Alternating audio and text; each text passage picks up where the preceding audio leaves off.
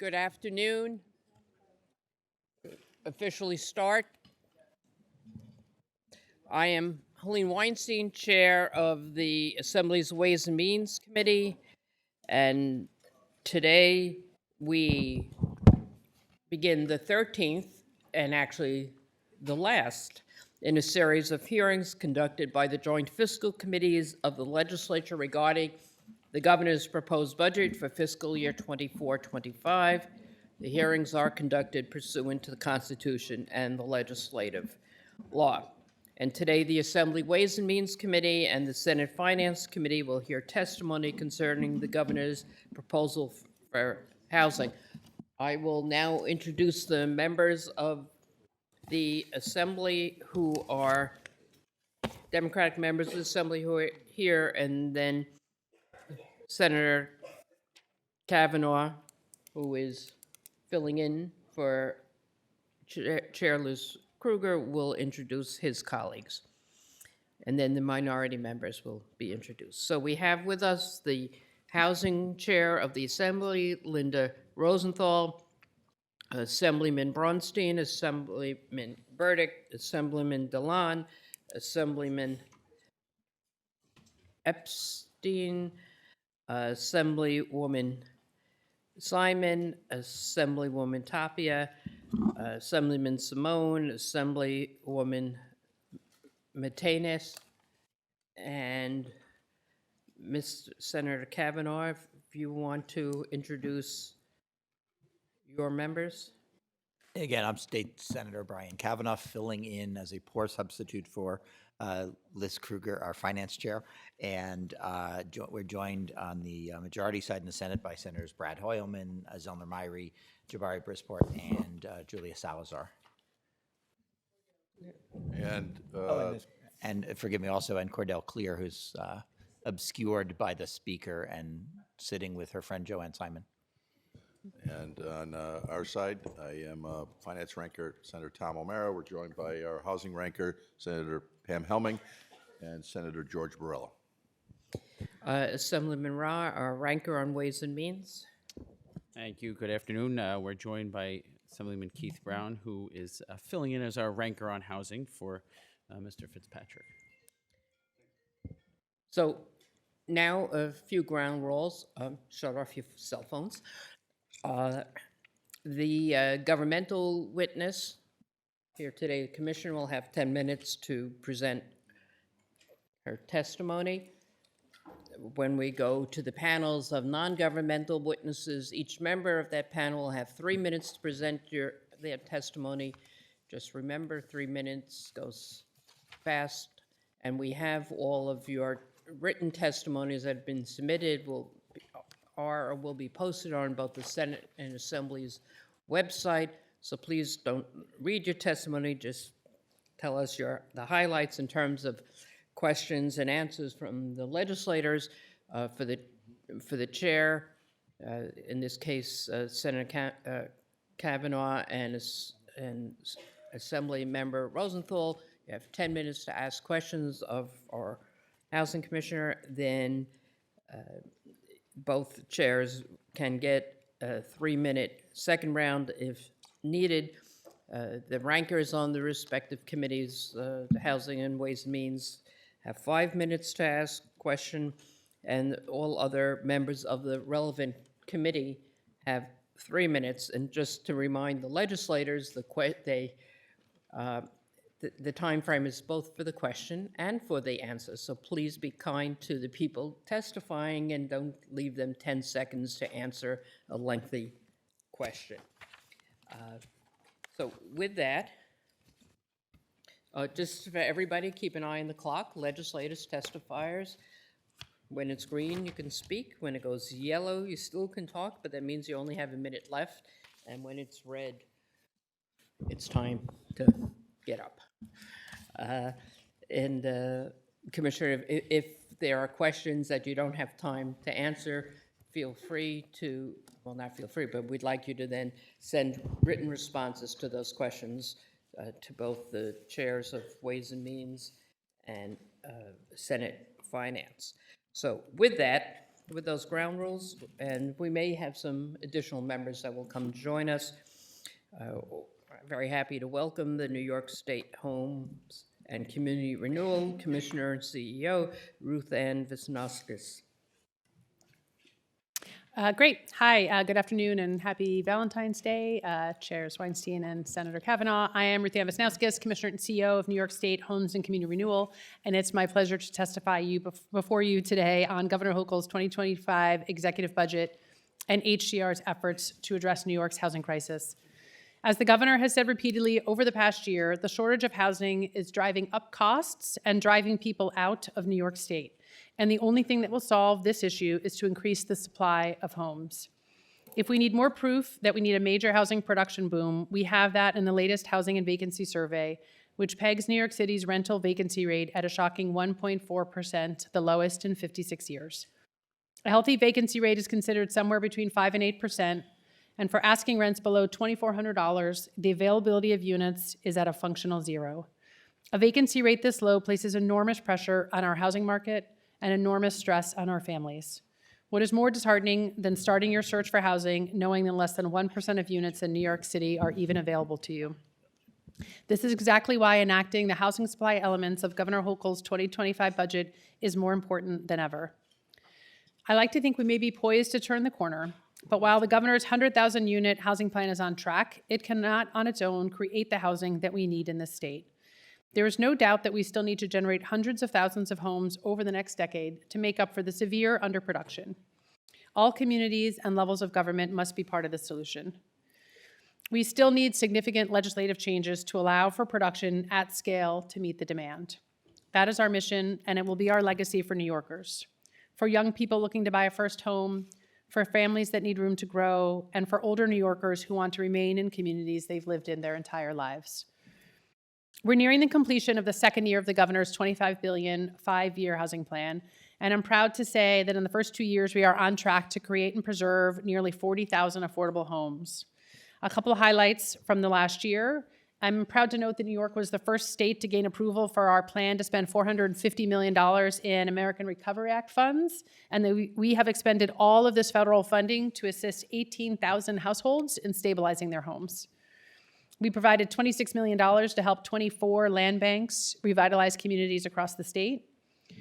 We're delivering $50 million in home repair funds to targeted communities in every part of the state, focusing on communities with the highest rate of homeownership among homeowners of color and where there are significant indicators of housing distress.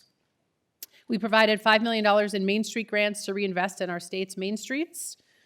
For our affordable homeownership program, we've approved over 500 projected homes for sale so far.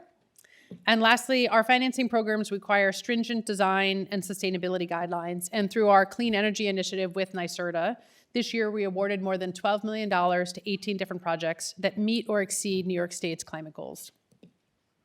Nearly every New Yorker understands the huge effort and fortitude it takes to secure a decent, safe, and affordable home in the neighborhood of their choice. The Pro Housing Community Program, launched in 2023, remains a key part of the solution to this pressing challenge. Going forward, municipalities will now be required to be certified as pro-housing in order to qualify for up to $650 million in discretionary funding, including the Downtown Revitalization Initiative, the New York Forward Program, and our own New York Main Street Program. To further the state's efforts to increase housing supply, the governor's budget proposes $500 million over 2 years to assist state agencies in repurposing their properties for housing. New York City, given its dangerously low vacancy rate and the critical importance of maintaining its status as a world-leading role as an economic driver, a center of creativity, has a real starring role in the budget this year. Legislation to increase the housing supply in New York City includes a new tax incentive for the development of rental housing, an extension of the deadline for developments that were vested in the prior tax incentive program, authority for the city to lift outdated residential density restrictions, a tax incentive to encourage affordable housing and office conversions, and a path towards legalizing existing basement and cellar apartments. Through it all, we must keep pushing back on discriminatory practices on the part of industries and landlords. We will continue to aggressively enforce the state and federal fair housing laws. New Yorkers deserve that respect and protection. Further, the governor's plan proposes legislation to increase protections for affordable housing providers by prohibiting insurance carriers from raising premiums or denying coverage based on tenants' source of income, the existence of affordable housing units, or if the building's residents are in receipt of government assistance. When these costs go up, they increase the cost of operating housing.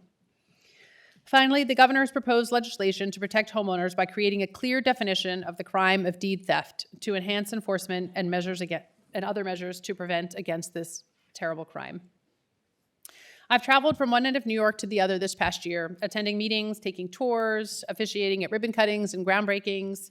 In Schenectady, I helped cut the ribbon on Northside Village, a newly redeveloped public housing complex that will provide 300 modern, affordable, and energy-efficient homes. And I was thrilled to celebrate the opening of 55 new apartments at the Green at Garvey's Point in Glen Cove on Long Island's North Shore. But whatever the location or type of development, I'm always deeply moved by the incredible impact that getting a permanent, safe home has on New York's individuals and families. There is no substitute for that experience.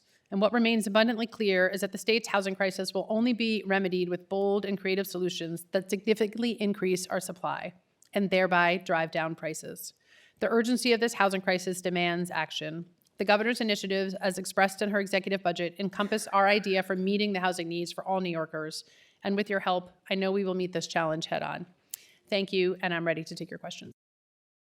Thank you. We go first to the Assembly Housing Chair, Assemblywoman Rosenthal. I just want to acknowledge we've been joined by Assemblywoman Lee and Assemblyman Braunstein and Assemblyman Gallahan.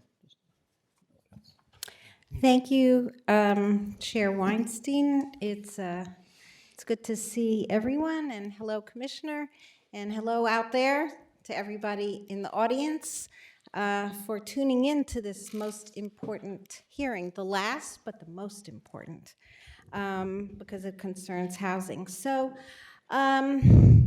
Commissioner, I have a number of different questions. My first question would be, last year, the governor put no money in for HOP funding, which you know is used throughout the state and helps keep tenants in their homes and helps homeowners stay in their homes. Yet there's no funding this year in the budget again. Can you explain why? Yes, and last year it was a legislative ad, and we would look forward to working with the legislature on that this year as well. So the legislature has to put it in, not the governor, even though I think you have cited and the governor has said how important these kinds of funds are. Yes, we look forward to working with you to put that in the budget. Okay, so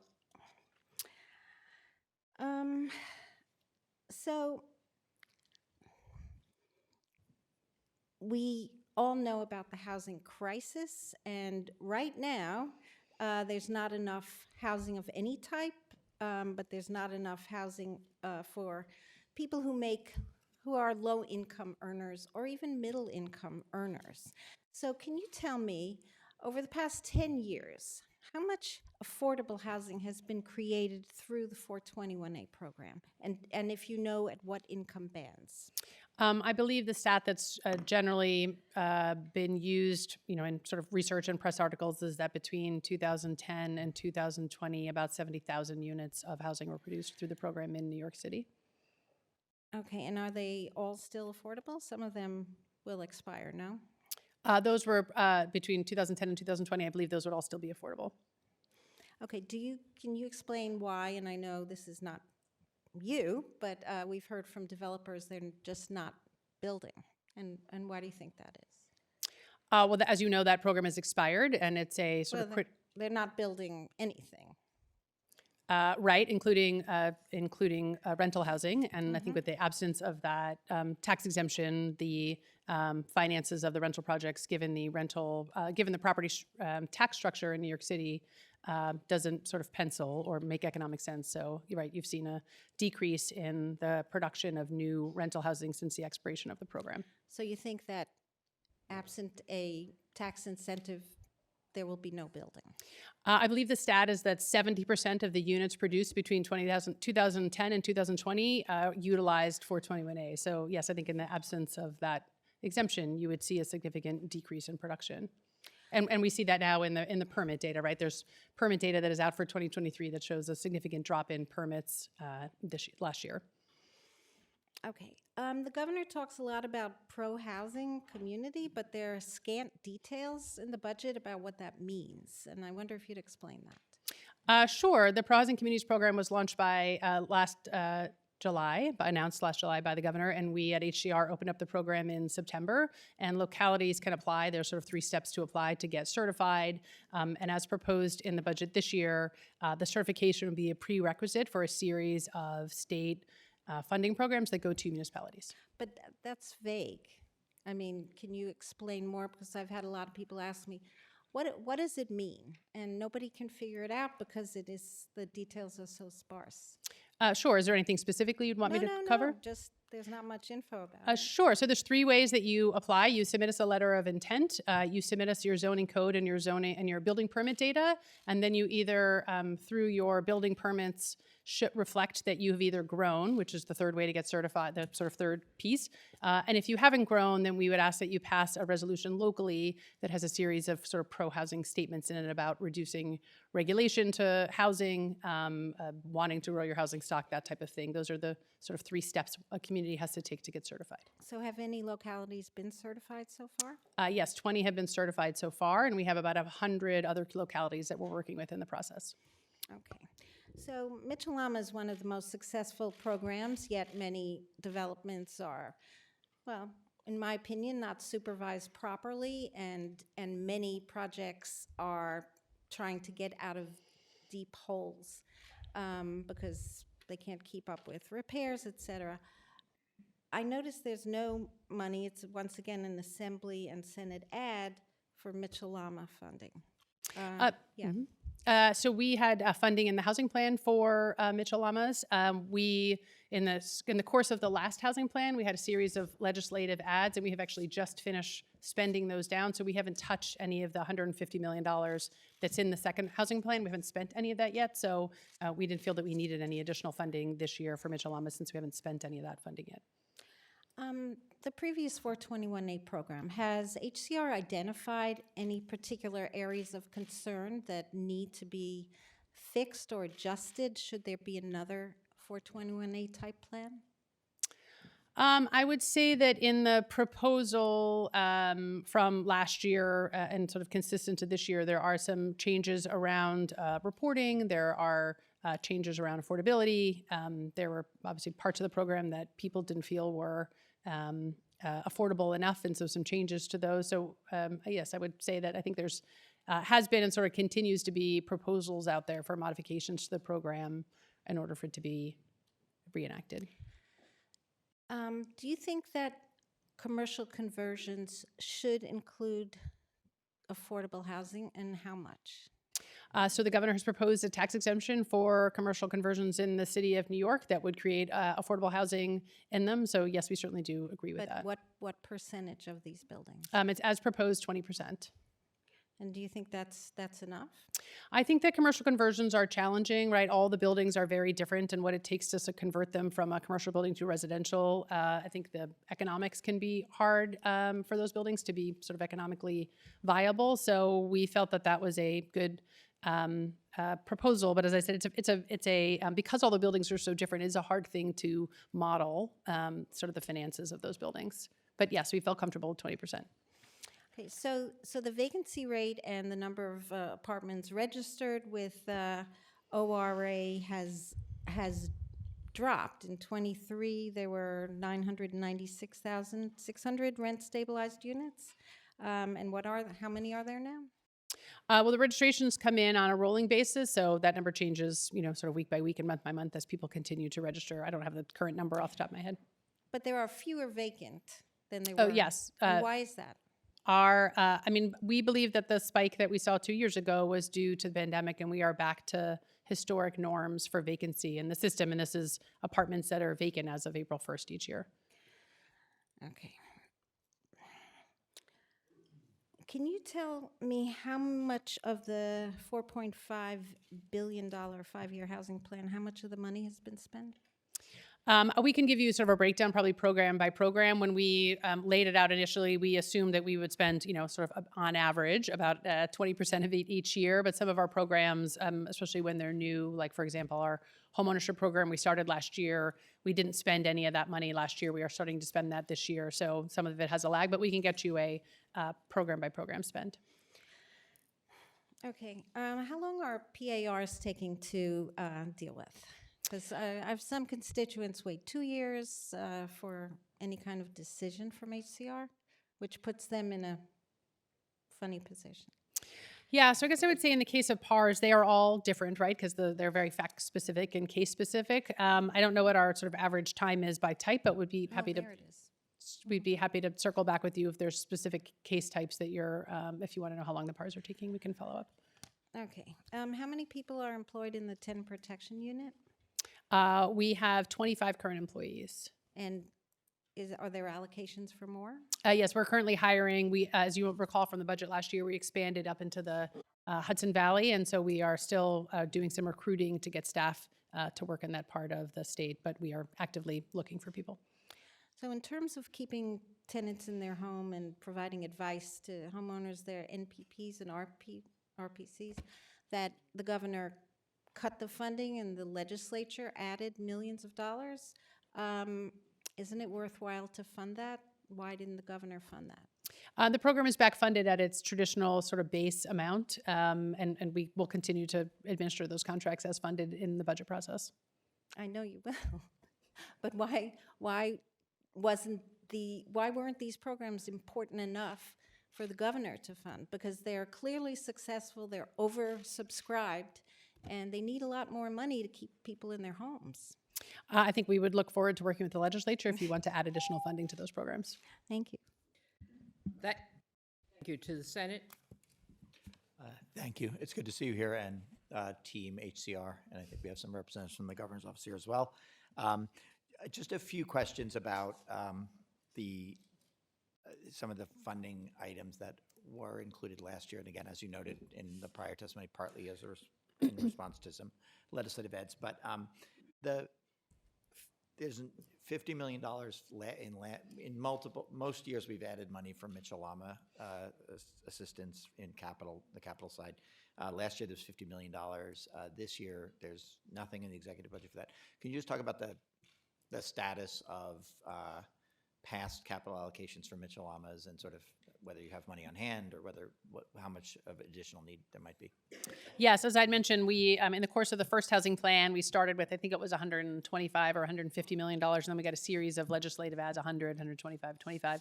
And so and then we started the second housing plan 2 years ago with 150. So we have actually in the last year or two still been spending down the money from the first housing plan, spending down those legislative ads. So at this point, we haven't actually touched a dollar of the new housing plan, 150 million. So we will begin this year to spend that down. And certainly we'll continue to spend as needed. And if we need additional funds, we will come back and ask for that. And how many projects have been funded through that? Mitchell-Lama projects have been funded through that in the past? We have. I don't have an exact number on that, but we can get you a list of everything we've financed. Both a number and a list of projects. Yeah, Really helpful. absolutely. Appreciate it. And I'll just say I share my colleague Linda Rosenthal's concern about the lack of funding for HOP and reductions in neighborhood and rural preservation programs, and also something that isn't directly in your bailiwick, but the reduction in funding for legal services for people facing eviction. And again, that I assume will be a subject of negotiations in the next month or so. I want to talk a little bit more in detail about the pro-housing program. So you said you've received a total of about 120 applications and about 20 have been approved so far. Have any been rejected? No one's been rejected. Okay. Is there a deadline by which people need to apply if they want to receive? So we didn't start the program with the deadline because we didn't feel that we wanted people to take their time and that they have to go through to pass a local resolution to have the time to do that. I think there's certainly, everybody loves, a deadline. It does get people to take action. But I think at this point, given that we have 100 communities that we're working with, I don't think we feel the need to impose a deadline, and we'll just keep working with those communities to get them through the process. Okay. And is pro-housing certification sort of a permanent status? Does it expire? Does it need to be renewed?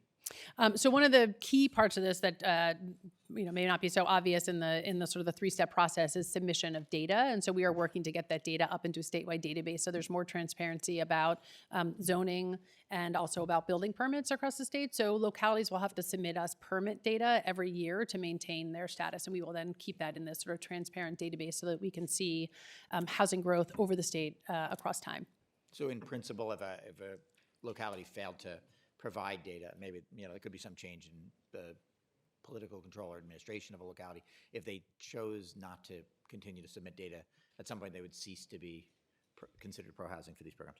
Can you talk about the legal, so this is a program, as you noted, was created by kind of executive action during the summer.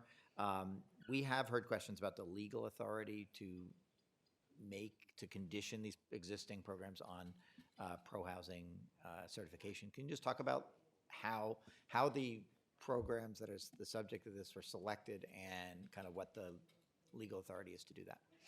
Sure. We were looking at discretionary state funding programs, so not things that go by formula or like federal pass-throughs. So we were looking at discretionary programs that municipalities apply for, because this is a municipality-based program, not sort of project-specific, unlike other things that we fund at the state. So we looked at a series of programs. The ones that are sort of outlined in the budget include DRI and New York Forward, and one at DOT, as well as one at DOT. And selected a series of programs that we thought made sense and were important, and we feel that the language in the budget gives us the legal authority to do the conditioning. And the language of the budget applies to some of the programs, but not others. Is that right? Only the ones that had reappropriation language that actually that went into the budget, but we can still do it on the others. They just didn't have reappropriation language. I see. But so the budget seeks authority to condition those for those specific programs, but not for the deciding factor on whether that language is included in the budget is whether those programs would otherwise have been mentioned. We're otherwise in the budget for I see. reappropriation. Okay. Yeah. I think probably some clarity on that will be useful. Okay. The Rush program, and I'm going to resist jokes about these rock and roll bands from Canada, but because I've gotten them out of my system in the last couple of weeks, but just there are 3 sites chosen that are specifically mentioned in the budget documents, but there's been talk about other sites that the governor has talked publicly about. Former prison in Dutchess County, Creedmoor in Queens.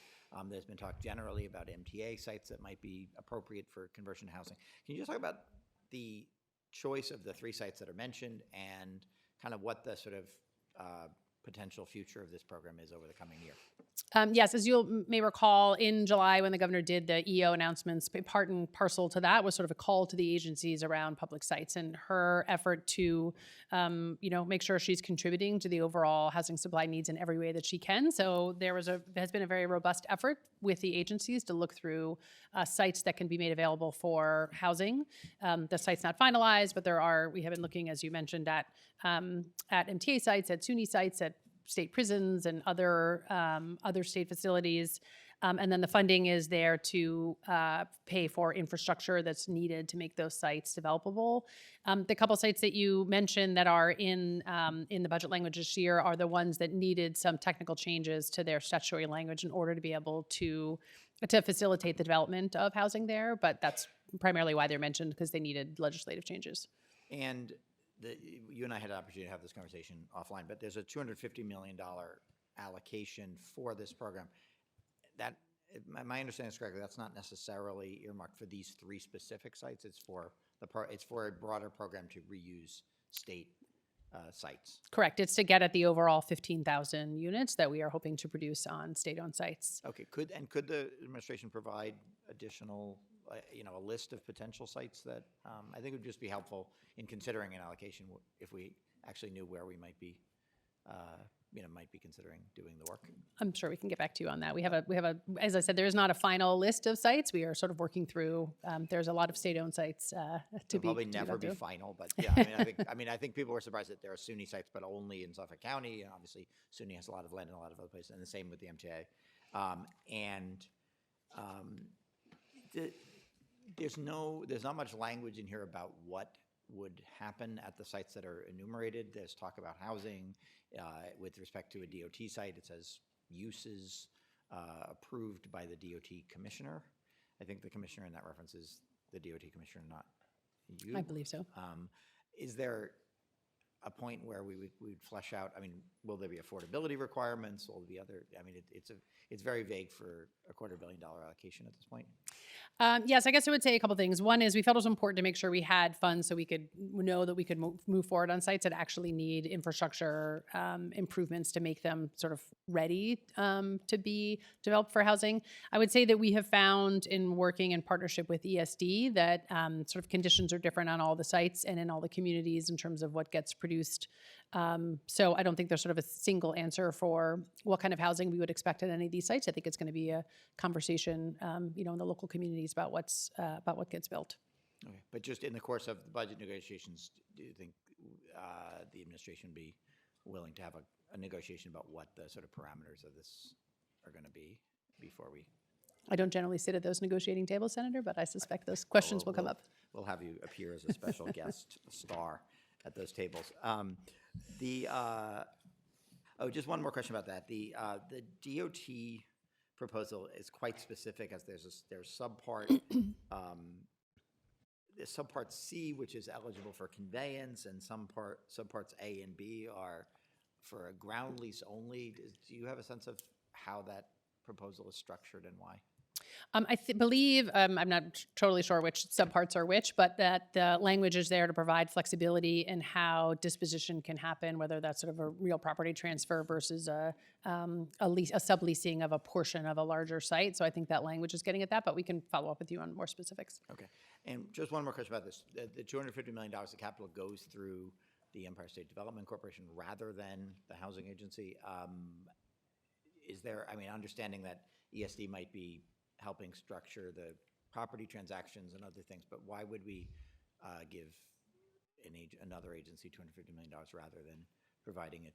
You're managing billions of dollars of capital to provide housing. Why wouldn't you be the appropriate agency to manage that as well? So it's not subsidy for housing. It is funding to pay for roads and water and sewer, or to do demolition on buildings or other types of work that isn't generally things that we would pay for through our typical programs. Thank you. Thank you. Thank you. Can I just, just to note, we've also been joined by Senator Robert Jackson. Thank you. And on the Assembly side, we've been joined by Assembly members Levenberg, Lucas, and Kellis, and we go to the ranker on housing, well, the substitute ranker on housing, Assemblyman Keith Brown, for 5 minutes. I'm going to do my best job impersonating Mike Fitzpatrick. So, Just quickly, we've been joined on our side by Senator Jack Martins. Thank you. good afternoon, Commissioner. How are you today? Good, thanks. In your opening, I only have 5 minutes. So I'm going to ask a lot of quick questions, and if you could keep your answers as short as possible. So, in your opening, you mentioned that housing is driving up costs and driving people out of New York State. I would just add a qualifier to that I also believe it's high taxes and the high cost of living that go along with that. With regard to the repurposing of real property at SUNY campuses, namely Farmingdale and Stony Brook on Long Island, you mentioned you'd be working in conjunction with ESD, and it was kind of vague in terms of what type of housing uses would be that you anticipate building there, and how many units will be there, and who will be eligible to live at those locations. Have there been any discussions with you and ESD about that? And have you had any discussions with the supervisor of either Huntington or the Township of Southampton where they're located? I think the idea with the state sites generally is that they are going to be conversations at the local level about what gets built there. So there is no sort of master plan for the sites already about what's getting built in each place. This is So just my the beginning of a longer process. Along those lines, my understanding is President Nadler of SUNY Farmingdale has asked for housing specifically for staff and for professors. So is that the idea of building the housing there, or is it for some workforce housing or affordable housing of some type? I mean, I was not involved in any conversations with the chancellor there and what they're looking for, so I wouldn't be able to speak to that. Okay, and then I saw somewhere in the budget it indicated eliminating secret review from some of these housing proposals. Is it related to the SUNY property itself? I'd have to get back to you on that. I'm not sure that there was any SUNY-specific SECRA changes. Well, some elimination of secret review was in the budget somewhere related to housing. And if you could get back to me and find out where that is, that would be important to us, for us to know. Just in general, with that last question on this topic, how would any affordable or workforce housing, how would they mix with the student population that are located on those campuses? And would they be allowed to mix? I think there have been some successful examples actually on some other SUNY campuses where they have built senior housing, for example, or other types of housing. They're not building it sort of in the middle of their campus, right? These campuses tend to be quite large and have parcels that are sort of far away from the sort of central hub of the campus. So I think I don't think these are intended to be housing units that are sort of built in the middle of the campuses as much as utilizing the land that they have available. Okay, and a question that Senator Matera had asked me to ask, relative to Southampton, has there been any discussion about possibly building a hospital on the Southampton campus? I'm not aware of those discussions. Okay. Switching gears to pro-housing community designation, there's no mention anywhere of transit-oriented development housing. Was that on purpose, or is more to come? Oh, we would be delighted for localities to, rezone around their transit hubs for residential density. It's certainly something we've been talking about for the last year. Right, and interestingly, when it comes to this was by executive order of the governor, number 30 in July, but there was supposed to be some language mandating, but it's not listed in the program, so it would require the certification it had to be in place in order to receive those funds, such as DRI and Main Street money, et cetera. So it's not in this budget. Is there going to be an amendment that comes out later on? No, there is language in the budget that says these funds may be conditioned upon certification. Maybe proposing. conditioned, but not mandatory. I believe that language allows us to make it a requirement. Okay, so, and then what about municipalities that receive DR money already? Are they grandfathered in? Is it going to become effective in round 8? It would be for the prospective rounds. Okay. And then I took a look at the resolution, just in case some of my municipalities want to adopt it. And the language is pretty vague, right? It's kind of aspirational, not mandatory. So, again, my question related to eliminating SECRA, but the one question I had was number 4. It says increasing development capacity for residential uses. Could you explain what was meant by that? Because that's a little vague. I think it depends on the locality. That can mean different things, but for some places that could be investments in something like water and sewer and roads, and other places it could be schools. I think it's making sure that localities are investing in being able to accommodate additional housing growth in ways beyond just the housing. Okay, I have 20 seconds left. So Blue Buffer Buyout Program, we have a couple peninsulas in my district. Asheville can be in one of them. How would homeowners with purchase price be related to fair market value? And then how would it relate to the tax rolls? Would the tax rolls be based on vacant value? We'd be happy to follow up with you. That's a rather detailed question for 5 seconds, but we have had a program like this in the Governor's Office of Storm Recovery, and so we can talk through how those programs worked in the past and how we're thinking about it going forward. Thank you very much. Yep. Thank you, Chair. Thank you. To the Senate.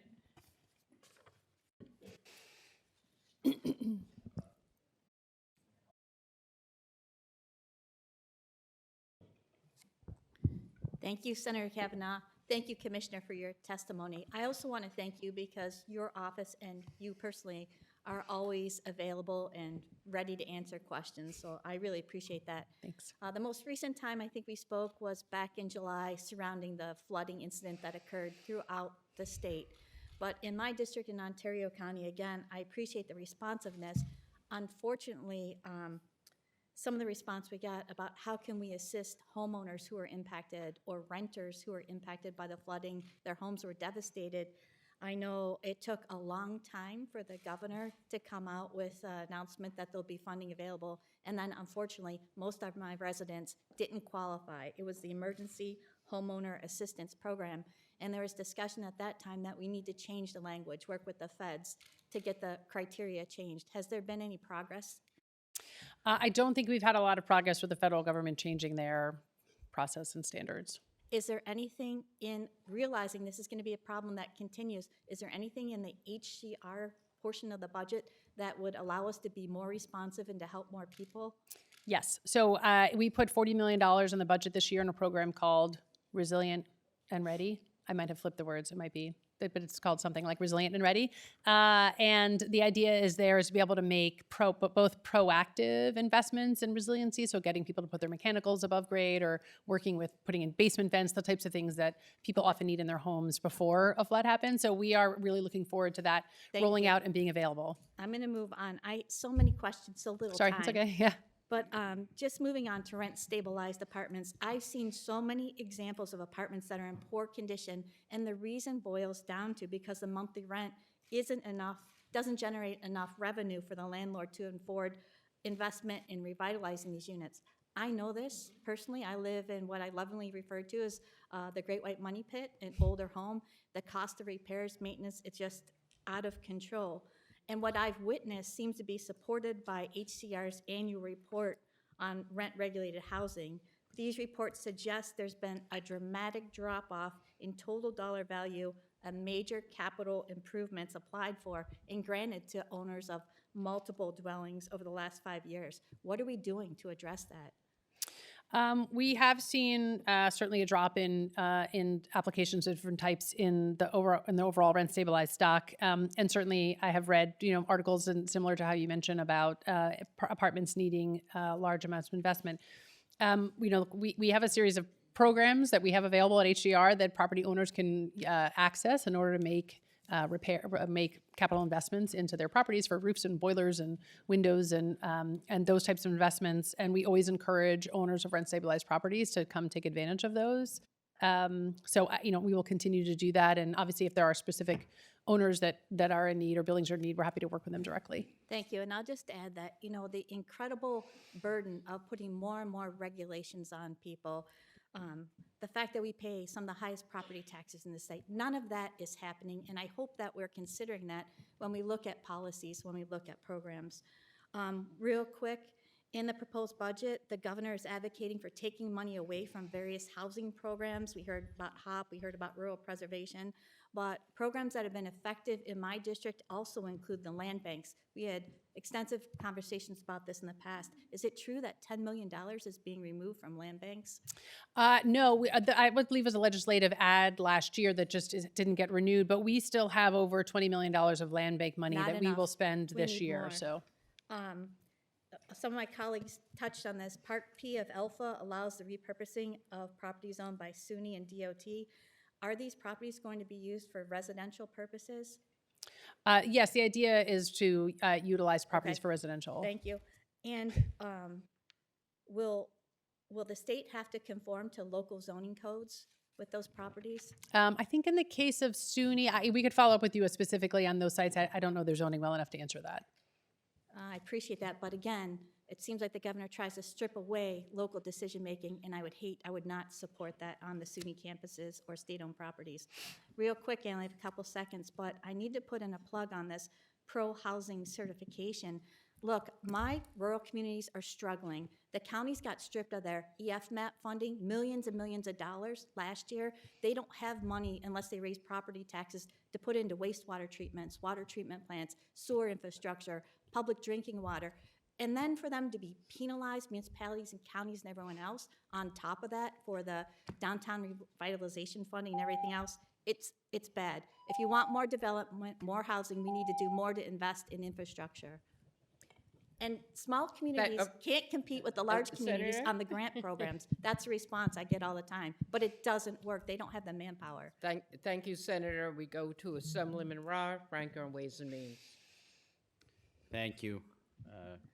Commissioner, so according to the annual report from your agency on rent-regulated housing, there's been a dramatic drop-off in total dollar value of major capital improvements applied for and granted to owners of multiple dwellings over the last 5 years. Are you concerned about this lack of investment in the aging affordable housing stock? I think we always want to make sure that owners, where it's needed, are making investments in the housing stock. We haven't seen sort of a rise in service cases or something that you might see as a sort of counter reflection to lack of MCI. So we don't have I think, a cause for concern based on that data. Okay, do you think that the $15,000 cap over a 15-year period makes sense given the age of these units and the work that may be necessary on them? I would say that we certainly hear from a lot of owners that that is not enough and that many apartments need more investment than that. Okay, and my understanding is just last Thursday, New York City released the most recent housing and vacancy survey, and it had the first increase in 35 years in dilapidated housing conditions in rent-regulated housing, which the number had been continuously going down up until about 3 years ago. So what role do you envision HCR in ensuring the viability of this rent-regulated housing? Well, certainly we work collaboratively with the City of New York, who enforces the Housing Maintenance Code, which is really sort of the source of sort of the conditions inside the city's rent stabilized stock. And for our part, we will make sure, as I said, either whether it's in service cases or other cases like that, that they are responded to quickly so that we make sure the housing stays habitable. One of the things that's come up in recent days is regarding New York Community Bank and the ability of rent-stabilized buildings to obtain refinancing. Is that a concern for the department? And what are we looking at to try to make sure that that financing is available? I would say a couple of things. Certainly for the housing that we finance, we're working on sort of we lend on 30-year fixed rate mortgages. So for our portfolio, the change in interest rates that has impacted a lot of the New York Community Bank and other type of banking loans that you read about, it doesn't impact our direct portfolio. I think certainly for lots of rent stabilized buildings who have longer term debt on them, the sort of rate increase, recent increases, don't necessarily impact their operating expenses. We obviously don't have a lot of control over owners who take out loans that have shorter terms and therefore are subject to interest rate risk. But we are happy to, again, sort of as I mentioned before, we're happy to work with those owners should they want to come to us for financing that is more long-term and fixed rate. And just back in terms of MCIs, the current rate of return, is that going to be enough when rent-stabilized buildings have to be able to make the investments that are required of them to comply with the new building emission reductions that are required under Local Law 97? Look, our role in this obviously is to enforce the law and to process MCI applications as they come in. We certainly have heard, and I think the city is very acutely aware of the challenges of Local Law 97 and what incentives or tools may be needed to make sure that buildings can make those investments to meet those goals. And then just lastly, going to a different topic, the pro-housing designation. One of the issues that I'm hearing from many local governments, and I have a local government within my district who has received the designation, and they've built a lot of housing in recent years. But there's also a lot of places on Long Island that need sewers and all kinds of other infrastructure. So, trying to get the designation on the front end may be more difficult if they're not able to access the funding that they're going to need to do those types of infrastructure improvements to allow for them to build. I would just say that there is no sort of water sewer type infrastructure money that is limited or conditioned. The other funding that's conditioned is other sort of state discretionary dollars, and we would certainly be happy to work with those communities in your district that need additional resources. Okay, thank you. And since I still have 30 seconds, so you mentioned it says that it may be conditioned. So, but is basically the intention that all those different grant programs will be conditioned on having that designation? Yes, the language gives us the authorization to make the conditional, to make it a requirement. And that's the intention of the agency, is to make it a requirement? Yes. Thank you. Thank you. We've been joined by Assemblywoman Chandler Waterman and Assemblyman Al Taylor. Now we go to the Senate. Next up for questions, we'll have Senator Myrie. Thank you. Good morning, and thank you for coming. Happy Valentine's Day. I'd like to align myself with the governor's efforts to aggressively but responsibly build our supply. I think that is something that we all should be focused on, and we stand ready to get that across the finish line. But I'm also looking at this report, I think just published today by Comptroller DiNapoli, entitled The Housing Insecurity Crisis. And the report notes that evictions were up post the moratoria ending about 180%.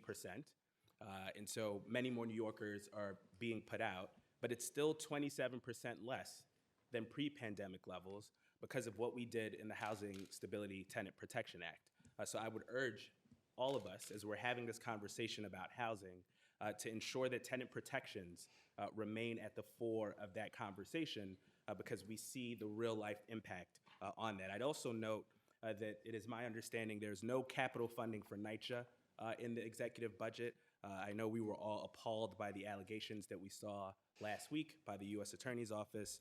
I would hope that as we go through this budget process, that NYCHA and public housing residents, both in and outside of New York City, will not be forgotten. But I want to get to my main and only question, and some of my colleagues have spoken about this before, and in regards to repurposing of SUNY property. In my district, I have a large SUNY property that you may have heard of, the Downstate Medical Center, and as proposed by the Chancellor, there is a so-called transformation plan that includes in that, hypothetically, some type of housing. That would have to go through your agency, and I'm wondering if anyone in the Chancellor's office or the Governor's office has discussed housing on SUNY Downstate. My understanding is that those plans and conversations are very preliminary, so I'm not aware of any specifics on housing for that site other than what's sort of been reported and discussed. Okay, thank you. Assemblyman Delan. Thank you, Madam Chair, and to Commissioner Wisniewski, good to see you. Just have a brief question around a program that looks to be new in this year's budget, and that's the creation of a new tax abatement for rental construction housing, which I believe is where tax policy should be directed because that's where the demand is, and your the city's housing vacancy survey even states that. But I wanted to know, and I asked this of the tax commissioner earlier, she said it'd be more appropriate for you. Can you give us more details about how this tax abatement program would work? Like what's the level of abatement, for how long, how deep are the AMI levels? And I see it's subject to some negotiations in the MOU. Could you just explain that as best you can? Sure. So, as you will recall, we had proposed a version of this tax exemption last year that was not successful. And so this year we came back and have a sort of a slightly different structure where there are certain things in the proposal that are kind of clear, and then we left a lot of sort of variables more to be figured out either through the budget process or in consultation with the city. So as you mentioned, so for 485X, which is where we are in the numbering this year, the proposal will be for new construction of rental housing in New York City, and then it sets sort of a specified, a to be specified percentage in AMI that we imagine would work consultatively with the city of New York to finalize what that is. It is their tax incentive program that they implement, and we very much want their sort of input on this as we go through the process. I would say that the city designed their mandatory inclusionary program, which creates permanently affordable housing, to work in conjunction with the tax exemption. So that's sort of another reason why we left it a little more open this year for sort of consultation with them and to be worked out through the process. The thing that is in there that is consistent from years past is that the units would be permanently affordable. Doesn't say the level of abatement that potential developers would see at this point. That's subject to negotiation. So those, I think, are left to be worked out as part of this process or in consultation with the city. So in theory, we could pass this and not know the level of the abatement, not know the details, and to be subject to the city, even though we voted on it, we passed it. I mean, I think it can get worked out in the budget process, or if not, then it would defer to the city of New York to figure out what they believe works with their mandatory inclusionary program and their other goals for their housing program. Okay. Thank you. Thank you, Madam Chair. Next up, Senator Hoylman. Good morning. Nice to see you. Thank you for your succinct answers. Really has moved the conversation along. Are we keeping track, Commissioner, of vacant apartments? So our system requires that landlords register the status of their apartments on April 1st of every year. And so we know the status of the rent stabilized, the rent stabilized stock. We know the status of the apartments in the rent stabilized stock. We know the status as of April 1st each year. Is there a trend line that you can share with us in terms of vacancies? As I had mentioned before, there was a bit of a spike in post-pandemic in 2021, but we are today back to sort of normalized levels of vacancy, which is about sub 40,000 units as of that April 1 deadline, which is sort of a historical norm. And can we hold landlords to account for those vacancies in any way that you know? Well, generally, we see that in a subsequent registration year, the units that are vacant are different units. So it isn't units that are being vacant or that are being held vacant for multiple years. They are just vacant at that moment in their cycle, and oftentimes are then rented when it comes to the next cycle. So I'm not sure if that answers your accounting ability. And how about NYCHA? Are you following vacancies in NYCHA developments? I don't know. I don't have any awareness of vacancies in NYCHA. And why is that? We don't oversee NYCHA. So that information is not shared with the State Housing Authority at all?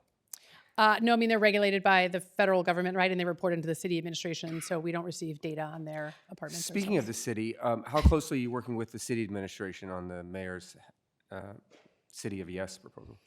We have a very collaborative relationship with HPD and HDC on our housing pipelines. Is there anything in his legislative agenda that you think is a must-do on the part of the legislature? I mean, I think we and the city have sort of consistently, I think, in our conversation about supply, talked about the need for a tax incentive for new construction of rental housing. Have talked about a tax incentive for commercial housing. We would very much like to see some authorization for legalization of basement apartments in New York City, as well as a removal from the state law of the residential density cap, so that the city can make decisions themselves about where to have residential density. So I think we are aligned on all of those, our sort of supply package this year as it relates to New York City. And it's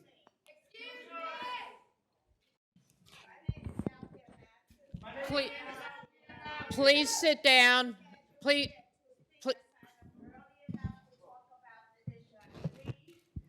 Please, you are out of order. Please sit down so we can continue our hearing.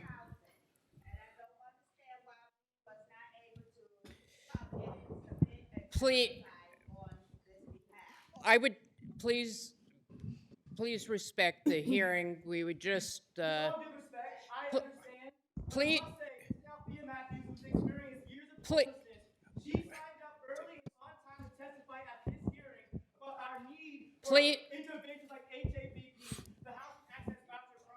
I would just like to clarify for the. We're going to take a. Every person, not to get it back and forth, but every individual or organization that requests, requested to testify at this hearing and submitted their testimony according to the rules posted on the Assembly and Senate's website are listed to testify today. If people fail to submit their testimony, they can submit in writing by the end of today, and it will be posted on the Assembly Senate's websites.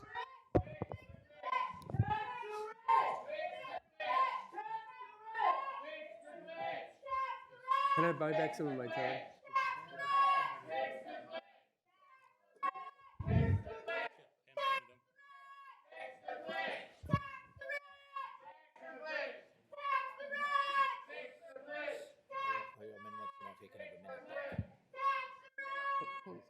Who was talking? Can we give Senator, can we add another minute to the time clock? Thank you. Thank you. Thank you very much. In the pro-housing community program, is there anything to incentivize localities to streamline their approvals process? Look, in the resolution, so you can get certified one of two ways, right? One is you're either growing, which we would like to think is a reflection that you have a good system, or the other is you've passed the resolution, and the resolution has a series of affirmative statements, and one is about reducing barriers to housing or reducing regulation. So we are hoping that as communities want to apply and certify, that they will be doing those things. Are you assisting them with ideas on how to do that? We are, we generally make ourselves available. We've been doing a lot of webinars and a lot of outreach, and I myself have gone out to a lot of meetings and talked to people, so we will make ourselves as available as we can be to provide guidance on whatever it is they need from us. And what's your enforcement mechanism to ensure that the locality is in fact doing what they say they're doing? Well, as you know, we're in a carrot, not Yes. stick structure. So once you give them the carrots, what do you do? It is just a carrot structure. So the idea is that they get certified. They are then eligible. They are then eligible Can you to claw apply. back any of the grants or rewards if in fact they renege? Well, there is no once you get certified, you have to submit us your data on an ongoing basis to remain certified. So if you were to be awarded, then you would receive that award. We wouldn't take it back. But going forward, if you would then not be eligible for future rounds of grants. So it's an annual. Certification. Thank you. Thank you. We go to Assemblyman Epstein. Thank you, Commissioner, for being here. It's good seeing you. Just want to lift up my colleagues about HOP and MPP, trying to get those back in the budget this year. Obviously, those are critical for our communities. HAVP as well, trying to get that in the budget as well. I appreciate what you're saying around kind of legalization of basements and giving the city more authority. I want to talk to you about expiring 421A units. So we've seen a lot of units come offline, pre-2013, units that aren't permanently affordable. What is HCR doing about preventing losing all those affordable housing units that are 421A from leaving the system and losing thousands? Well, by 2026, it looks like we're going to potentially lose tens of thousands of affordable units in the city. So our sort of greatest tool is that we have preservation financing programs available so that when people want to take advantage of our low-cost funding that we have, that they use that to make renovations and then are back in a regulatory structure.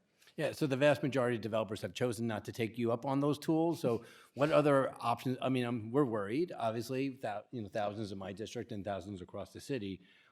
Are there anything else we can do to try to not lose these units? I mean, look, I think the best tool we have is for buildings that were developed through the inclusionary program. They are permanent, and for projects that will get ideally financed by a new tax exemption, they will also be permanently affordable, and we won't be facing that issue. It is a common one, certainly in city and state financing, where we were also traditionally financing things for 30 years, and at the end of that, dealing with an expiring use issue. So we try to proactively work with as many buildings as we can, but we don't have a lot of tools besides that. So just on the permanent affordability, what percentage of the new units that you're doing are permanently affordable housing when there is affordable housing units in the project? I'd have to get back to you on that because we have a fair amount of overlap in New York City and not, so I don't know the percent. So, I know one of my colleagues mentioned public housing, not just NYCHA, but capital money for authorities outside New York City. It'd be great to see something there to ensure we have resources for our public housing authorities in and outside. But also there's the operating rent. We provide some rent assistance last year to avoid a lot of evictions. Didn't see anything on rent arrears either. I'm wondering what the logic is to try to avoid some of those evictions, especially of these really low-income tenants. So we have a series of tools that we work with our building owners to where there are having tenants who are not paying rent and they are having cash flow issues. We are sort of using every tool we can. We've been actively releasing Section 8 and project-based Section 8 to projects to help stabilize them. We are proposing this insurance discrimination bill to cut down on costs on the other side. And so we've heard both from public housing authorities as well as our nonprofit housing providers that they just need the rent payments. So is there a way to potentially think about that for this year as well, for additional rent payments for? I think we would continue to work with you all on that. Great. And just finally, I'm wondering if there's a path forward just on the 12 FAR issue. I didn't see anything about permanently affordable on those 12 FAR issue. Is there any plan for permanent affordability? And I guess you may not have time to answer. But. Yeah, look, I think the idea there is to really give the city the tools to rezone, and they can include permanent affordability where that can be. Need to go to the Senate now. Thank you. Thanks.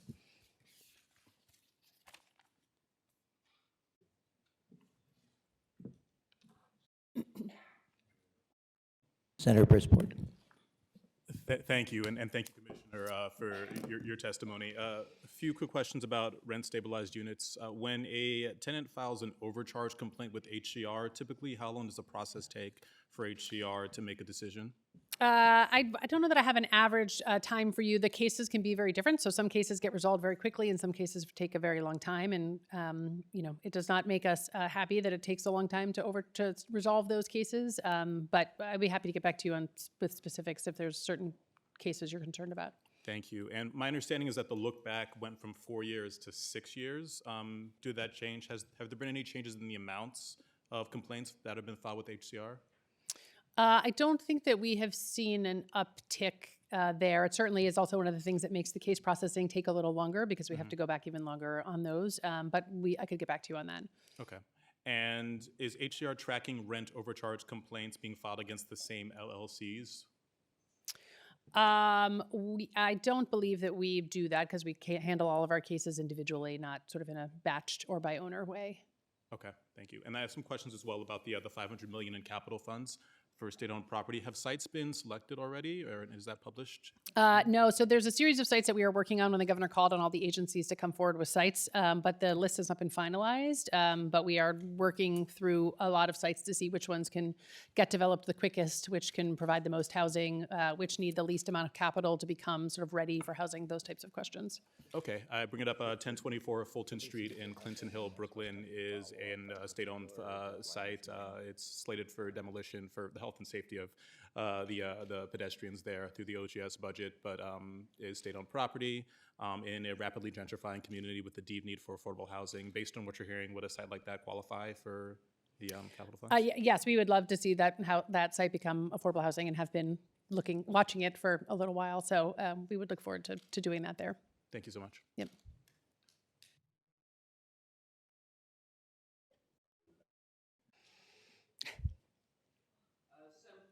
Assemblyman Gallahan.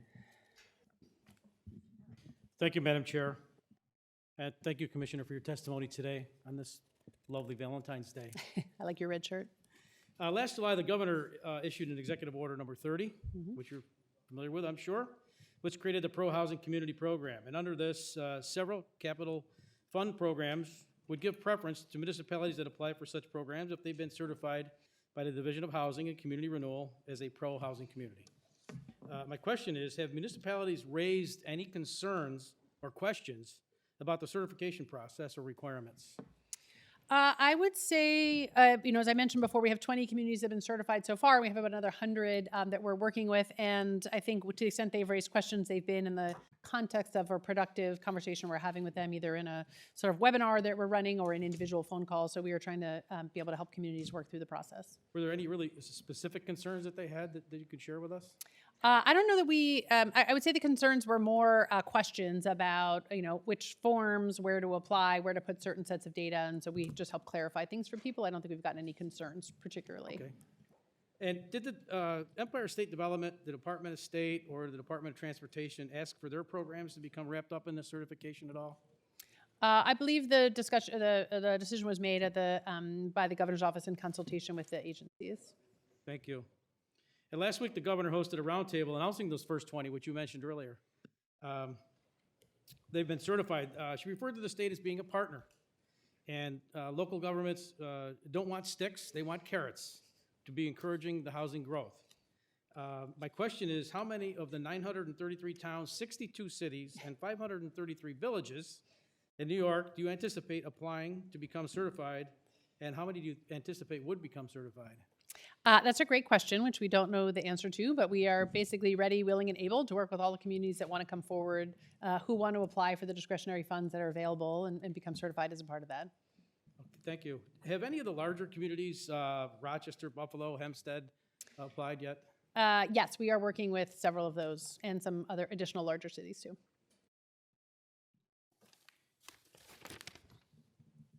The programs which were proposed to be subject to the pro-housing certification are the Downtown Revitalization Initiative, New York Forward, New York Main Street, Regional Council Capital Fund, the Market New York, Long Island Investment Fund, Mid-Hudson, it goes on and on, Modern Transportation. When will these discretionary programs be considering the pro-housing certification when reviewing the applications? So they will be for the round that comes out this year, which many of those will start sort of after budget season. The applications will start to roll out. Okay, and is the current round 7 of Downtown Revitalization Initiative and round 2 of the New York Forward considering certification for they're being considered for their awards? I can't remember which round we're on, but it would be for whatever round is going to be released this year. Okay, Thank you. Thank you very much. To the Senate. Senator Salazar. Thank you. Good to see you, Commissioner. Hi. So I have a question about rent overcharge claims being processed. Is the large backlog of rent overcharge claims or complaints that still need to be processed by HCR due to insufficient capacity at the agency or other causes that we should know about? I would say a couple things. I have said here many times in the past, it is hard to hire, and so we'd had sort of a limited head count sort of pre-pandemic. We got much needed relief from the legislature. We got a big headcount jump right before we went into COVID when we had a hiring freeze. And so it's been very challenging to hire. We have been aggressively hiring for the last 2 years as a state agency and as a part of our agency, that has specifically sort of a lot of retirements all the time too. It often feels like we are hiring to keep pace with our retirements, and even though we're trying to hire to actually add additional heads. So we currently have probably somewhere in the order of maybe 30 additional people that we're hiring for still to get our capacity up. So the way to answer your question, it is part of the backlog is our need to keep expanding our hiring, and it's challenging within the civil service system, and in general, it's hard to hire. What can we in the legislature, particularly, of course, through the budget process, do to help address that backlog? Short of coming to work, I don't know. Yeah. That's a great question. We are trying to, and have been very focused on this for the better part of the last 9 months, and sort of coming out of COVID and other legislative changes, to make that getting the hiring completed as quickly as we can. A key priority, we've been working with the Department of Civil Service to get changes there that we can need to how the jobs are classified and the requirements that are needed for employees, sort of adjusting that to be more appropriate so that we get more applicants. So I'm not sure there's anything the legislature can do right now other than, keep us on our toes that we're doing what we say we're going to do. Thank you. And while, as you know, while waiting for a rent overcharge complaint to be processed, a rent-stabilized tenant can often be forced to move out before the claim is even determined. What recourse is there for tenants in those situations if ultimately it is determined that they had their claim was legitimate? We try to do, and we are also very appreciative when members of the legislature sort of signal for us ways that we can jump in and assist. But I would say, we try to make sure that we are in contact with tenants as much as we can so that they understand what their rights are while they're there or if they leave. And would be happy to sort of follow up with you on that if you think there's other ways and other things we could be doing. Thank you. Assemblywoman Lucas.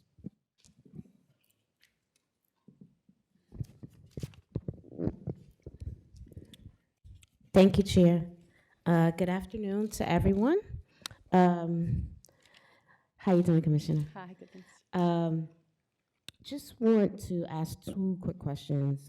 With the recent settlement by Mayor Adams on the community board preference, what is it that you think that the state and your agency can do to protect fair housing while protecting the community members who negotiate each project in their communities? Can you hear me? Okay, 1, 2, 1, 2. Can we stop my time? Am I too close? How's this? Much better. Okay. Can I have 7 seconds back, please? With the recent settlement by Mayor Adams on the community board preference, what is it that you think that the state and your agency can do to protect the fair housing while protecting the community members who negotiate each project in their communities? I would say, we are very committed to fair housing at the state. We last year published our Fair Housing Matters report that's up on our website and has a series of recommendations, and we are working ourselves. We work with the Attorney General's office. We work with legal agencies across the state to make sure that fair housing is followed. We have a lot of wonderful changes to our processes to make sure that tenants have better access and rights when it comes to lotteries and things like that. I think with respect to the litigation at the city around community board preference, we will follow the city's lead and coordinate per the case on the community board preference. But we, have other efforts in our marketing that make sure that we are reaching people in order so that they have access to our apartments. So we take fair housing very seriously. Yeah, it sounds like we're going to have a longer discussion. Sure. Also, I know that you and your team are committed to building capacity with the MWBEs that work with your agency with the renewal of 15A. What is it that your agency will be doing to advance this program while looking to build a future, more capacity in the future? So we've made a lot of changes to our programs to create better access for MWBs to our programs, and we will continue, to do that to make sure that we can increase the number of projects that are going to MWBs, both in downstate and really across the state. Okay. And just for the record, I've been working with your office around, as it relates to the 9% tax credit and the diversity in the program. And I'd like to just make sure on record that we can continue that discussion about expanding diversity for that particular program. Absolutely. Thank you. So we're going to go to Senator George Barella. Thank you, Mr. Chairman. Commissioner, thank you for being here. Let me start off by saying that I really appreciate the engagement with your agency and in my district. You guys really are great communicators. We appreciate that. Thanks. But I want to talk a little bit about right now. There was a report recently in Politico that since the end of the pandemic, New York has paid out $3 billion in rent assistance to tenants, and yet there are still hundreds of thousands of tenants that are in arrears. Let's face it, the state did a pretty poor job of verifying whether these folks actually had a real hardship. I heard from property owners across my district that there was no hardship experienced by their tenants. They just stopped paying their rent. We have a huge hole there. What does the governor think we should do to resolve this? Look, I think what I can say is that I certainly hear that from a lot of our owners, that it's a very frustrating environment when tenants who can pay their rent don't pay their rent. And obviously there's a lot of tenants who have hardship and can't pay their rent. And certainly I think our building owners, and we see it, a little bit of our portfolio feel stress, obviously economic stress from both rising costs and decreased revenues. For our part, we work really closely with our owners, and we're trying to provide them relief wherever we can to make sure that they can stay economically viable. And as I sort of said before, I think we would make ourselves available to any sort of building owner that needed a relief that we can provide in the forms of subsidy financing for capital repairs or other types of work to help them out. Okay. Thanks. I'm going to move on to another question. So, workforce housing, great concept. The idea that being able to ensure that people that are working on a lower end of the income scale are actually able to have affordable housing near where they work. The problem is, I kind of think of it as a myth in our area. Every time we have a workforce housing project in my area, over the course of 2 or 3 years, 4 years that it takes, inflation hits, and next thing you know, the application process that they applied for, it goes from workforce housing to affordable housing. And now we're not really accomplishing the goal of ensuring that people that want to work and live in the areas that they work in that might be otherwise unaffordable are actually getting that housing. What's being done about that? Can't we put some kind of an inflation adjuster into these applications? Sure. Are you saying that something that is a sort of middle income becomes low income, or something that's low income? Yeah, exactly. Something essentially that, we just had one recently where a project in my district, they put it at a certain level, and then over the course of 4 years, inflation was huge. Now all of a sudden, that application, that income limit, went from being workforce to low income housing, which defeats the purpose. Look, we have a couple of programs that allow for averagings, which is one tool that we use to allow for a variety of incomes and rents to be met on an average. We also have a series of middle income programs that specifically target those middle income ranges, so they're not low income. So I guess I'd be happy to sort of talk with you more specifically about whether there are certain AMIs that you're not able to target because of our financing, or other ways that we can make sure that happens. We can follow up on that, but I appreciate that. Thank you. Yeah, okay. We go to Assembly Member Tapia. Thank you, Commissioner, for being here today and answering to our questions. I represent part of the Bronx, and as we know, one of the poorest boroughs in the whole state of New York. And one of the issues that I see every single day in my community is how and what steps are you taking in regards to ensure that landlords and property owners do not discriminate based on the source of income, specifically when we're talking about vouchers holders?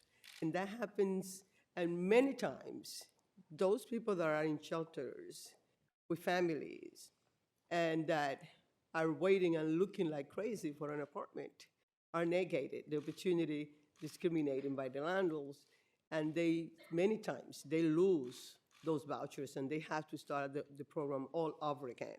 And they continue in those shelters with the families when they deserve, and they've been approved. And I would love to know what we're doing right now to prevent that and to make sure that that's not continue happening the way that it's happening. It's a great question and certainly a topic that of great concern to us. Look, we're very thankful to the legislature for passing the source of income discrimination law that we have, and it's on the books as the law in New York State that you cannot do that. But nonetheless, we certainly are aware that it still happens. Yeah. We are this year in the budget. You'll see, as a follow-up to last year, there is $2 million for fair housing testing, and we work with legal organizations across the state who are doing testing to root out where there is sort of consistent patterns of source of income discrimination. So that is one of our best tools. We're also working with the Division of Human Rights to make sure that they are staffed up to make sure that they can address cases of source of income discrimination as well there. So happy to keep working with you if there's other ways you think we can be working to combat that. I think so. I also have this thing because, for example, my district is, the median income is 39,000 and per capita is 18,000. And I'm just segueing in what my colleagues from the Senate said. And now I have new buildings that were started before I was elected. And they are, the median income that they're offering for those buildings in that neighborhood, in those neighborhoods that are in my district, is starting at $107,000 for the lottery, and that is for a studio. That's the minimum that you have to earn, and I wonder. I mean, that is fostering gentrification, because I mean, my district cannot live there. Thank you.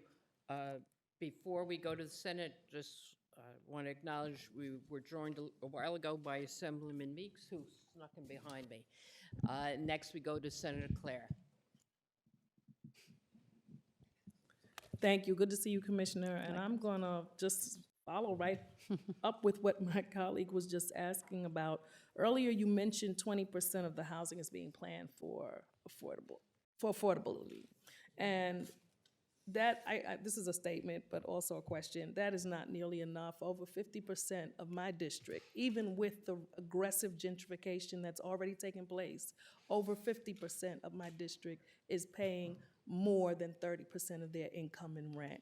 And this particularly affects the Black community in New York, where the average median income is only $43,000 in New York City, and it's only $53,000 in the state. What is HCR, or what is the state planning to do? What is the best approach? It's not about, in my view, building more housing. It has to be more of a certain kind of housing. Because if we continue to build housing that people can't afford, all we're doing is displacing and continuing the exodus of people, and particularly the Black community that has left in the hundreds of thousands have been forced to leave New York State. So I would say one of the things we see and have seen in the last 5 and more years is a real increase in rents and a really extreme increase in house prices, and that is making New York even more unaffordable.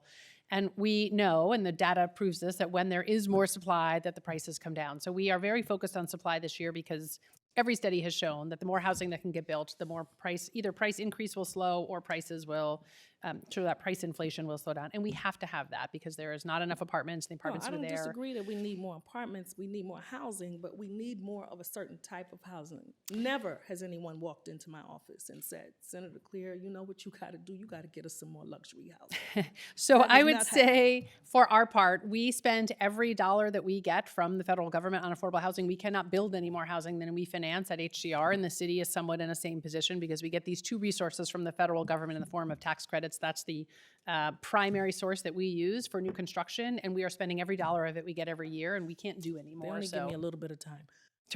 So I have a bill. I'd like to talk to your office about it because I think the state should be providing, developing and providing housing. You cannot continue to ask developers to create affordable housing. That's not what they do. They develop for profit. And we have to find a way for us to, the best housing was Mitchell-Lama that we created. We need to go back to that model. And I'm just asking these really quickly, what portion of any of this housing is being dedicated to seniors, the fastest growing population? So we finance a large amount of senior housing in our portfolio. I don't have the exact number off the top of my head, but I can get that to you. But we have a very strong supportive housing and senior housing portion of the work that we do. And if you could send this to me, I'd like more information on the first-time homeowners program, if we can get an update on how many people have been helped and are there plans to expand it. Yeah, absolutely. Thank you. We go to Assemblywoman Levenberg.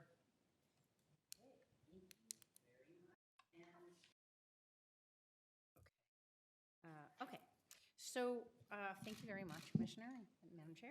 Thank you.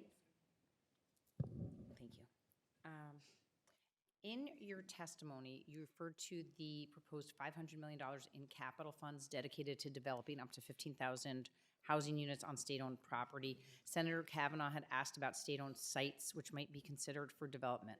If a municipality has a site which they'd like considered, can you explain what the process and criteria for HCR's evaluation of suitability and availability would be? Sure. I mean, we'd be happy to work with any municipality that has a site that they're looking, from our parochial perspective for affordable housing, we'd be happy to work with them. I think for the larger state fund, it is targeted towards state-owned sites, but I don't know that we had been approached by any municipality that wanted to talk about their municipally owned sites. So I think we'd be open to having that discussion. We are really trying to get more housing built everywhere, so. Just a quick advertisement, which is that hearing from everybody about infrastructure that is making communities suitable for building more housing. I think having both more money for AIM, aid to municipalities, as well as more money, as well as consideration of New York State Bank would go a long way to helping finance all of the needs that we have. Also, the comptroller's just released report recommended that the state provide planning and logistical support to localities for review of zoning and other actions to facilitate development.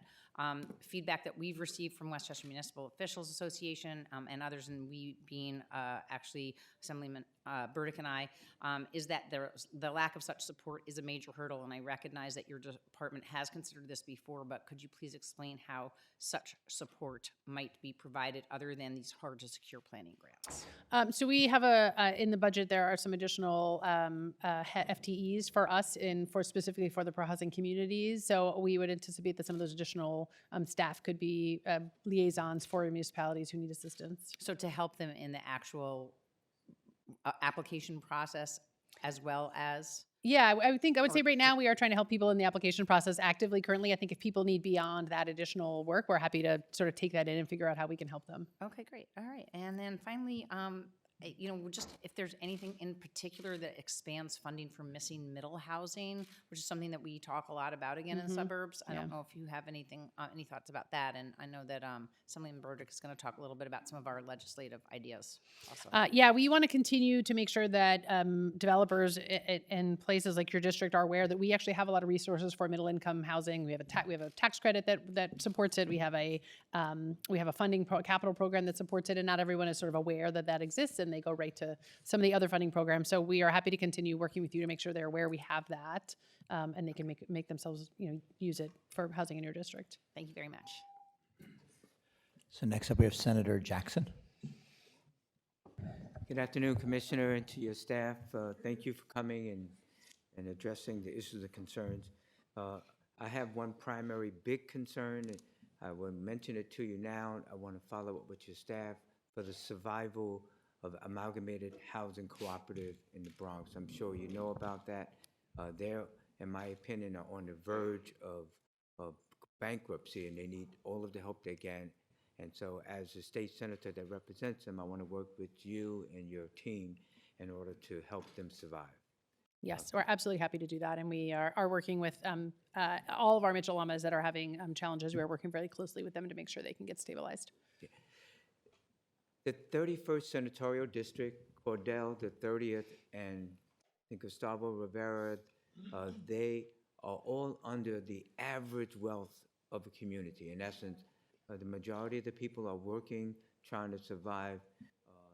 And so my question to you is, under the community-controlled affordable housing, would Amalgamated fall under that, since it's basically people that have limited amount of money invested into co-ops? We have a Mitchell-Lama funding program, so that would probably be where we would most likely direct them to in terms of resources at our agency, is the Mitchell-Lama funding program. And would they be able to receive help under the homeowner stabilization fund? I mean, I'm looking at every opportunity that they can borrow money or get a grant in order to survive. I would say, look, I'm happy to follow up with you on sort of the resources we have specifically for Amalgamated and how we can best get them the investment they need to make their capital repairs. We have been working with them very closely for quite some time.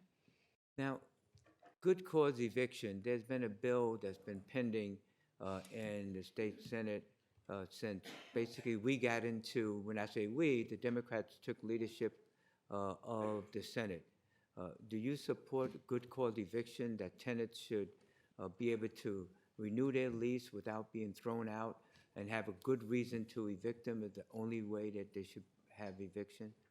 I would say, and the governor has been very clear about this, that we want to make sure that as we go into this budget season, we are incredibly focused on housing supply. We were very focused on it last year, and we are back again talking about the importance of that to relieving pressure in the house as the absolute main tool that we need to relieve pressure in the housing stock. And going back to the housing vacancy survey, and the level of production in the city has dropped from the lapsing of the tax incentives, and we just aren't keeping up also in terms of people moving into New York City and yet the housing that's available. So I think you will consistently hear us talking about housing supply as our number one issue for the budget season. Thank you. Thanks. We go to Assemblyman Bronstein.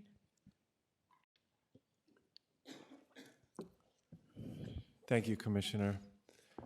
I want to talk about the RUSH program. So with the RUSH program, you're asking for $500 million over 2 years to be appropriated to UDC.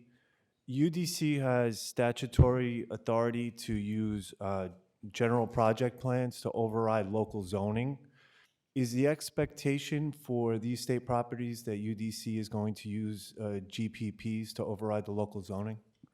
Well, I'd say a couple things. So GPP can be used for disposition only. It's not always used for rezoning. That would be the example in the Gowanus pilot that we were was in the news a bit this week, where it was used just to provide a tax exemption only. So I would just distinguish that it isn't always for rezoning.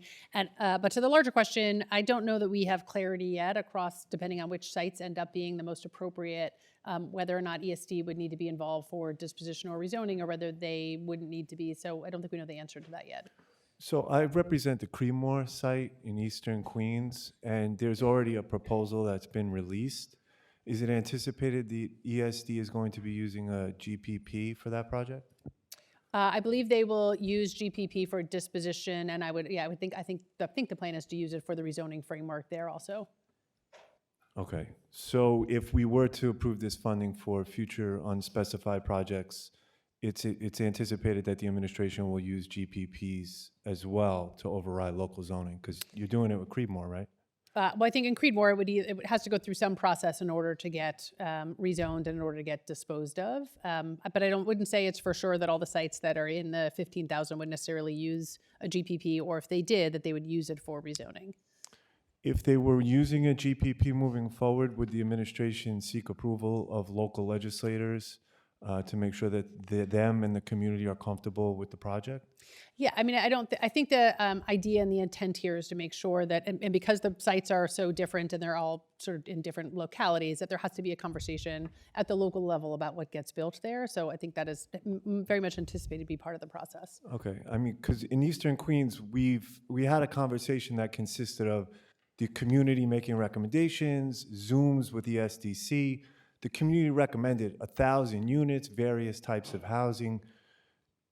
ESDC came back with 2,800 units, 8-story buildings, completely out of context with the rest of the surrounding community. So you know, having Zoom meetings and having people offer opinions is not the same as having an agreement with the local community. So given my experience with Creedmoor so far, I just have concerns about giving this authority for unspecified projects moving forward, and I imagine some of my colleagues would as well. Thank you.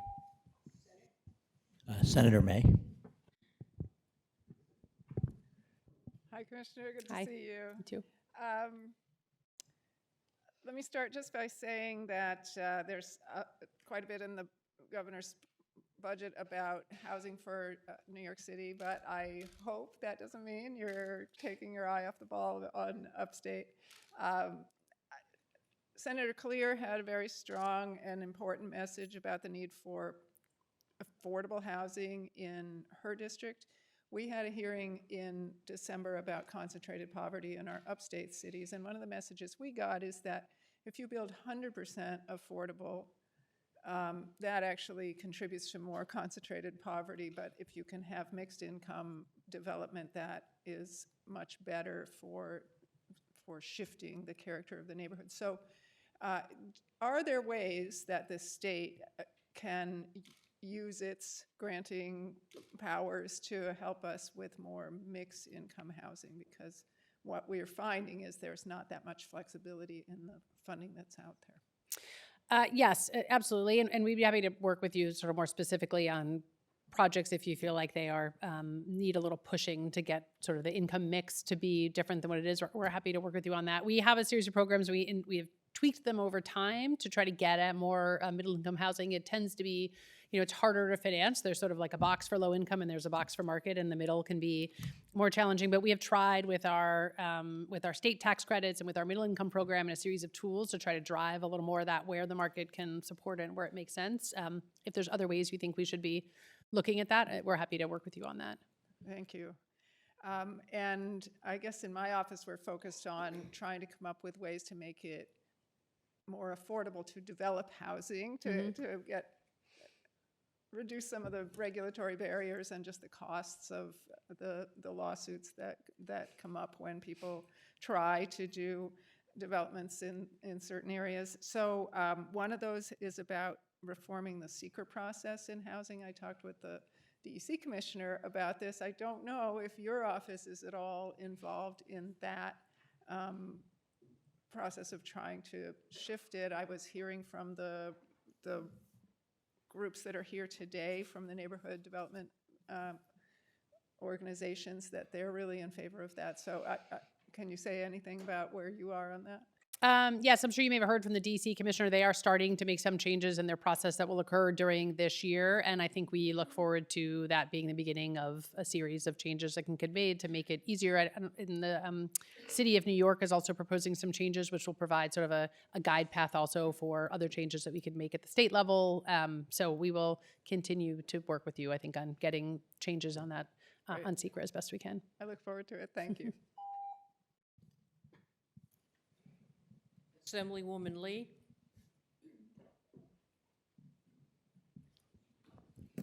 Hi, Commissioner. Hi.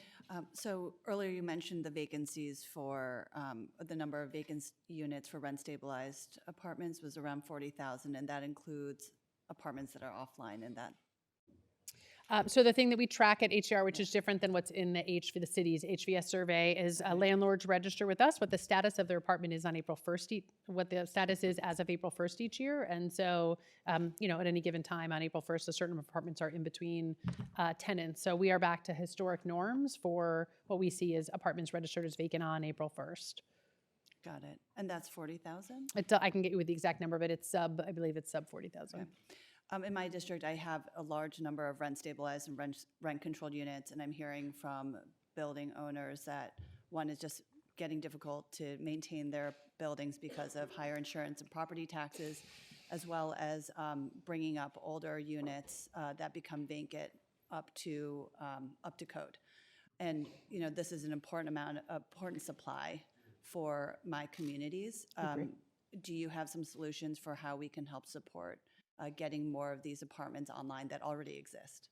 Absolutely. I mean, we certainly hear some of those same challenges. I don't know that they sort of are reflected in the data so clearly, but we certainly hear them anecdotally.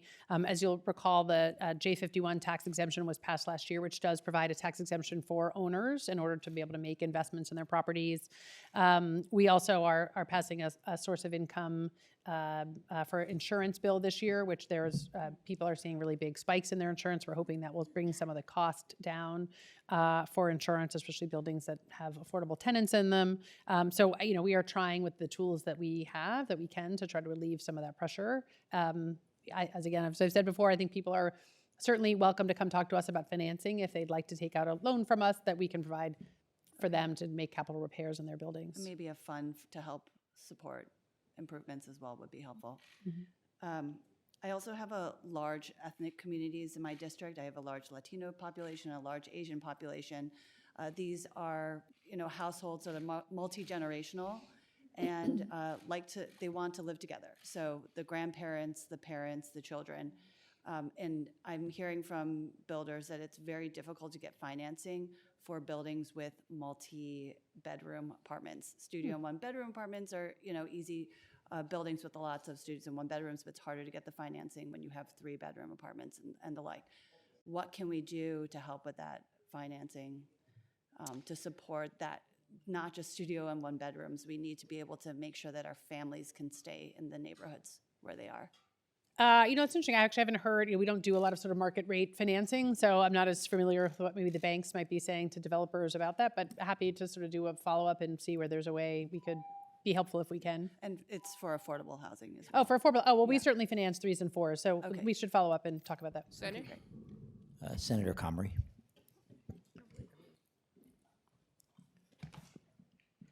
Good afternoon, Commissioner.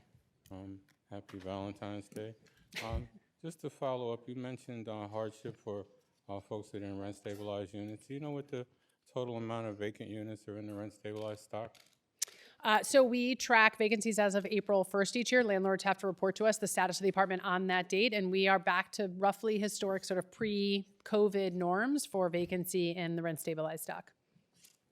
You don't know what that number is? Oh, yeah, sorry. It's a sub 40,000 units, which is where it has historically been for the system. Okay. Well, I have a bill along with this Assembly Companion Bill to work on the rent-stabilized units. That's number 6352C, which would work on making sure that we could come up with realistic numbers for that. Have you had a chance to look at that bill? I haven't read it, but I'm familiar. Okay. And you mentioned that you can do some help for people that are in that situation that need to get loans. How many loans have you actually granted? So as I was saying, we're happy to provide loans to rent-stabilized building owners who need low-cost loans to make building repairs, and we have How worked. many have you actually granted? We have worked with the associations. We have not had a lot of interest from them in loans from us, so we have not done. I would have to go back and check if we have done any, but they have not expressed interest in getting low-cost financing from us. You mentioned that you're having problems getting staffing up. Are you able to improve your technology over the last 2 years to be able to get better computer systems? We have in some places and not in others, but we have active procurements in all the places where we are very behind, and we'll be bringing on new systems this year. Okay, you mentioned you're creating and preserving 40,000 affordable homes. Do you have a breakdown on what is created and what was preserved? Our number for the 40,000 is about a little less than 10,000 new. It's a little more than 20,000 preserved, and then the difference would be home ownership, but I can't do the math in my head that quick. Okay. And how many of those were done with minority developers?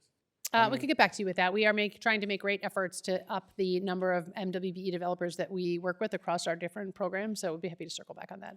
Okay, and then also, how much MWBE procurement or contracting have you done within your agency? Supplies and everything else? Yep. So our, the state's goal is 30%. I think last year as an agency, we were at 29%. We are generally in one of the top agencies to meet the 30% goal. We well exceeded in procurement. I think we are north of 60% in our procurement on MWBEs, and happy to provide you more sort of detailed information if it's helpful. I only have 20 seconds, so I just want to concur with what Senator Bronstein said about Creedmoor and making sure those numbers are right and fit the context of the community, and that the the agency doesn't make a large shift from what they promised us in the beginning. And also with Senator Claire, the need for the state to build housing directly is more important than ever, and I would hope that we can delve down, and I want to work with Senator Claire to get back to a statewide Mitchell-Lama development plan. We can't have developers making affordable housing. They just can't afford it.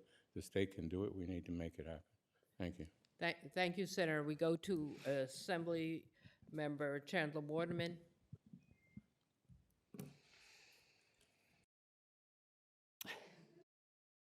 All right. Thank you so much, Chair. Thank you, Commissioner. It's always a pleasure to work with you and your team. Thank you for the support on the ground and our community meetings.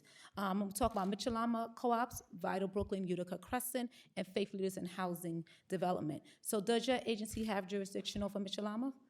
We do over some, and the city does over others, but yes. Okay, so ERAP. So shareholders been applying for ERAP. They're allowed to go through the process. Payment goes to management company. Then they're told they don't qualify. Money is taken back. What can be done to rectify this while finding a solution to assist shareholders in arrears and management to navigate? And then also, what contributions are we doing for Mitchell-Lama as a whole, and how we're supporting them and making sure we are investing as we did in a prior? Sure. So on ERAP specifically, OTDA operates that program, so I don't know the specifics of how many Mitchell-Lamas have applied for that. We certainly work really closely with our Mitchell-Lamas to make sure, if they run into trouble, they are privately owned and privately managed, and we are there to assist them when they need us, and especially when they need capital repairs, we want to make sure that they have support in that, and we have $150 million in our housing plan that we haven't actually accessed yet. We have been using old appropriations, and we will now start to spend that down this year to help a series of Mitchell-Lamas that need help with capital repairs. All right, so I look forward to working on you with that. Vital Brooklyn Utica Crescent with the affordable project that's now going to be built in 2 years. In my district, the community preference, right? I know it was 50%. It was changed due to the city settlement. Does that apply to that project, being it was done before the settlement came? Did the community preference change the percentage? My understanding is that litigation would apply to anything that happens after the decision was made, so I believe it would apply, but we can get back to you on that. Okay. Faith Leaders, what plan for supporting faith leaders to be able to be at the table for building affordable housing? We have a perfect project that's being done. It's called Ebenezer in my sister colleague Nikki Lucas district. We would like to see more of that with our faith leaders. How can you support, or if you have a plan to help faith leaders to be part of development? Yeah, we work with faith organizations across the state, from Brooklyn to Buffalo, to develop their property for affordable housing. So we'd be happy to work with you if there's specifics in your district. It's certainly something is a part of our work that we really are proud of. Okay, and senior housing. I know that we're going to have some percentage of senior housing. How much in that Utica Crescent project will be allocated to the older adults?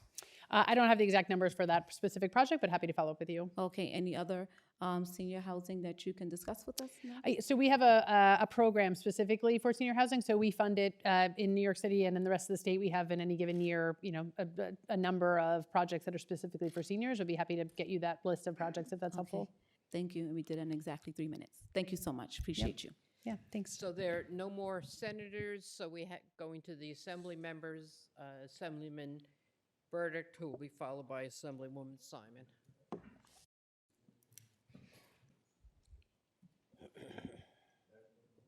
Thank you. Thank you for the great work that you're doing.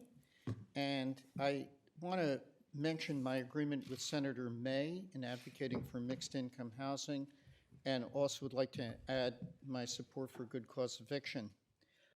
Further to the Controller's Housing Report, it recommends that each local government should conduct a review of local zoning rules and other actions, and that recommendation seems to align with what the governor wants to do. And as my colleague Assemblywoman Levenberg had mentioned, she and I are working on a package of housing bills, some of which already have been introduced. They do not include construction mandates, but would require localities to take action, including assessing need, updating comprehensive plans if warranted, adopting an actual housing plan to address community need, and promoting climate-informed smart growth and transit-oriented development. We would welcome feedback outside of this hearing. The New York City watershed regulations also, and I think I've mentioned this to you, are a hurdle for many localities that need to build out infrastructure. And of course, we are keen on protecting, precious water resources, but would really like to see your thoughts and your help on how we can meet both needs, and would appreciate your comments. My only other question at this juncture is, in a Zoom meeting we had with you and your staff, we had talked about how we might be able to increase the number of units under the 5-year affordable housing plan. And you mentioned that some of those come from federal dollars, but others might be a possibility. Would appreciate it if you can identify what programs might be expanded. Sure. Thank you for the question, and we're happy to work with both you and Assemblywoman Levenberg to get to advance legislation that increases housing supply across the state. Is very much our focus in general, and specifically for the next 6 weeks. And so happy to work with you on those bills that you're proposing. I think in terms of our ability to expand the work that we do, and I've said this before, we spend every dollar we get from the federal government that is on our new But are there construction any efforts. specific programs that maybe it's through state dollars that might work? I think that I'd say two things. One is I think for new construction, we need federal dollars for new construction. They are incredibly valuable, and there is potentially some movement at the federal level right now to get some increased capacity there, which we are excited about. I think on the state funding programs, those would probably be more around investing in smaller homes or in smaller buildings and doing sort of more renovation and sort of capital Maybe if we improvement type could work. pursue that offline. And on watershed regulations? I don't have a lot of expertise in watershed regulations. I would defer to Commissioner Sagos for most issues around that, but happy to continue discussion with you as those things overlap with housing. Thanks so much. Thank you. We go to Senator Martin. Good to see you again. How Hi. are you? You too. Good, thanks. You'd mentioned earlier that there were a series of sites that needed statutory approval in their authorization, therefore they're identified in the budget as potential sites for housing. They include some sites on Long Island. To me, that means there are other sites that didn't require statutory approval. Can you speak to that, whether or not there is in fact a list of other sites across the state that are state-owned, MTA-owned, or SUNY-owned properties that are being evaluated for housing? And if that list exists, is it available for us to review?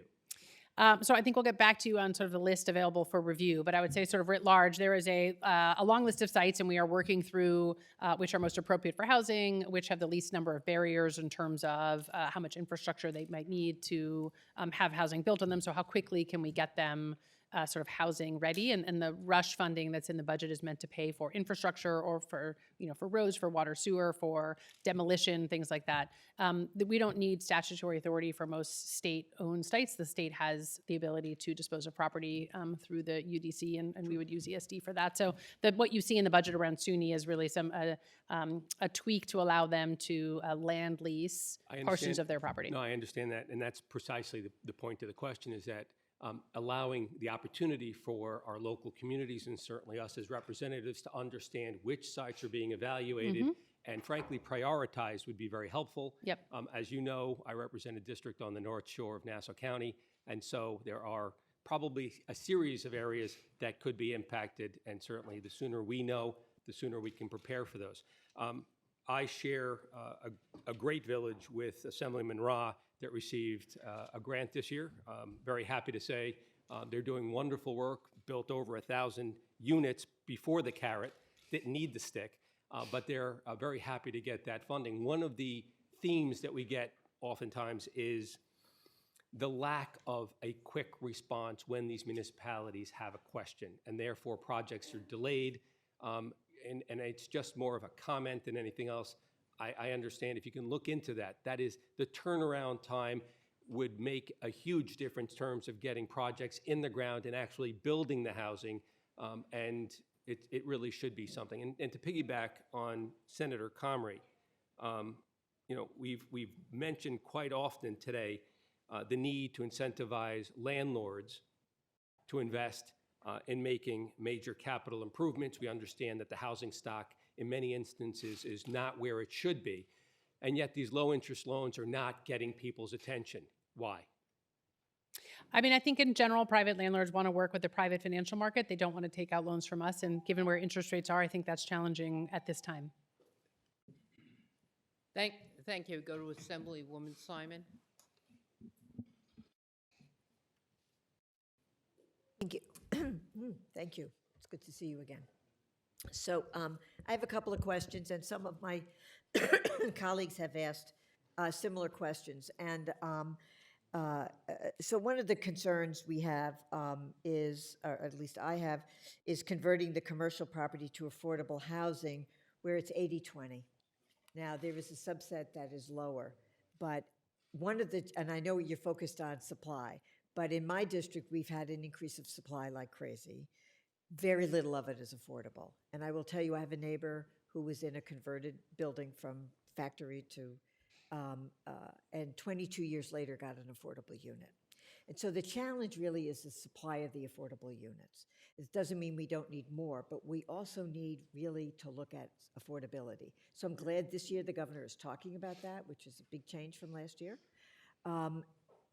But the real analysis is how much. And the other is the types of apartments that are being built. We have a lot of studios and one-bedrooms. You can't keep a family. If you have 2 kids, you're going to end up moving to the suburbs because you can't find a 3-bedroom apartment. We really tried to control for that at Atlantic Yards. We got a few of those units. As you know, they're still not built. But this really is a critical issue in terms of people leaving. If they're leaving, they're going to Maplewood, New Jersey. I know that's where half of my neighborhood went, to Maplewood, New Jersey, because I had 2 kids. So how can we change that, that approach? Because that affordability needs to be more permanent, and it needs to be deeper, and we need more of those units.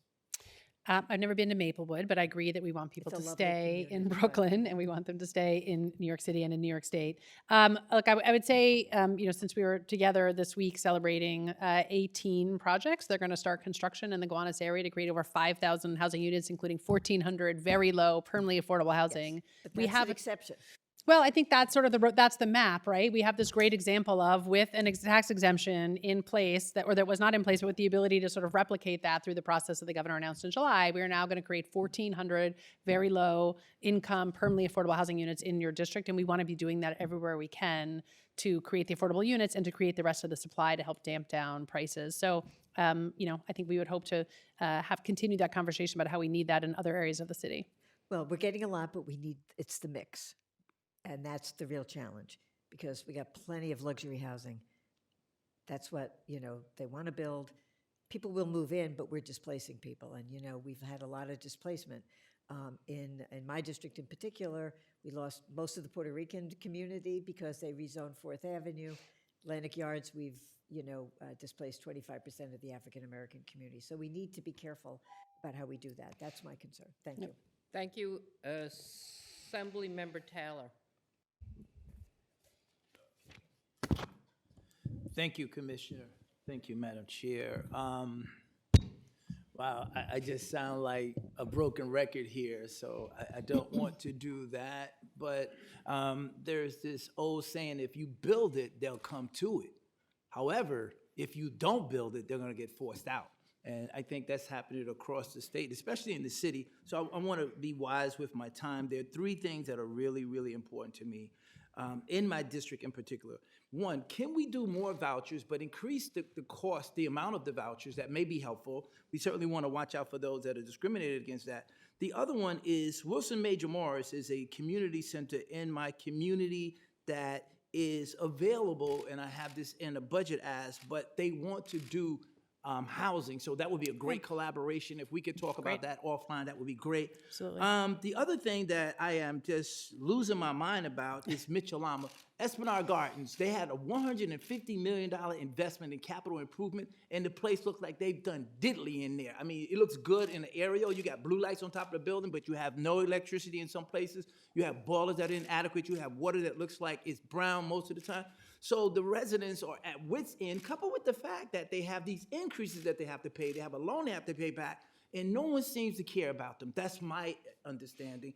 Why? Because during COVID, the governor allowed, not this governor, but the previous governor allowed the capital work to go on, but no one watched what happened. It was deplorable the way the people had to live, and they've not been made whole. These folks went here, this is their sunrise, the sun is setting on a lot of their lives, and they can't even stay there anymore. And I see no help, no relief, and I am pissed to the highest. I just want to say that. The other issue that I want to put out here real quickly is it possible that the state can consider bonds and let us build? When I say us, get people to build, because the folks that are doing it right now, there's a gain associated with it. And I think we have to just stop, look back. There are a lot of things that they're doing well, but we can do more, such as what my colleague just said. If we build 3 bedrooms, if we don't change that narrative, then we already know what we're going to get. It's a self-fulfilling prophecy. If you build it, that's what you're going to get. 1 bedroom, who's coming? Single families, single person. But if you build and you want to keep families, what New York has been the bread and butter of the world about, keep building families, and that's what it's all about. So I'll leave you time to, oh, shoot. Sorry. We'll have to talk offline. Like I would say sort of on the, I'm not sure which thing to answer there, but I would say on the Mitchell Llamas, we continue to work with all the Mitchell Llamas to make sure that, they are privately owned and privately managed, but we are there to support them to make sure they can get They access need oversight, to. they need critical, because right now it's almost criminal, some of the stuff that's happened there, and everybody said, they have the ability to do. They have not done a job well. They're not real estate people. They don't own, and I apologize for cutting you off, but they don't know how to do the job. And no one's making sure that the job is done correctly. That's my bone to pick. Can we talk afterwards? Absolutely. Thank you, Assemblyman. Thank you, Commissioner. I apologize. No, it's okay. Assemblyman Meeks. Thank you, Madam Chair. Commissioner, thank you for joining us today. I have a question or concern. I'm from Rochester, New York, and often we deal with the tale of 2 cities. We've made some strides in the space of new housing, but I think we also need to keep in mind existing housing stock and the many in our community who are on fixed incomes, struggling to stay afloat and need assistance, sometimes with things as simple as a new roof or improved windows. But with these new developments that come about, often mixed income or low income housing, I think we need to be mindful about the opportunities that we could provide our community. All too often, we see majority white men come into the community, build these projects up, and then you have BIPOC communities that live there. So it's like, here's something new, something different for you all to live in.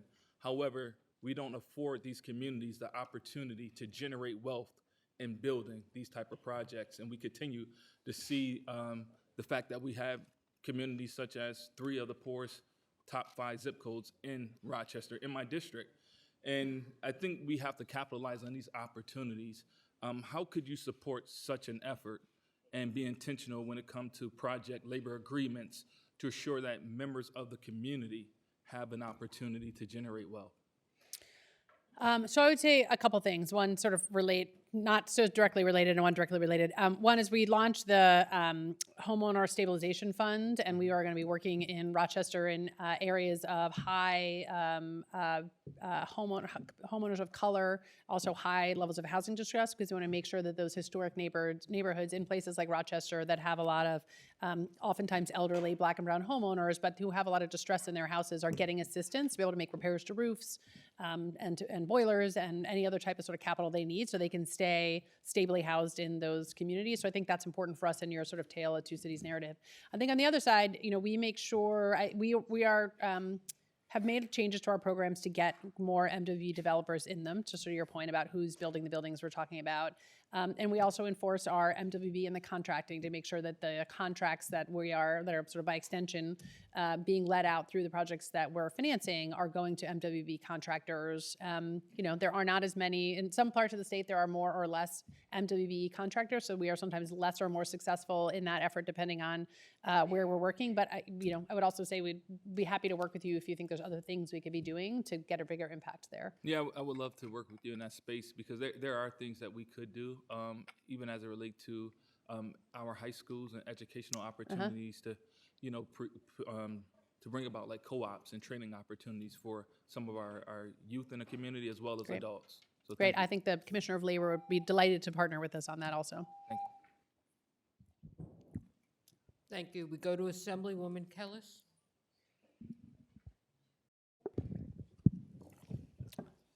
Thank you so much for being here. Just one thing I want to mention off the top. I see that HOP, first-time homeowners and land banks were cut. I know this was a legislative ad. I'd love for us to stop playing that game back and forth. Honestly, we're a team. Let's be a team. I'd love to see these back in the 30-day amendment. Next, how long does it take to build a new housing development? That sort of varies depending on the scale of what we're building. What I'm reading is 4 to 7 years nationally. Does that sound about right to you? For construction? Yep. No, for the process. Oh, some projects go faster and some take a very long time. Depends on the So I circumstances. have one, for example, in my district's 10 years, still not done. It was going to be affordable. It's now luxury. Perfect example. Takes 2 years on average to get through seeker. This isn't a solution to affordable housing crises that people are facing right now. I just want to point out, like, we can talk about it.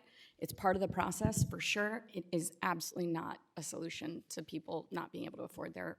So, we're looking at the comptroller right now, just released a report. I just want this on record. Cost burdens are the primary driver of housing insecurity. New York consistently ranks as one of the states with the highest cost burden. Rates of rental cost burdens have increased across all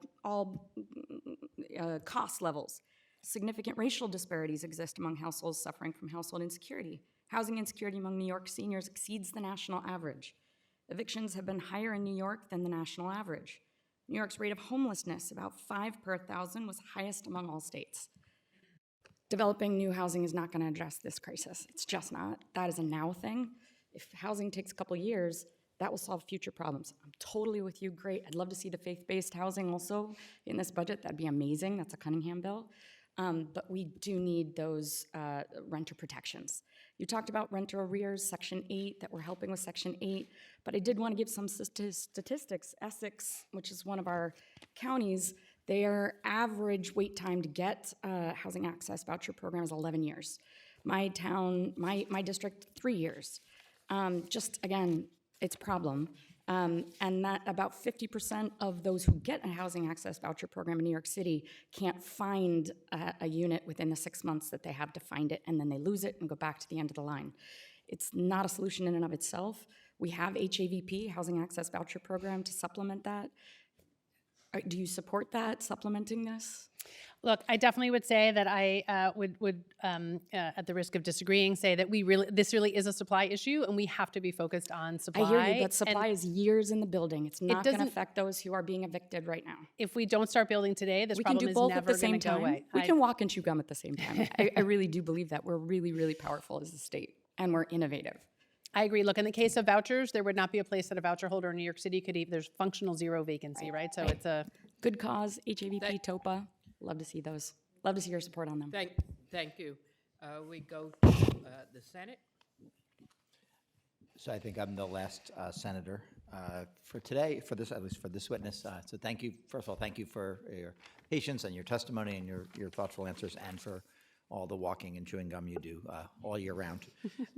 Just a couple of questions that some of my colleagues have asked that we do follow up on. First of all, the Homeowner Stabilization Fund, I understand there are 10 communities that have received that funding. Can you tell us which 10 communities? I can't name them all off the top of my head, but they are going to our board for approval tomorrow. We've already funded Buffalo, and the other 9 will go to our board tomorrow but I'm happy to send you what the list is. I just can't recite them. I know it's Utica and Hempstead and Buffalo. Presumably and- they'll be in the public. They'll be Yes, we public can as send of it- tomorrow. And yes, we can I'll send make it to you sure it's- today. One of my Absolutely. Senate colleagues was asking. I want to circle back to the pro-housing conversation, and you and I had a chance to have this conversation offline, but just for those present and for those listening, New York City is not currently an applicant for pro-housing status. They have not applied yet. They have right? not applied, right? So if we were to do what's in this budget, the expectation is that the city of New York would become ineligible for some of the programs that are referenced, like downtown revitalization initiatives, unless they proceed to do Yeah, that. they would need to apply and get certified before that application program opened up. All right, so that's obviously a conversation I think some of us from the city should have with the city as well. I also just want to, this has been talked about in various ways and a couple times, but just to make sure we're crystal clear on the 40,000 vacancies. 40,000 vacancies is the number of apartments that were vacant as of April 1st of this year. That's the 2000. Of 2020. I'm sorry, right, forgive me, obviously not April 1st this year, April 1st, 2023. And that represents about 4% of the housing stock.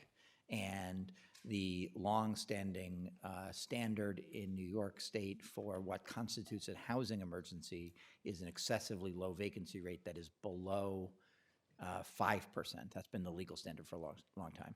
So to the extent we're seeing vacant apartments based on your survey, it's a snapshot of units that most of which will be rented up promptly. They're just available for rent as of that moment. And that number is not out of the norm, does not reflect, although there does seem to be some warehousing and there does seem to be some dilapidated apartments, and we've had proposals to deal with that, but that does not represent any increase that we should be addressing of vacancy that's cropped up in the system over the last few years. Correct. For us, it sort of aligns with the historic norms, so. Great. Okay, thank you. And to close up this panel for her second round, Assemblywoman Rosenthal. Thank you. First thing, I want to thank HCR and the governor for working together with the Stop Croman Coalition and my office he owes more than $500,000 in fines, and you did a great job investigating all of his misdeeds that he continues to perpetrate. Also want to shout out Mike Berrios, who's been a longtime employee who's just wonderful. I want to get on the record that after we passed HSTPA in 2019, some landlords said, we are going to let our apartments fall into disrepair. Just want to get that out there. It's a deliberate tactic by some landlords. I want to know, how much affordable housing do you think we need? Because there's been talk about 800,000 units needed across the state, but there hasn't been delineation of how much of that needs to be affordable, and also by county, how much do you think, and at what AMI bands? We can have a longer conversation, but I wonder your thoughts on that.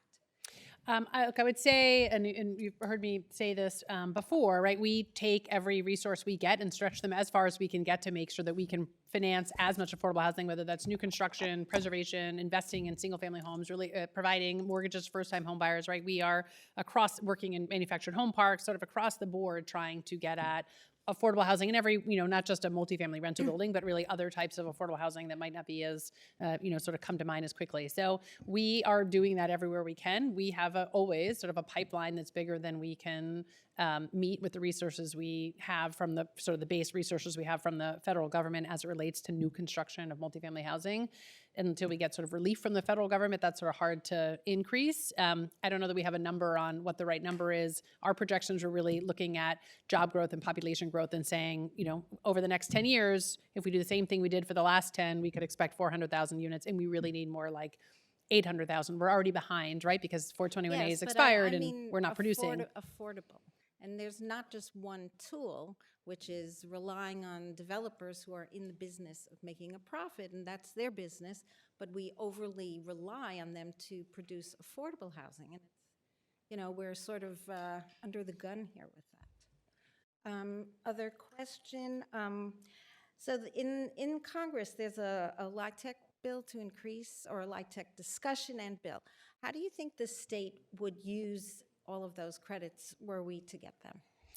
So there's two pieces to it. One is a increase in our 9% low-income housing tax credit. So we will, if the bill passes, we will award more those credits, and we will do more projects each year with that.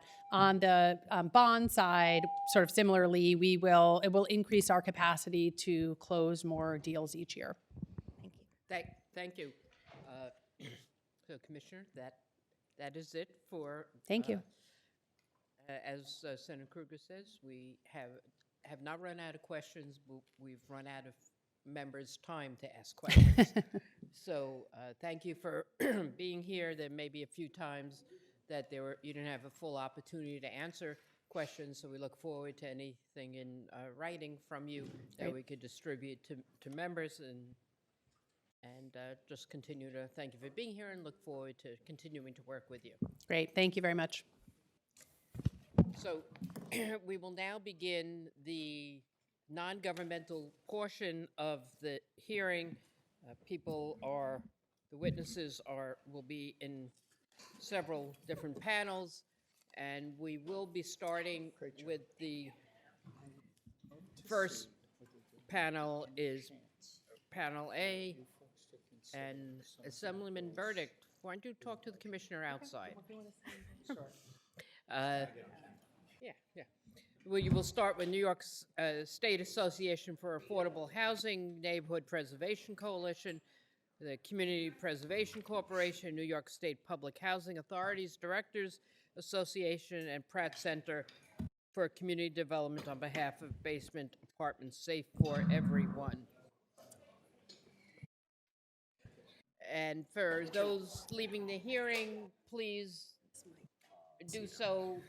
To the extent you want to have a conversation, please do that in the hallway so that we can continue on our long hearing and people can get home for Valentine's Day or Valentine's night.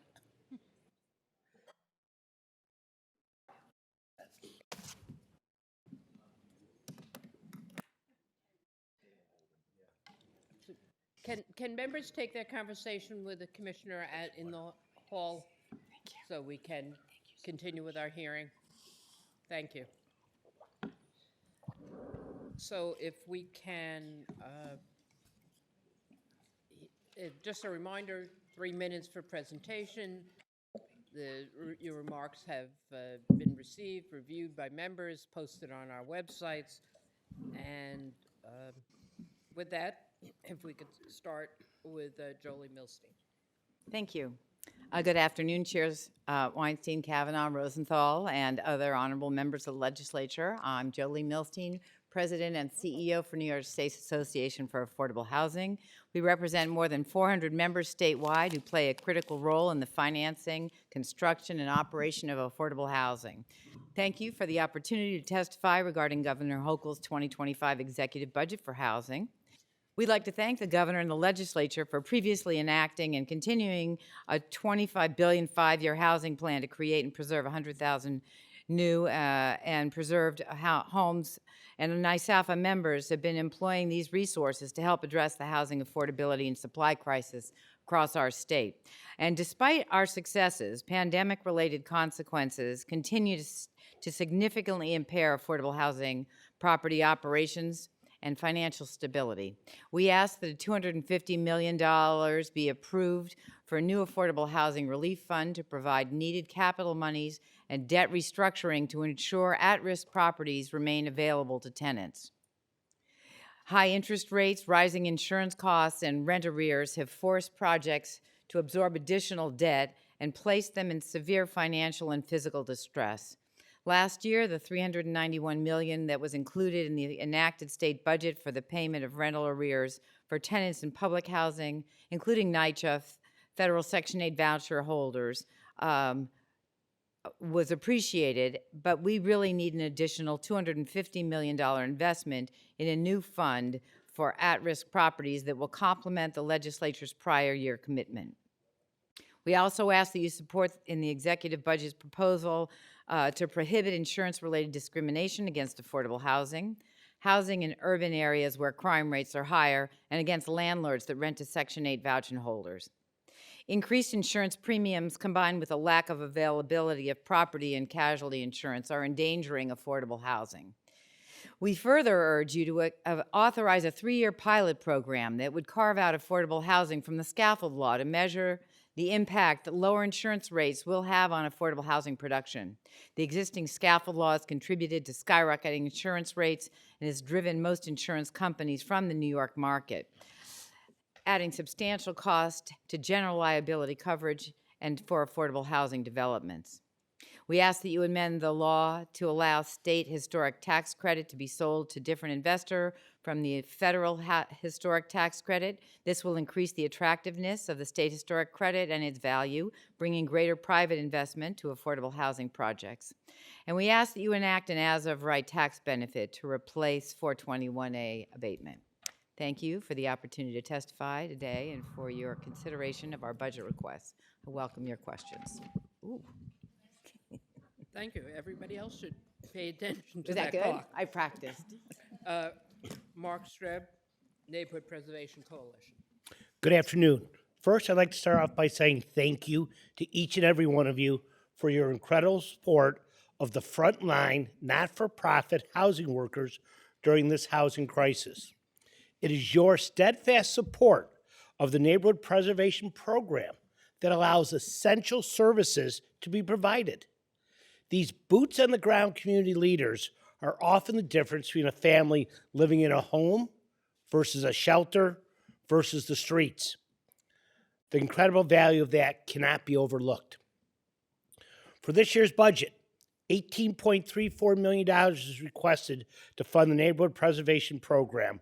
That is a 4% increase from last year's allotment. Additionally, the Neighborhood Preservation Coalition seeks a carve-out of $260,000. This program was originally created as a response by the forward-thinking state legislature to the recognition that neighborhood preservation companies face significant challenges due to inadequate funding. These not-for-profit housing organizations play a crucial role in addressing the escalating demand for affordable housing and community services. Their services range from housing counseling to home improvement and rehabilitation projects, to food programs, to eviction protection. Unbelievably, Governor Hochul's proposed budget presents a concerning reduction of $4.8 million from last year's funding, lowering the NPP allocation to $12.83 million. This decrease will severely impact vital services provided. Cuts aren't carrots. Cutting funding for the frontline workers fighting the housing crisis is wrong and must be reversed. Families and children's lives will be negatively affected if this draconian cut is instituted. In addition to the program's human capital, the economic development investment of this program. By working with the community and leveraging other resources, this program's return on investment is over 13 to 1. The money is put back into the neighborhoods. It's put into the communities. In addition to this fantastic return of investment, the local not-for-profits must provide matching funds of 33%, a true testament that this program is community-driven from the very neighborhoods that it serves. The urgency of the housing crisis can't be overstated. Half of renters and a significant portion of homeowners in New York State are burdened by housing costs, with low-income households bearing the brunt of this burden.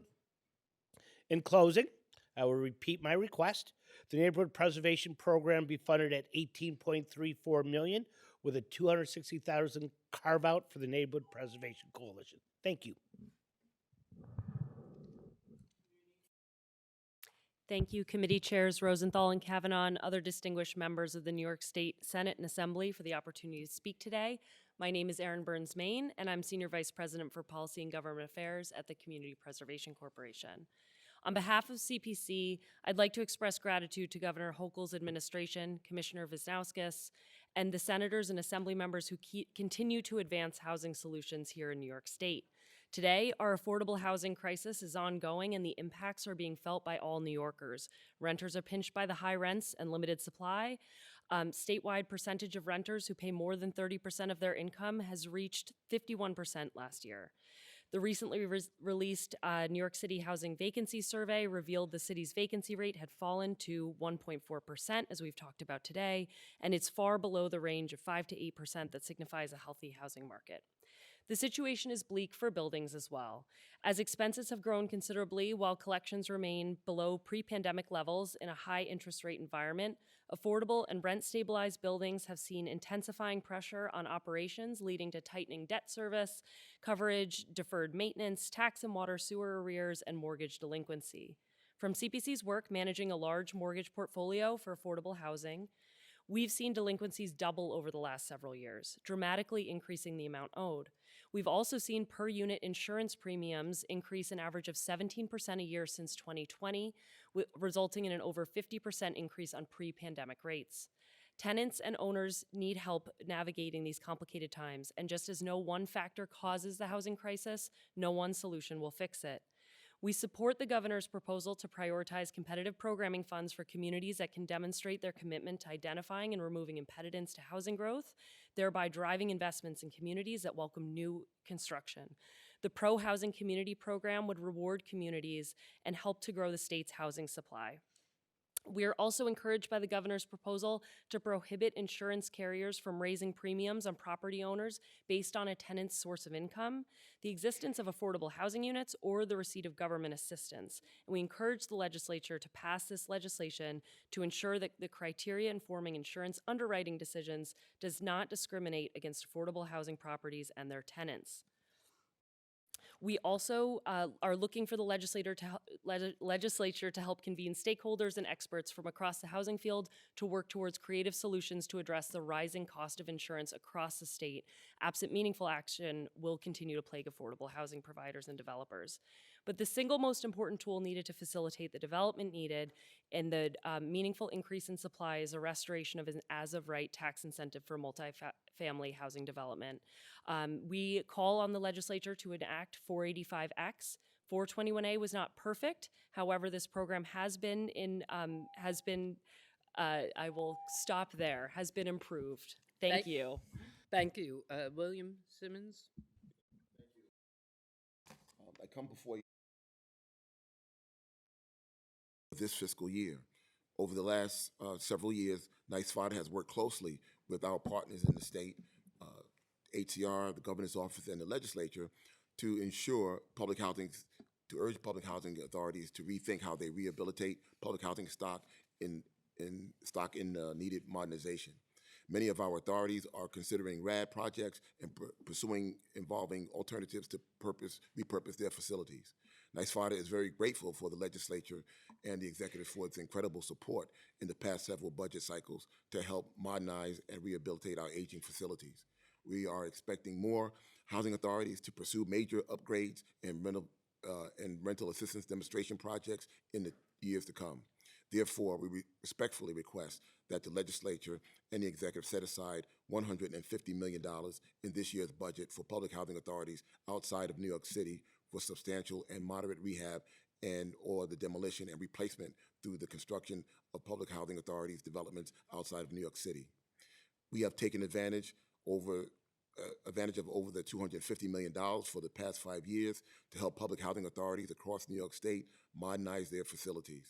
We want to continue that momentum for our public housing authorities and provide the highest quality of life for all of our residents.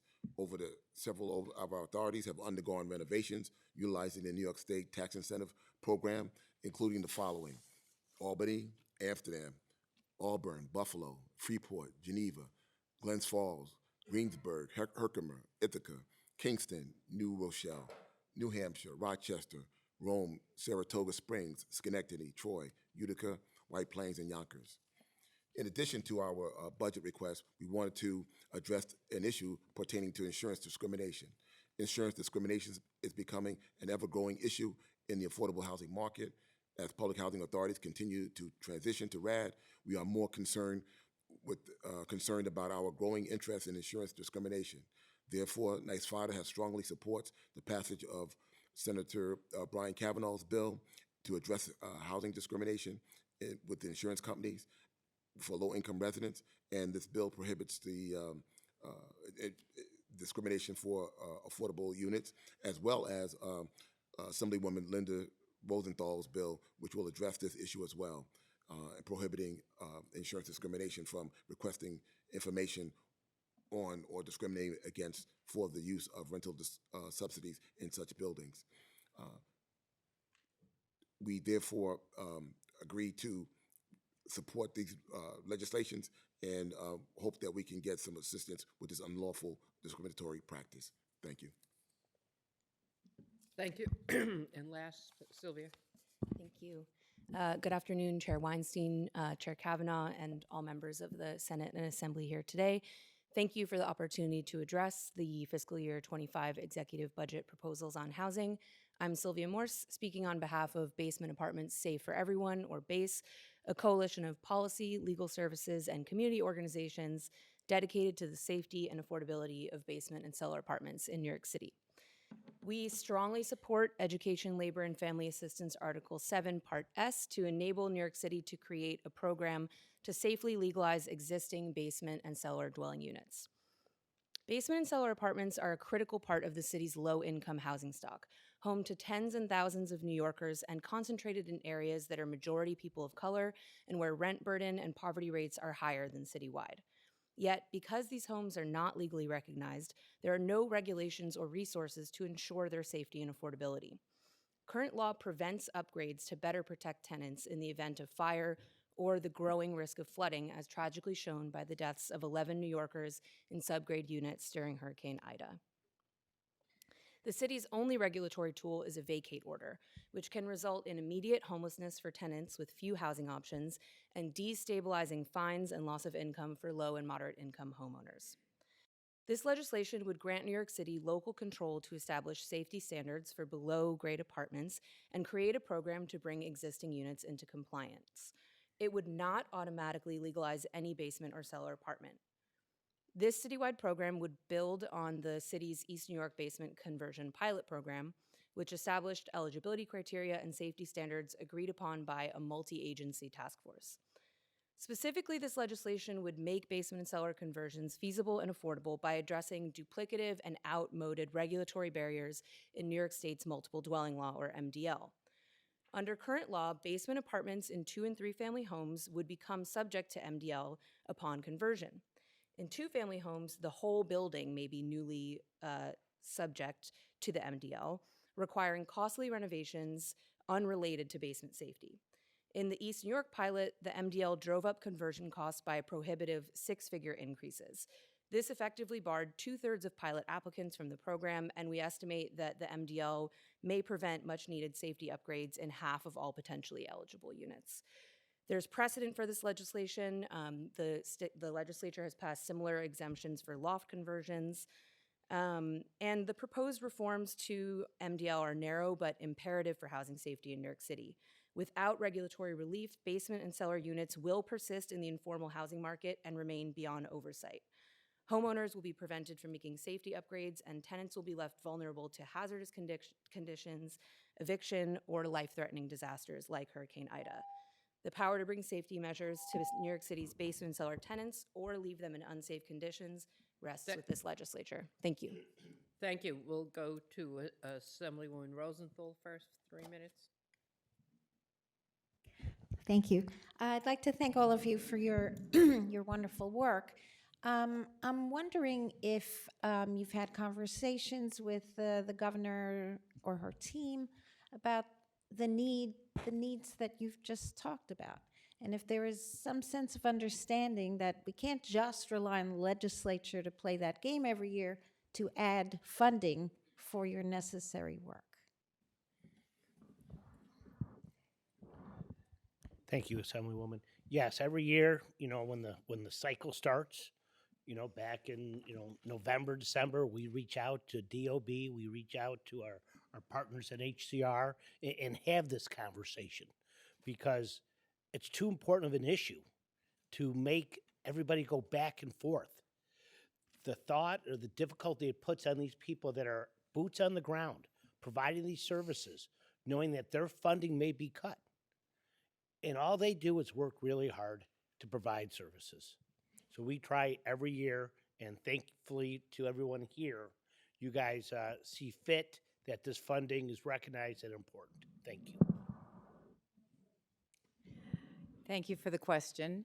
Chair Rosenthal, yes, we start early, probably at the end of session last year, with reaching out to the second floor, to HCR, and bring our members. We've been meeting with the second floor and many of you over the last 6 months because we know that it's a lot to ask, and we want to make sure that we answer any questions regarding these requests, and we continually reach out to the second floor and to HCR staff to make sure that we're all on the same page with the necessity of providing this funding and are available to answer any questions. Anyone else? Yes. Thank you for the question. We, as I recognized in my opening comments, we work very, very closely with HCR and have been able to get a number of great projects completed throughout New York State with the dollars. It's been my understanding that there are some monies left over from the $250 million, but most of those dollars are spoken for. Buffalo and Syracuse, where I'm the executive director, we have large transformative projects that will be looking for some very future dollars in the near future and would not want that momentum to stop. And so, yes, we really have been working closely with HCR over the past 5 years and looking forward to working with them over the next 5. Thank you. Thank you. One of the themes of this hearing has been the need for affordable housing with people who are homeless and people being priced out of the state. And so denying the groups in front of me enough funding to keep people housed is insane. Thank you. Senate. So I'll just begin with a few questions, and a couple of my colleagues also have questions today. So just for starters, with the, I guess let's just start with Ms. Milstein and your Affordable Housing Relief Fund.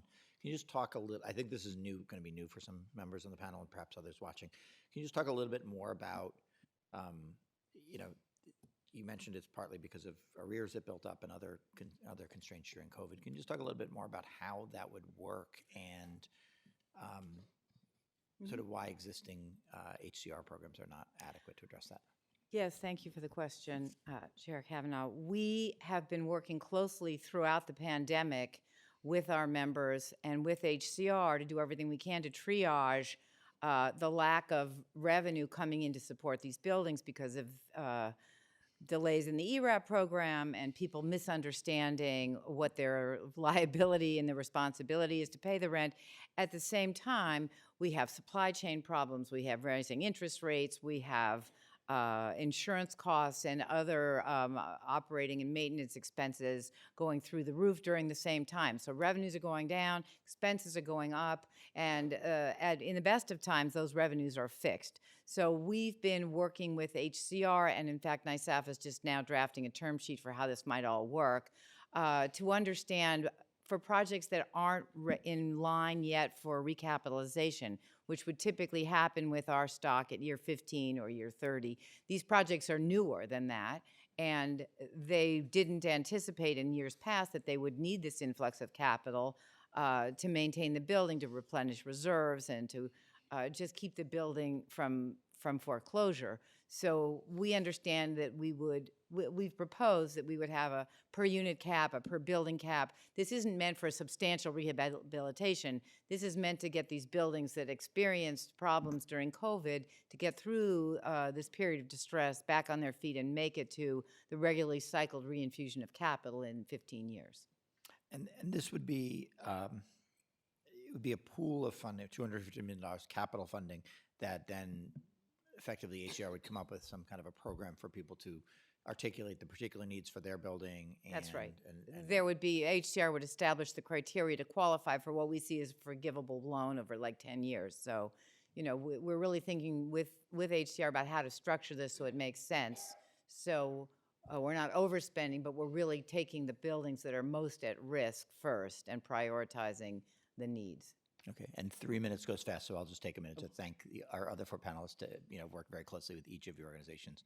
And thank you for your testimony today and for all the work you do. Thank you. We go to Assemblyman Epstein.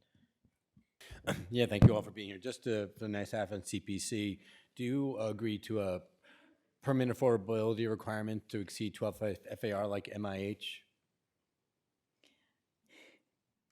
It certainly makes sense to us. We're not a part of the conversation, but look, we really want to return autonomy to New York City over their land use, and we're in favor. And obviously, we care about affordability, but we haven't really examined what the criteria would be to have that move forward. Right. But We'd be happy to be part of that conversation as well. Yeah.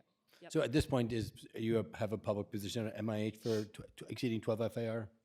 We're supportive of the current proposal on the FAR cap, but we'd love to be part of the conversation to work Great. out those details. So just if I can turn our attention to 421A, you didn't mention labor standards for 421A, so I'm wondering what requirements or labor standards are you saying? The governor didn't really put much in about labor standards, and there's been a long conversation about that as well as permanent affordability. If you quickly, I don't have a lot of time. anybody else want to take that one? There's a level of detail that needs to be worked out for the 485X proposal. And I, given the time allotted, I don't know that we can roll up our sleeves and dig into all of it. But as was raised earlier, I think during budget, to make sure that we figure out the AMI levels, to make sure that we get the financing to work, that it pencils, that we are creating the units that need to be created. What I would say is I think throughout this hearing today, we've heard time and time again about the low vacancy numbers. We know that 51% of HPD's pipeline last year was, those were 421A housing starts. We are And about labor to see this standards too, cliff. across the board labor standards? So I can't get into the details of labor If standards. it pencils out, it pencils out, basically. I would be happy to be part of that conversation. CPC's at the table, and we would love to engage and make sure it works. Great. So just on the basement, thank you for all your work as well. So if we don't do this in the budget, what authority does the city not have, and why do we need to do it in our state budget? Right.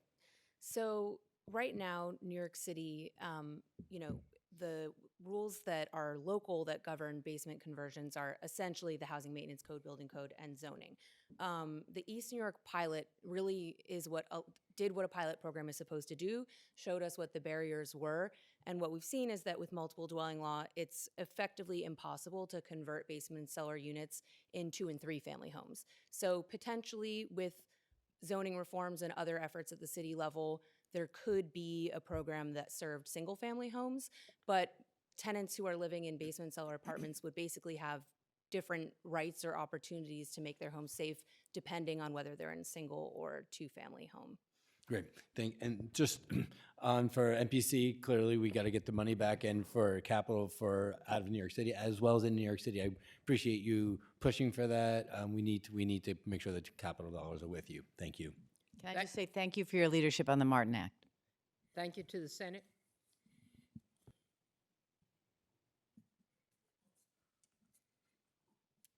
There we go. Senator Comrie.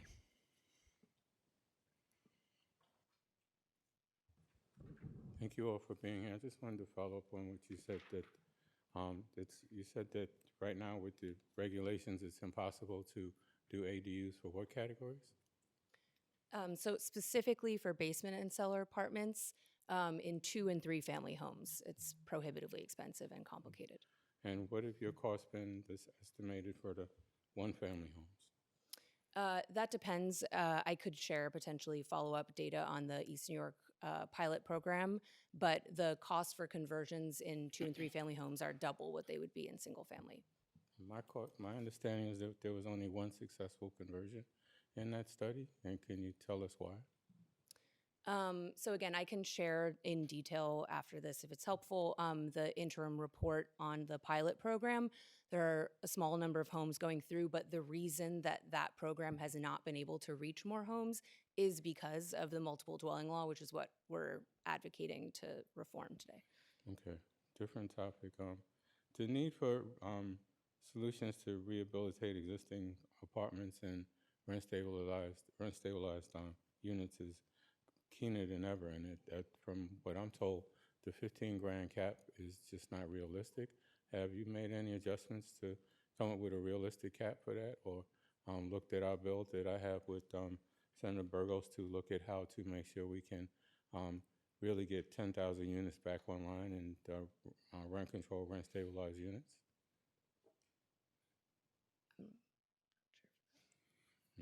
Okay. Then, since nobody's answering that question, we'll go. Keep going. How many minority developers have you worked with in developing housing or rehab apartments?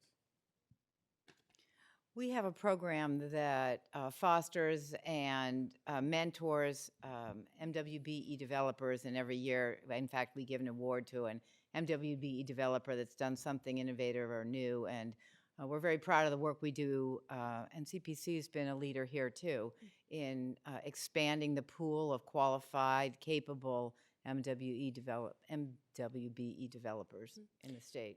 Absolutely. So through CPC's Access Initiative, we've committed $40 million in capital to new up-and-coming BIPOC developers in New York State. In addition to doing that, we've run now, I think, 4 or 5 cohorts of a very successful program that brings resources to the table. It's a training program. It's an incubator program that has a curriculum that gets folks up and going with their projects and also starts building a network. How much actually has been completed, or completed projects out of it? That's a great question. I'd be happy to follow up with you with exact numbers of developers we've engaged and units completed. Happy to follow up. Yep. That's my time, so. I We could go to longer. Assemblyman Braunstein. Thank you. I want to talk to Ms. Morse about the basement apartments. I just want to share just some of my concerns about the executive proposal. For one, it doesn't seek to reform the MDL. It just says the MDL notwithstanding. So there's questions about what safety regulations would apply should we just not withstand the MDL. The other concerns I have is cost. We had Commissioner Carrion testify at a hearing in December, and he estimated to convert illegal apartments to make them up to code would be $300,000 to $500,000 each. And we're talking, I don't know, can we expect people to be able to pay $300,000 to upgrade these units? And I also have trouble with only illegal apartments, right? Like right now, you're someone who's renting your apartment out illegally, you're probably not paying taxes on it, you're putting people in harm's way, and we're gonna say to you now the city's gonna give you a low interest loan to upgrade your property, whereas the person who lives next door to you who's been following the rules all along, perhaps they wanted to move a family member into their basement, they're prohibited from doing it under the governor's proposal. It just seems, that's troubling to me that someone who followed the rules can't do it, but someone who broke the rules is now getting subsidized so they can fix the apartment, continue to rent it out and collect revenue. So it's the concerns I have is the notwithstanding the MDL and not knowing what safety rules apply, not having any kind of conversations with the fire department and those groups. The cost, right? If it's $300,000 to upgrade, $30 million will get you, what, 100 units, right? And we've seen the challenges you had in East New York. And then finally, the concept of just how do you even prove, like, how do people prove that they're illegally renting their apartment? You know, if people see this coming, should they start renting their apartment illegally so they can come out and say, look, I've been doing this illegally, now pay for the upgrades? The whole concept is something that I'm not comfortable with. And I'm sorry, there's 40 seconds to respond. Sure.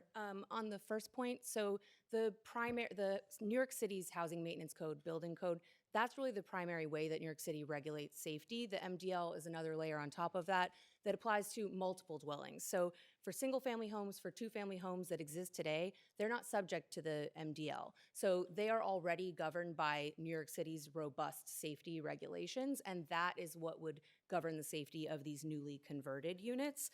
In terms of cost, again, that cost is being driven up by the challenges of trying to interpret and comply with this additional layer of code that's in many cases duplicative of the MDL. And it is less than new construction. And on the last piece, I would just say that We'll follow up. We're out of time. You did well, though. You almost got it all in there. Thank you. We've run out of time. Senate? Senator Clear. Good. I don't think we have any other senators. No other questions in the Senate. Assemblywoman Chandler Waterman.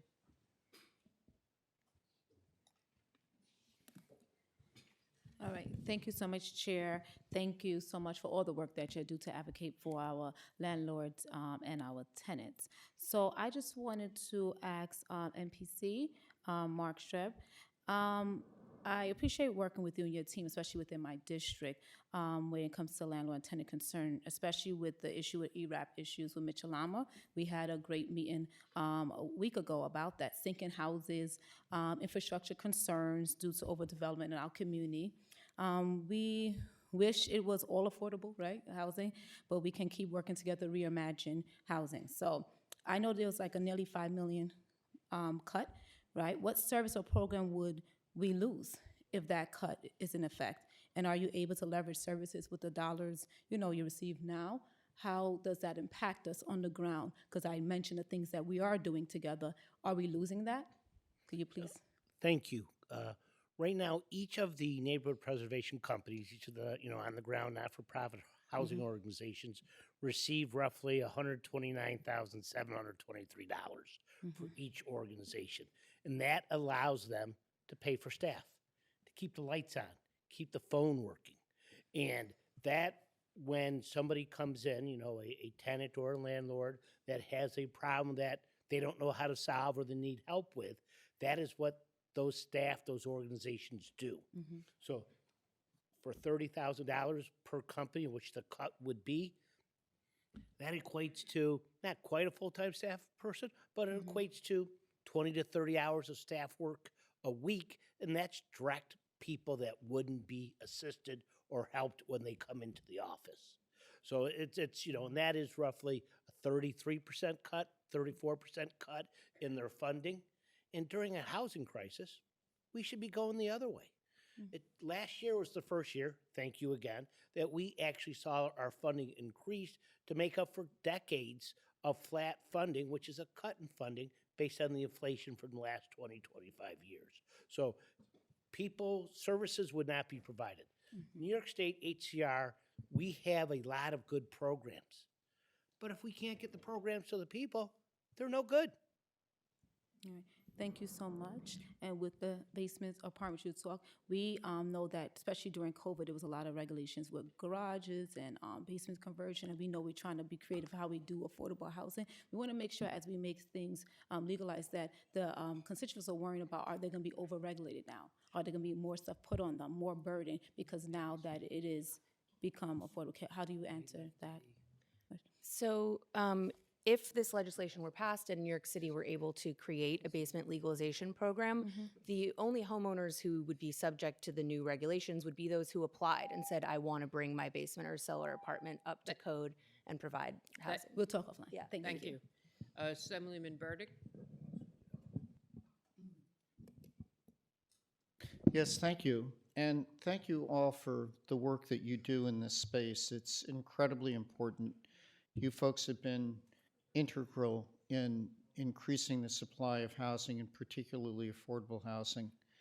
I don't know if you were following the exchanges with Commissioner Wisniewskis, but you may have heard that my Hudson Valley colleague, Dana Levenberg, and I are introducing a package of housing bills. We believe they complement the governor's policies and would appreciate your looking at them and considering supporting them. And we'd appreciate your letting us know offline the appropriate person we'd email them to. This next question, I think, is directed primarily to CPC, and that is that while we welcome the governor's proposals to expand housing, we believe it'd be helpful to have more that is statewide in scope. And certainly there are things there, but what more might you suggest that we do? Thank you, Assemblymember, for that question. I think that the approach that was laid out in the pro-housing communities is something that we're very supportive of.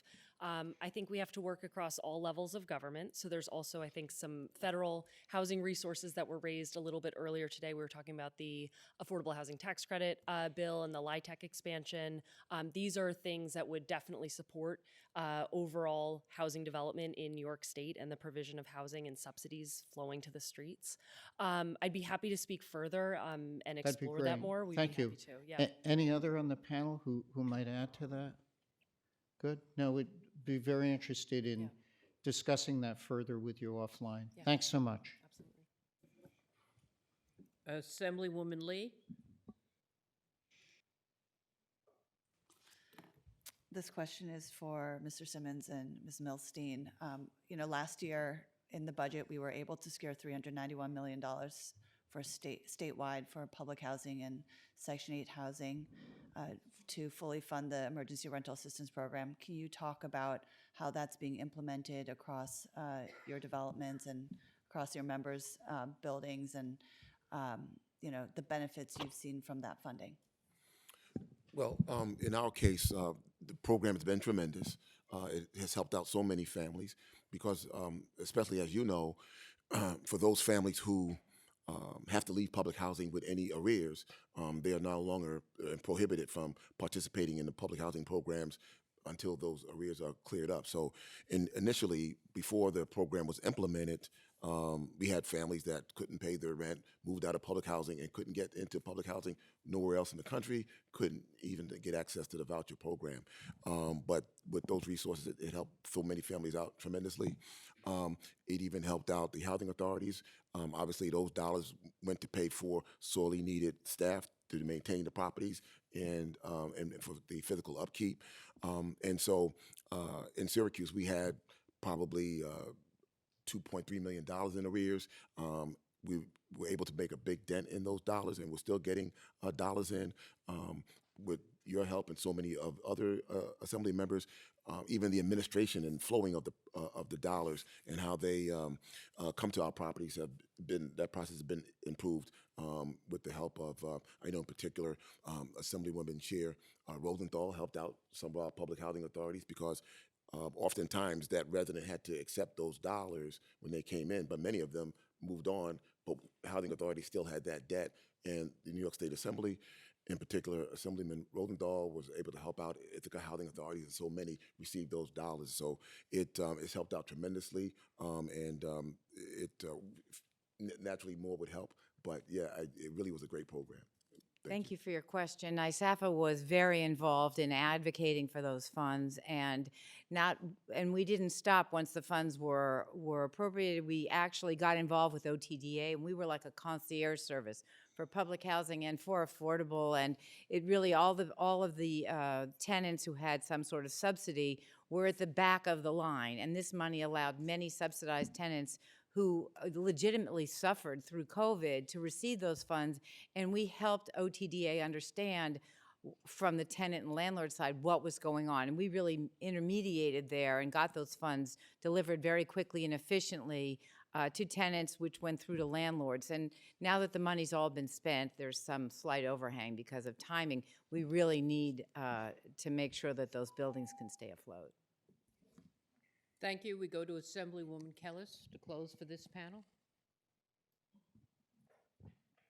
Thank you so much. So first question for Mark for the Neighborhood Preservation Coalition. Can you just, you touched briefly, but can you give us a comprehensive list of the projects that you all do that help keep people in their homes?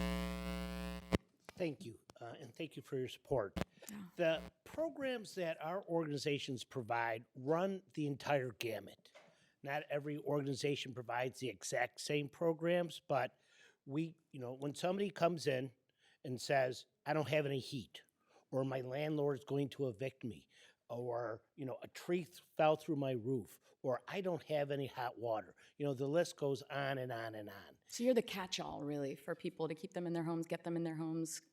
When people need help, they come to us, and we help them. Is there any other entity in the state that does that? We have a sister organization, the Rural Preservation Coalition, the Rural Advocates, great organizations.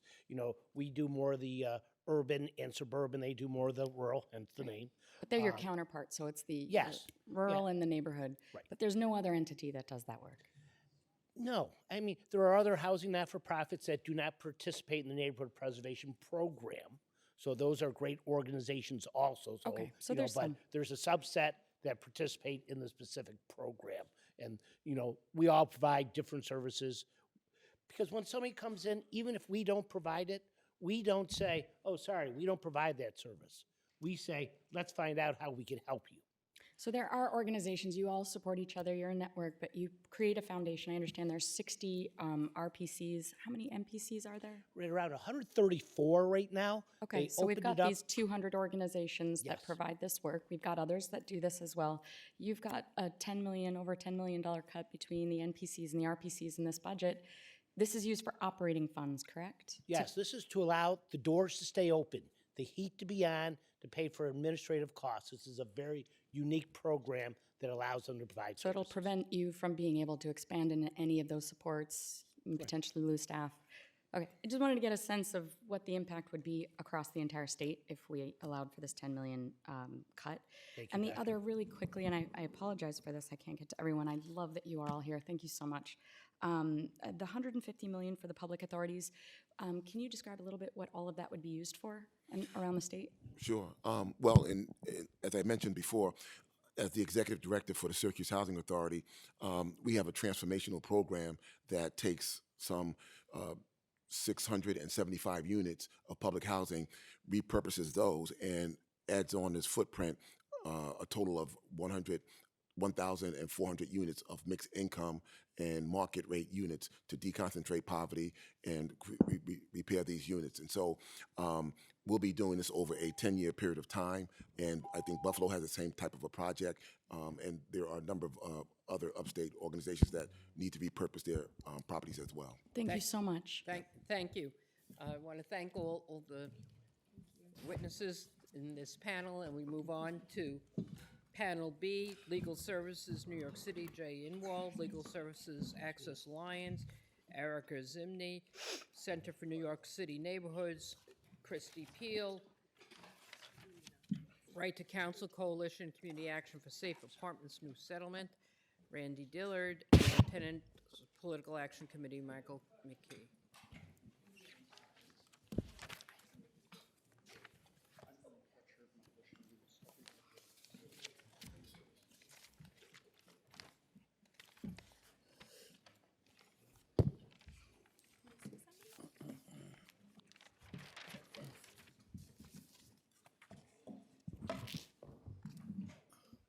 Mr. Burdick, can you please take your seat so we can begin?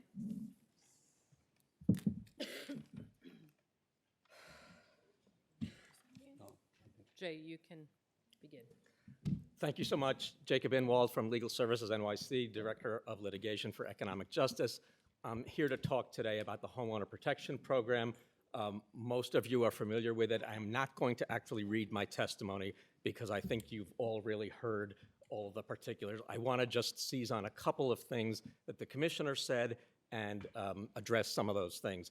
Regrettably, this is an annual exercise. I know we're a couple of weeks past Groundhog Day, but it really feels like that. I do this every year. I got a Facebook memory generated this morning. Here's a memory from 7 years ago, and it was a press conference that we held in support of restoring funding for HOP 7 years ago to the day. So if I'm expressing a little bit of a tone of irritation, it is not directed at the legislature. The legislature has, I have nothing but gratitude to the legislature that has restored our funding for really more than a decade, but I am a little bit grumpy about it because there are better things that I could be doing with my time than trying to prevent us from being defunded. And the annual threat of our defunding is not without, it's not just the irritation of having to do the advocacy, it has real consequences. These are long, complex cases, and when there's a cloud of uncertainty about whether we continue to have funding come July, we cannot take new cases, right? It inhibits our case acceptance. There are people who lose their homes because of that. It causes staff attrition, right? Because there are staff who are at risk of losing their jobs, and there are other opportunities that they may. So it is not just this game of football without any consequences. And it was startling to hear the candor of the commissioner to just say, well, it was a legislative ad. That, to me, is not a satisfactory policy response for why the governor does not value this program. I think you're entitled to know why it is that the governor doesn't think that this is worthy of funding. I want to also mention the subject of deed theft. The commissioner mentioned that there are provisions in the budget addressing deed theft, and I want to point out that as recently as November 14th, the governor signed important legislation addressing deed theft, surrounded by two of our clients who we restored their title to, and she sang the praises of Brooklyn Legal Services, only to 2 months later propose defunding the agency that restored over almost a decade's worth of litigation that those homeowners' homes. So all these protections are great, but if there are no advocates to actually vindicate those rights, that's really a problem.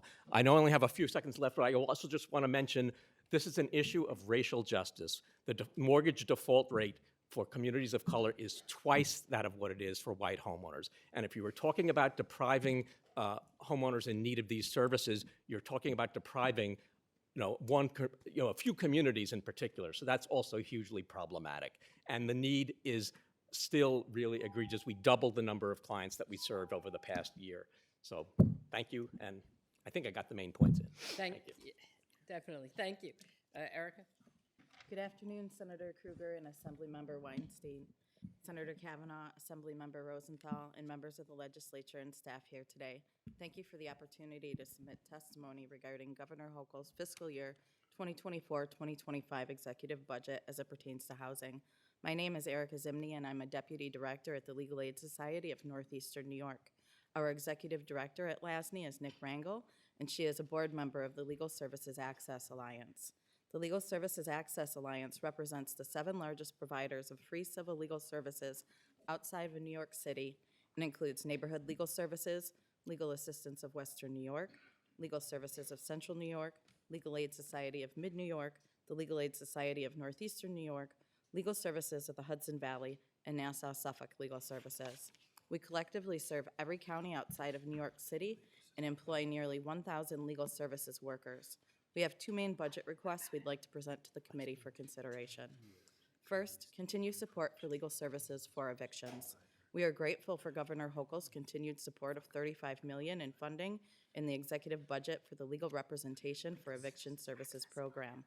This program is also commonly referred to as the Eviction Defense and Housing Stability Program, and it was created to provide legal services and representation for eviction cases outside of New York City.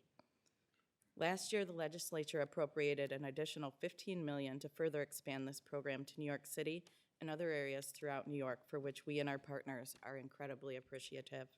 The Office for Temporary and Disability Assistance administers this program, and this funding has been critical to assisting struggling New Yorkers. OTDA, with expertise in providing services to those with housing instability, has been an excellent partner in implementing this program and serving the public. With this state support, the Alliance members and partner organizations have helped countless individuals navigate through their eviction crisis. This funding has been transformative for eviction services in New York. With this state investment, all the Alliance members and subcontracting partners' eviction programs have grown, as have the number of staff who can provide these legal services throughout New York. We have increased the network of eviction legal services and expanded representation in underserved areas, including city, town, and village courts in our rural counties and all other underserved tenants. Additionally, the Alliance is continuing to develop our partnerships with local law schools to recruit and train new lawyers, which will help to create a diverse and robust pipeline of civil legal services providers in New York.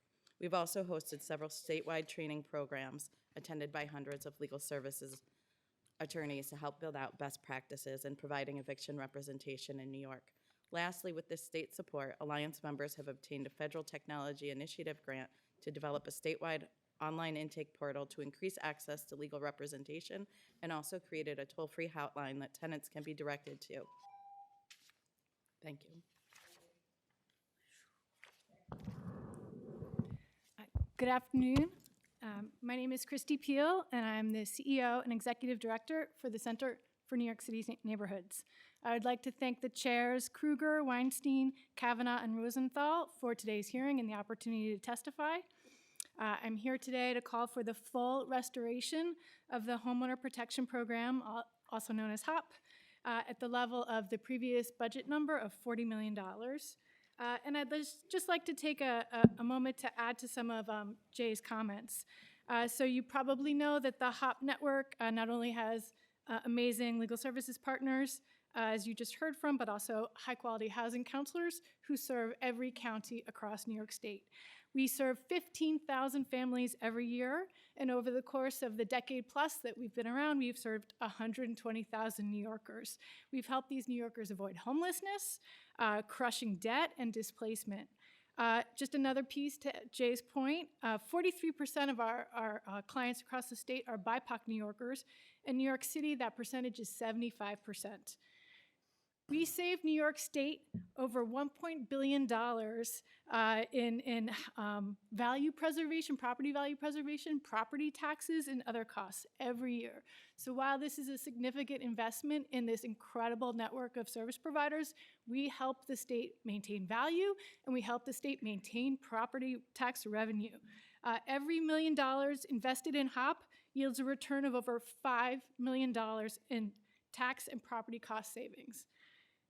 If HOP funding is not restored, we lose a huge number of assets, as you heard from Jay, including the statewide toll-free hotline, mandatory representation and mandatory settlement conferences. And again, I keep mentioning property tax payments because I think it's a really huge issue across the state. And the HOP network has been really significantly impactful in making sure that municipalities, school boards, every taxing entity across the state got paid through the Homeowner Assistance Fund over the past 2 years to the tune of $53 million. So we are maintaining revenue and returning revenue to the state.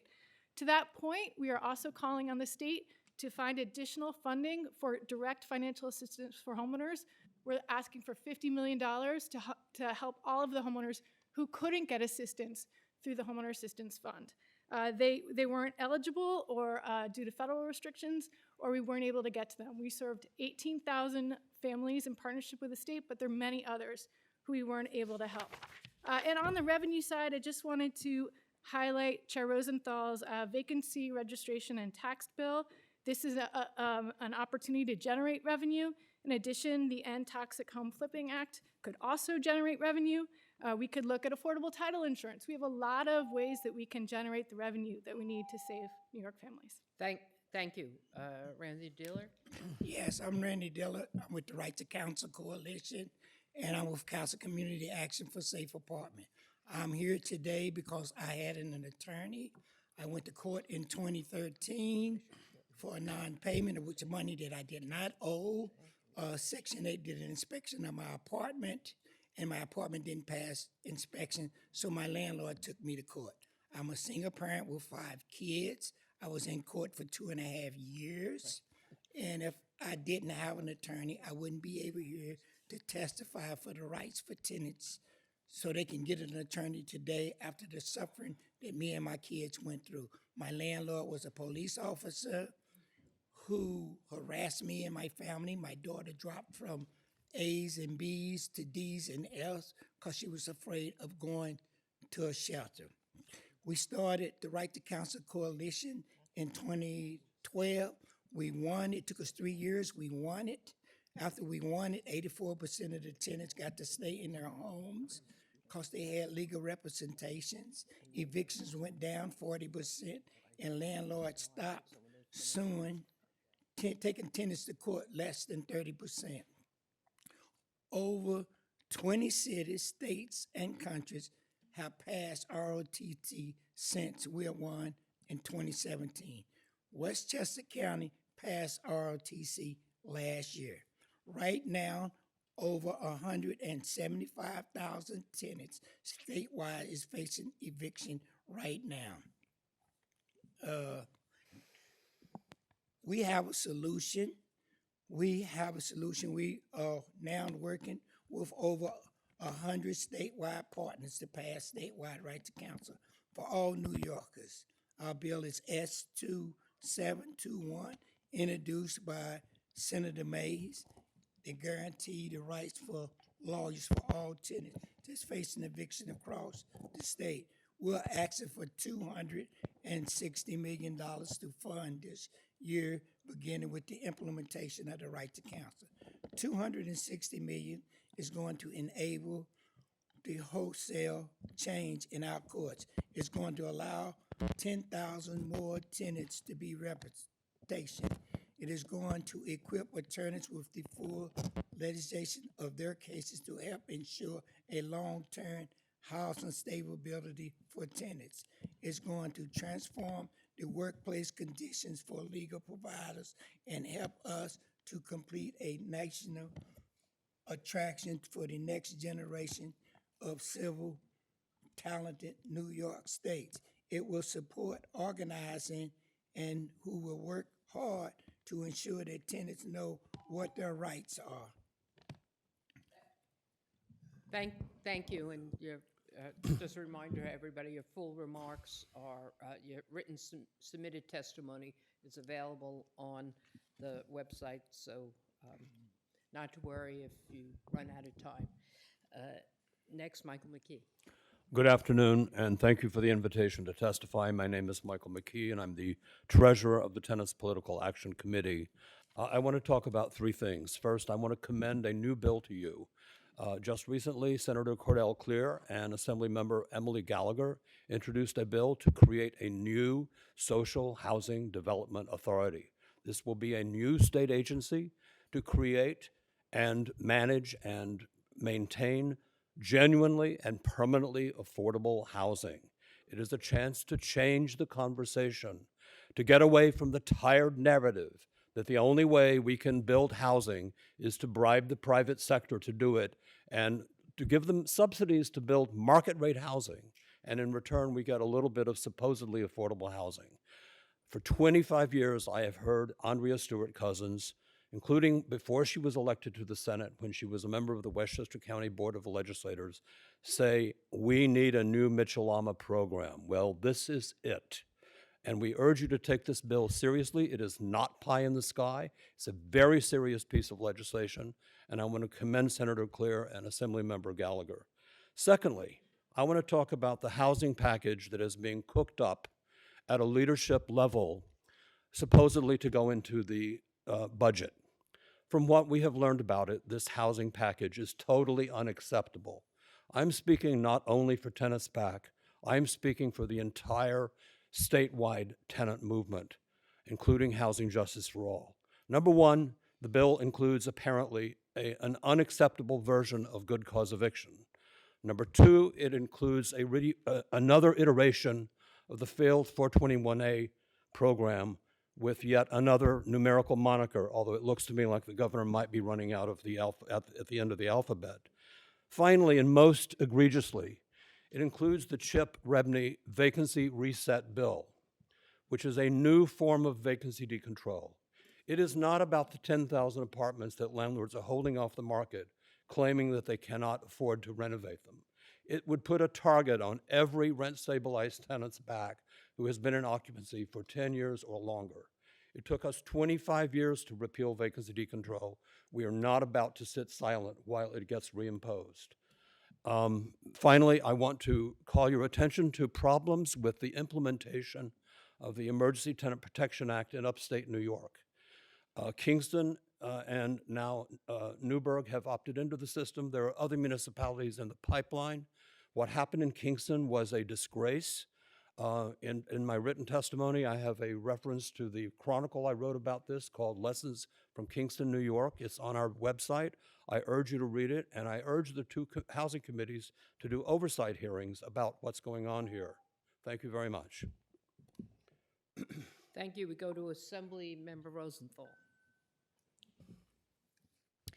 Thank you, and thank you all for all your great work and keeping tenants in their homes, homeowners in their homes, and just using every penny that you get.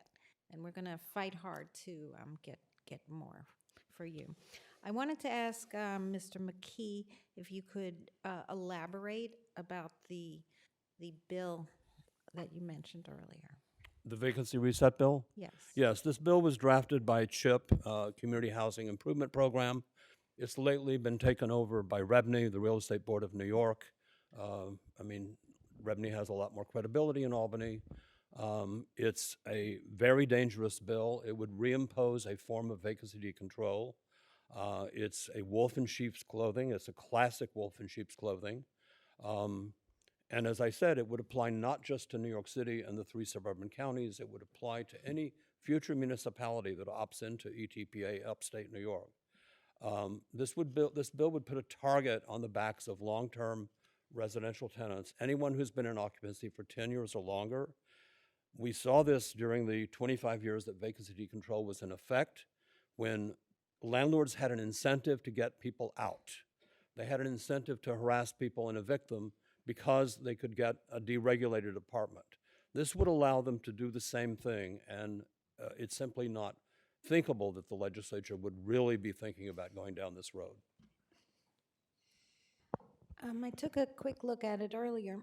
You know, we saw a lot of abuse with MCIs and IAIs over the years that we mostly fixed in the 2019 HSTPA. But isn't there part of this bill that calls for doing those, but with very little oversight?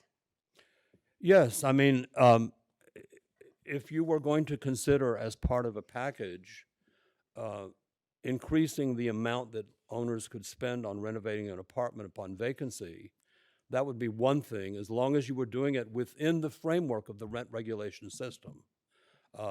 If you want to amend the individual apartment improvement formula as part of an overall package, that would give a greater allowance to landlords who want to fix up those vacant apartments, as long as that's done within the framework of the rent regulation system, and it does not allow landlords to reset the rent at market, then that would not be as objectionable. Okay, that's very helpful. Thank you.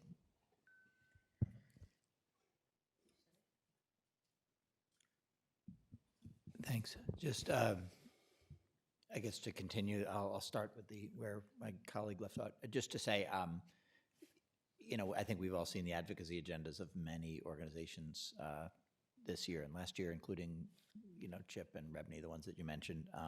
But, you know, there's not, to my knowledge, any particular bill that's being cooked up right now that includes, you know, the package that you mentioned that is being, you know, I think cooked up was your term at the We only know what we hear, Senator.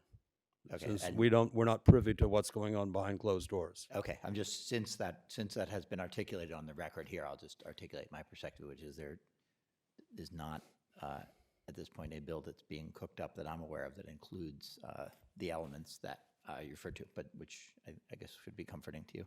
I think, you know, just to say, I'll just, in the interest of time, I'll just say I agree very strongly that we should not have a process where we fight for large amounts of money for really essential services for homeowners and tenants, and then in January it's announced that those numbers are zero, and then we spend about 80 days or so returning to the previous numbers, and then you all have to wonder if that cycle will be successful each time. It is odd, particularly this year with respect to HOP, because the executive budget had started having a baseline of $20 million previously. So, but just where, you know, we are very attentive to the issues that arise from that process, and we're going to be working to ensure that we, you know, fully fund these programs. But and just thank you all for being very effective at using that money for its intended purpose. We really appreciate it. But I'll stop there. Thank you. We go to Assemblywoman Chandler Waterman. Thank you, Chair. I appreciate the advocacy for the most vulnerable population, especially Black and Brown community, seniors, individuals living with mental health conditions. For Jacob Legal Services, New York City, D-theft, right? With our Black and Brown and our older adults, seniors experience D-theft, and the burden of proof falls on the seniors to prove that the person who scammed them and the person who acquired the property unlawfully were in collaboration, like they knew each other, they knew about it.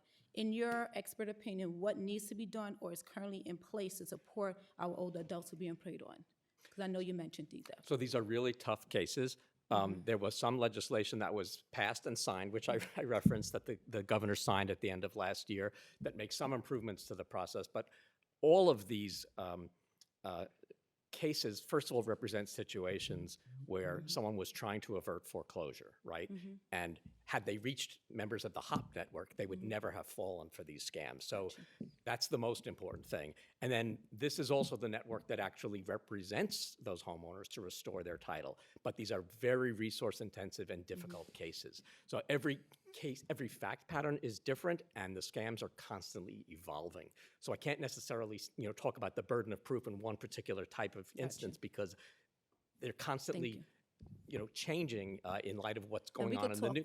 Offline more. Sure, about I'd be that. happy to talk to you And more about that. thank you. And Probably more than you would ever want to hear. Okay. Legal Aid Services, that's Legal Aid Society, right? Legal Services NYC, yes. and we And now- serve all So I'm 5 talking boroughs. about Legal Services Access The Access Alliance. Alliance, right? That's Legal Aid Society falls under you or no?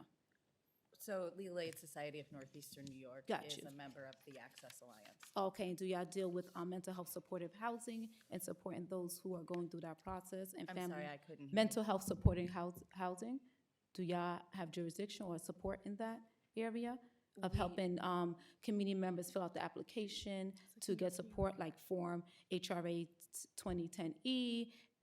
Family members are having a lot of issues when their loved ones is in a mental health facility, getting that form filled out because they think it's too much paperwork in the hospitals. So we're trying to figure out what support can be given or have you been given to those particular families and those who's living with mental health conditions. We have many different member programs, and so I'd love to talk to you more offline about that. Okay, thank you so much. And we want to make sure that they're getting the supportive housing that's needed and how we could build a plan to make sure the family is included in anything. Because, for order for them to really recover, they need that support from their families. And family members need to know how to advocate, especially when they're hospitalized and they need to have sustainable housing. If you don't have housing, you don't have food, you don't have shelter, how can you really thrive in the community? So thank y'all so much for y'all work, and I look forward to working on you, especially on these topics. Thank you. Senate? Senator Jackson. So first, I want to thank you all for coming in. You are extremely important for all of the people that are in court and having attorneys represent them. Right to counsel, it should be for everyone going into the courts. And so to the young man who fought the system and you're still alive and strong, let me just say that you have a lot Flattery of people, will get you everywhere, Senator. you have a lot of people behind you in order for what you're doing. So I want to ask Mike, Mike, what do you consider the definition of good cause eviction? A definition of good cause eviction? Yes. Um, Because I asked the commissioner about Yes. does she support good cause? And so I'm asking you, Right. what is your definition as a housing expert? First of all it is ultimately is a defense. It is a defense to an unfair eviction or an unfair rent increase if a tenant is brave enough, an unregulated tenant, is brave enough to stay and fight. And we know from experience, organizers are always telling tenants, do not self-evict. And unfortunately, many of them do because they just either are too afraid or they can't get a lawyer or they don't understand their rights. So to have the real estate lobby characterize this as universal rent control or lease for life is so hypocritical and so nonsensical. But the version that we understand is being discussed because the governor has strongly opposed this bill ever since she became governor. And the legislature has, for 5 years in a row, failed to pass it, leaving half the tenants in this state living in unregulated apartments with no defenses of any kind to unfair evictions or unfair rent increases. A valid form of good cause eviction must be mandatory, not local option. It's absurd to expect that upstate municipalities are going to have to do this by local option. And this whole formula that some staff member cooked up last year about portfolio size, that a landlord who owns fewer than X number of apartments would not be covered by good cause, is a loophole so big you could drive a truck through it. Those are unacceptable provisions. It has to be mandatory, not local option, and it has to be for specific units. Our bill, I which wanna is get one sponsored more- by one Senator more question. Salazar, would Michael, exempt I one need and to get two one and, more two and three question in, family please. homes. So Jacob, owner-occupied. you represent Legal Services of New York. Are all of the tenants going into court have counsel? Yes or no? And what can we do to make sure that they get it? I'm talking about Talking to the homeownership. mic, please. I'm sorry, I can't speak. I'm talking about the homeownership services we provide, so not talking about tenants. But it's a continuum of services. So some cases we'll represent them for the settlement conference phase. Sometimes we'll just be helping people put in an answer so that their defenses are preserved. And in some instances, we're taking on full-on representation defensively in a foreclosure case, and in other cases, affirmative litigation. Thank you. Thank you. Assemblywoman Kellis? I wanted to thank you all for coming, committing to this. And Randy, thank you so much for sharing your story. It seems, there's another piece that irks me a bit about this is that we have a pilot. It has been proven to be successful. And now not providing it to the rest of the state is the ultimate in inequity. And it is, I think, inhumane and unconscionable since we already have the data that it works. So thank you so much for coming. And I just wanted to add, thank you so much, Michael, for the definition for good cause. The one thing that I wanted to add that bothers me about, as it seems to bother you, is that it is being used to say that now no one can evict for any reason. It has nothing to do with that. It is about, the unrealistic raising of rents, right? Like evicting without cause. If someone breaks their lease by doing something in that lease agreement that they agreed not to do, that is still cause to evict, and those are being conflated, and I despise that. So thank you so much for saying it. I just wanted to give you an opportunity, though, to talk a bit about your comments about a new Mitchell-Lama program, social housing. I want to take that phrase back because it is so important that we create diversity of housing. We talk about it all the time. Why would we not allow for social housing as well, since it has worked so astoundingly well throughout the world? There's this amazing bill, as you described, from Clear and Gallagher. Can you talk a little bit about the proponents, the pieces of it that you think really stand out that are so critical? Well, thank you, Ms. Kellis, and I just want to, I think this is perhaps the first time we've seen each other since we were in Vienna together. I think so too. And both chairs of the Housing Committee were with us. Blew my mind. We spent a week in Vienna studying their social housing. I would urge any member of the legislature, maybe it's time to organize another trip to Vienna with more of you joining us. It was amazing what we saw. I mean, 44% beautiful of the community. public housing built more than 100 years ago, still in operation and still run by the city of Vienna. And 62% of Viennese live in some form of social housing. Rents are low, even market rents. The private landlords have to compete with the social housing, so market rents tend to be fairly low. I mean, 600 euros is a normal rent in Vienna. That's like, what, $650, something like that. And this bill is modeled after that. Yeah, I mean, and it's mixed income. Only the most affluent Viennese are not eligible for social housing. This is one of the reasons it's so popular. It's like Social Security. Everybody gets it. This is why the Republicans have not been able to do in Social Security. So I strongly believe in mixed income housing as long as the balance is correct and you have enough housing for really low-income people who need it the most. Thank you. To the Senate? Brian, you have anybody else? Yes. Next, we have Senator Bridgeport up next. Thank you, Mr. Chair, and thank you to our panelists for being here today. I have a couple questions for Mr. Inwald and also Mr. McKee from Tenants PAC. Mr. Inwald, first up, do you come across any tenants in 421A apartments who are being overcharged on their rent despite the state subsidizing the real estate sector? So I'm not the right person to answer questions about tenants because the practice that I oversee is really all about representing and preserving home ownership. So okay. I only have questions for Mr. McKee then. Thank you. Mr. McKee, on broker's fees, could you tell us a bit more about the impact of broker's fees on tenants in New York City? We hear horror stories from our constituents all the time.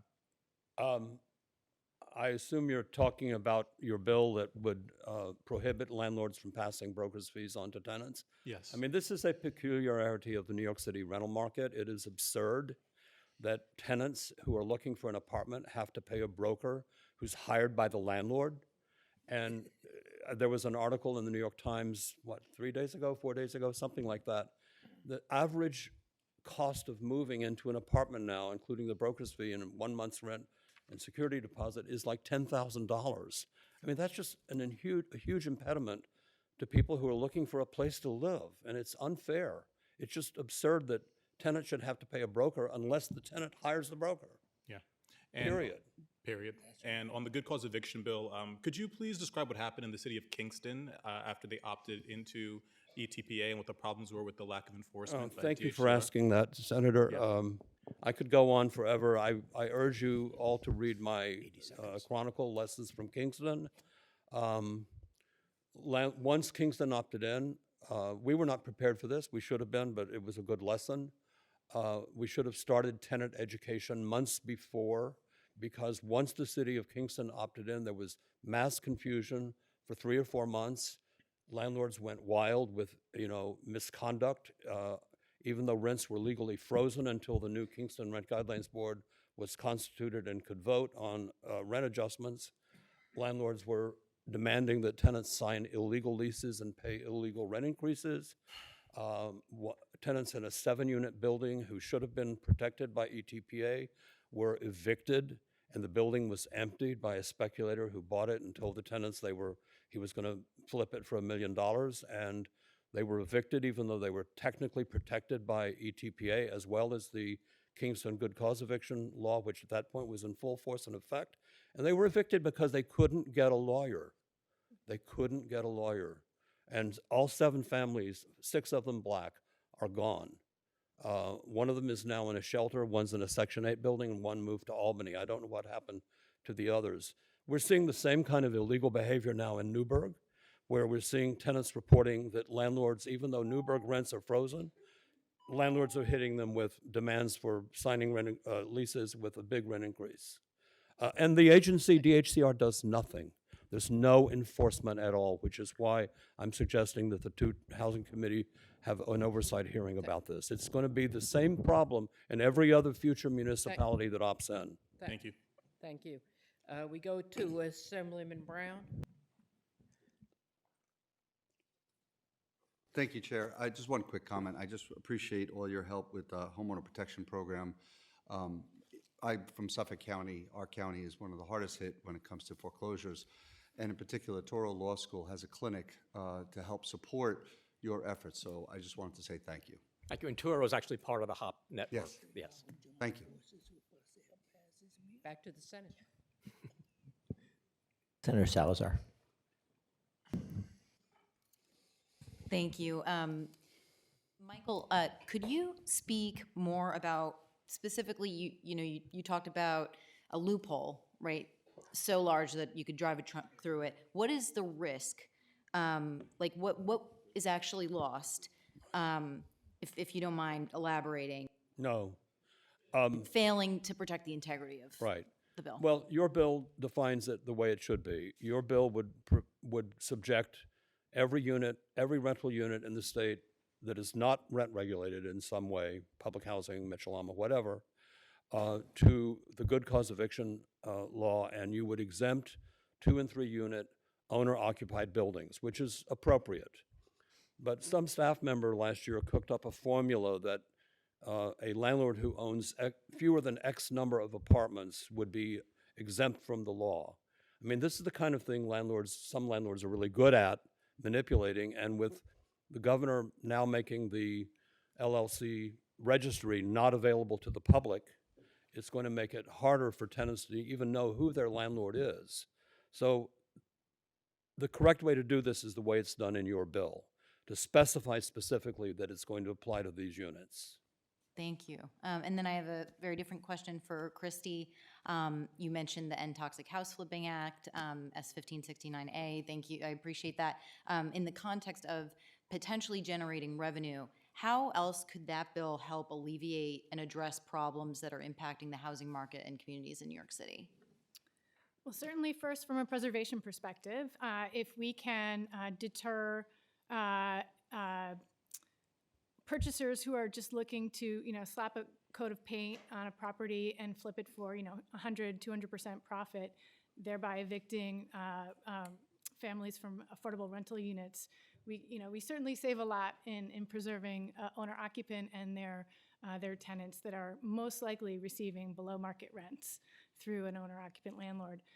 So that's one piece. And then I think that what we'd like to see is if there are short-term flips, that a percentage of that upside be returned to the community, either in the form of, we're all dreaming about new affordable homeownership, whether that's through Mitchell-Lama or other multifamily affordable homeownership, such as subsidized co-ops, community land trusts. I imagine those would be a piece of a social housing approach, but we're really interested in creating new affordable homeownership supply as a part of the fact that we know we've lost tens of thousands of BIPOC homeowners across the city through the foreclosure crisis, through gentrification, through a lot of speculative pressure, and all of the deed theft schemes that Jay mentioned. So there's a lot that we're fighting against, and we're really optimistic about the way revenue could help us address it.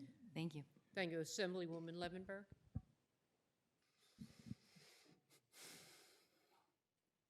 Thank you so much to all of you for your testimony and for all of the good work you do. And Mr. Dillard, thank you for all your struggles and your testimony as well. I appreciate hearing that. I just wanted to agree with the idea of going to Vienna, number one. I think that sounds great, and I appreciate your clarifying some of the social housing pieces from the Gallagher legislation. I did want to just follow up with some of the questions about good cause to some of the legal services teams, because out of curiosity, we hear a lot of pushback, obviously, about what would happen in the legal processes because of good cause. I do support this legislation, but I'm wondering again what the other perspective is in terms of just taking a lot of time to get through the process. And if you could clarify some of that for us, I think it would be helpful, because I'm hopeful that it's not the lengthy process that we're hearing about from the other side, I guess you could say. Again, you have a lot of folks here that spend a lot of time defending against the state process of foreclosure in the state Supreme Court. So I would love Jay to recommend some Right. What I can say is resources. my colleagues who work with rental housing, I'd be happy to connect you offline, and I don't want to overstep my bounds and sort of, go beyond my lanes, which is sort of outside of my expertise. But I'd be happy to connect you. We have a huge amount of resources on that subject. It's just that I'm not that resource. I gotcha. Okay. I guess that's. I mean, I don't know, Mr. McKee, if you wanted to comment on it, then from what you know, Mr. McKee.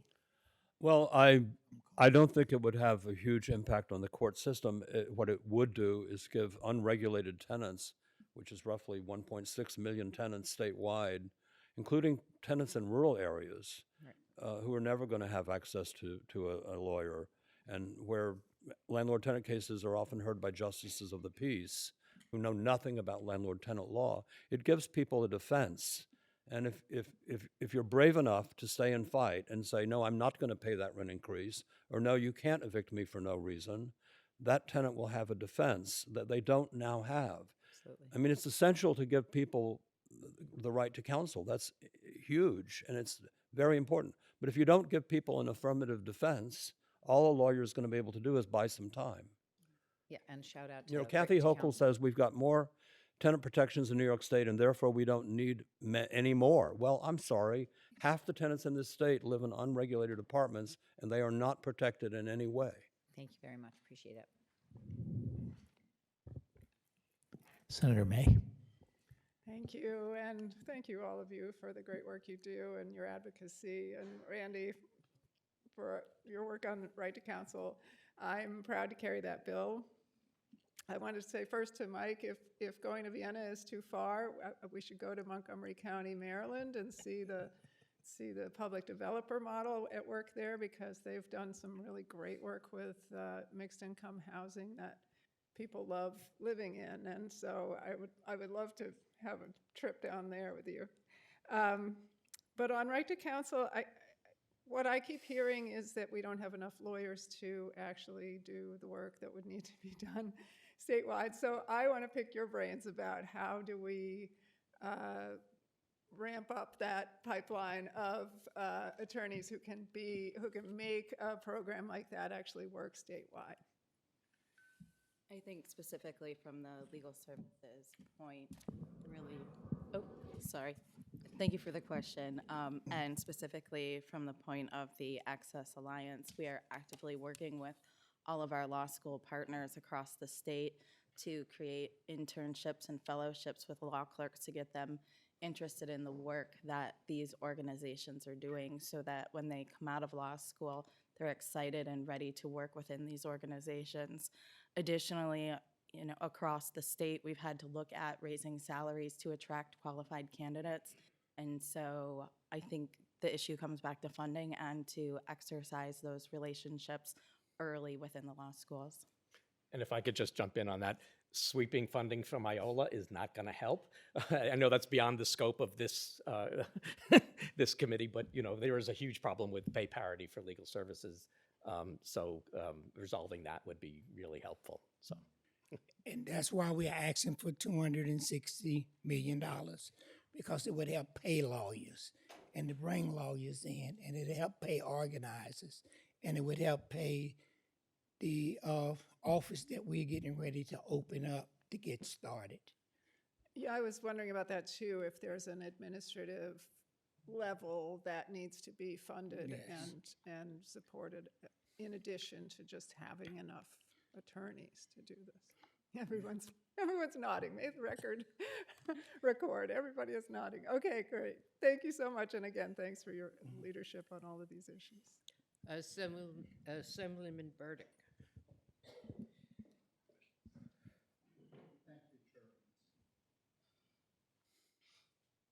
Thank you, Chair Weinstein, and I want to thank each of the panelists for the terrific work that you're doing.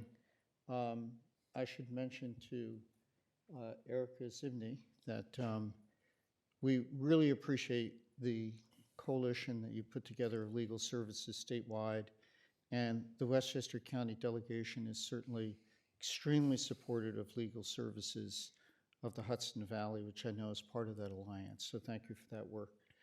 I'm just going to ask the same question I asked to the previous panel.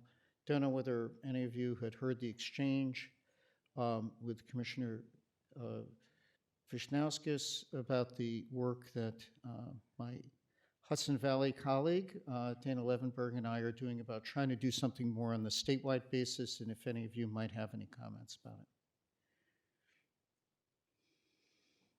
Maybe you didn't hear it. I'm sorry, doing more. So, it's really to try to, it does not have construction mandates. Instead, it provides that municipalities need to come up with something. They have to come up with a housing plan. They have to assess need. They have to take a look at mixed-use housing along the income range and require something.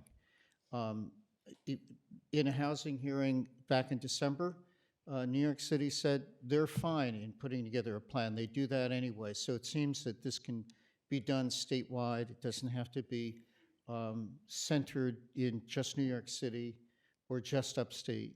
And so would welcome your thoughts and would be happy to provide that to you and would appreciate your feedback and whether you might support it. Thank you.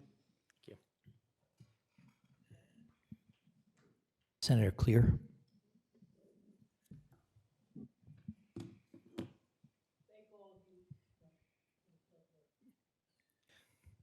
I want to thank all of you for being here today and the work that you do ongoing. Mike McKee, I'm a huge fan of all the work that we've done together over the years. This is a comment question. I don't know if you were here when you heard about my testimony. My district, which I represent, which includes Harlem and East Harlem, El Barrio, aggressively gentrified. I feel like I'm fighting for the very soul of my community, the exodus of blacks out of New York State, not just the city, that have left the state, not because they wanted to, but because they could not afford to live here. And it's continuing across the city. I would like to know if there's more that we can do in losing HPD, losing the community preference battle a couple weeks ago. I just want to know what we can do to preserve and protect and allow us to maintain a diverse population in New York City, and also for the work that you do. I chair the Aging Committee, very concerned about our seniors who are getting frauded, and I think it's a despicable crime. I think it's horrible, but I sadly think more people get away with it than don't. And I'd like to know what we can do legislatively to help those cases that are so long and so arduous and take so much time and so many resources, as well as allow us to even look back longer and what can we do where there are cases where this has happened. Seniors, they don't have the strength to fight. You don't even have to be a senior. These cases wear people out. Even in landlord-tenant court, they will wear you out. When Mike McKee talks about folks in Kingston, not having a lawyer, that makes a difference, because even just to take off from work to show up, they know that they can show up more than you. What can we do? Well, with 1 minute and 6 seconds. Well, you can call me. I would say, first of all, preserving existing home ownership, which is one of the reasons why I'm here, is really, really key, right? There's no reason to lose all the talk about, increasing the housing stock and everything.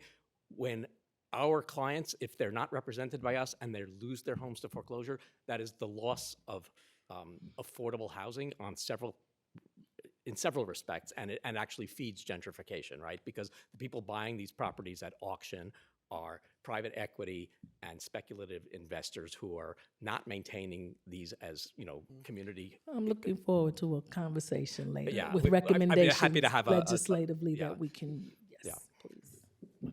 I would recommend that you put the 300,000 or so apartments that were lost to vacancy decontrol back under regulation, and which for some reason were not included in the Housing Stability and Tenant Protection Act.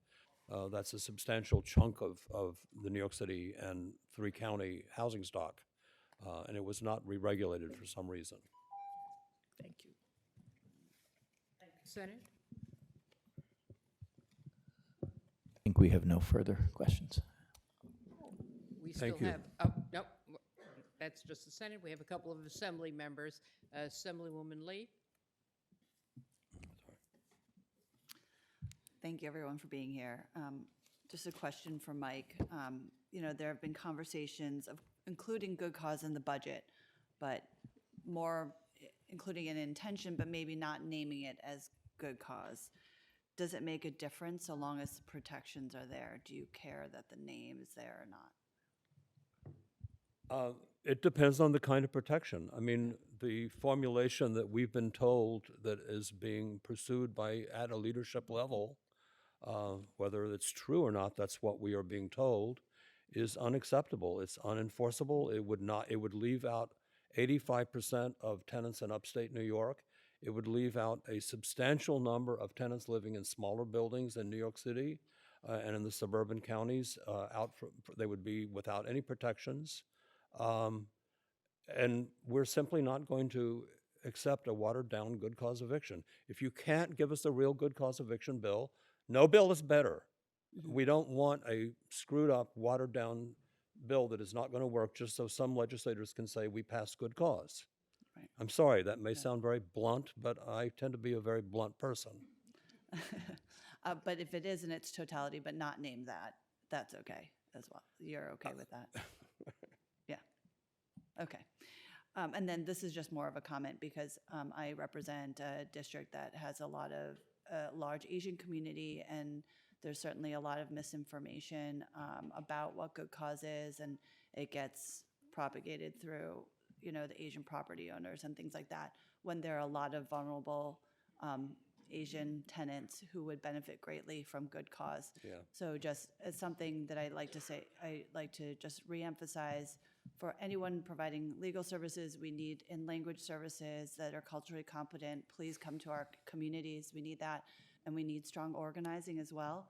so that we can build that groundswell of support for the tenant protections that really do help so many vulnerable members of the community, but they get drowned out or lost because of the language and other issues. Thank you. Thank you. And to close out this panel, Assemblyman Mantilla. Thank you, Madam Thank you. Chair. Jacob, I want to say thank you for everything HOP does. I'm from the 130th District of Wayne County up near Ontario County, and you've done a lot of good work there through your organization, so thank you. My second question to Michael, if you have a few minutes. I appreciate you being blunt. I think you'd make a great assembly member being blunt.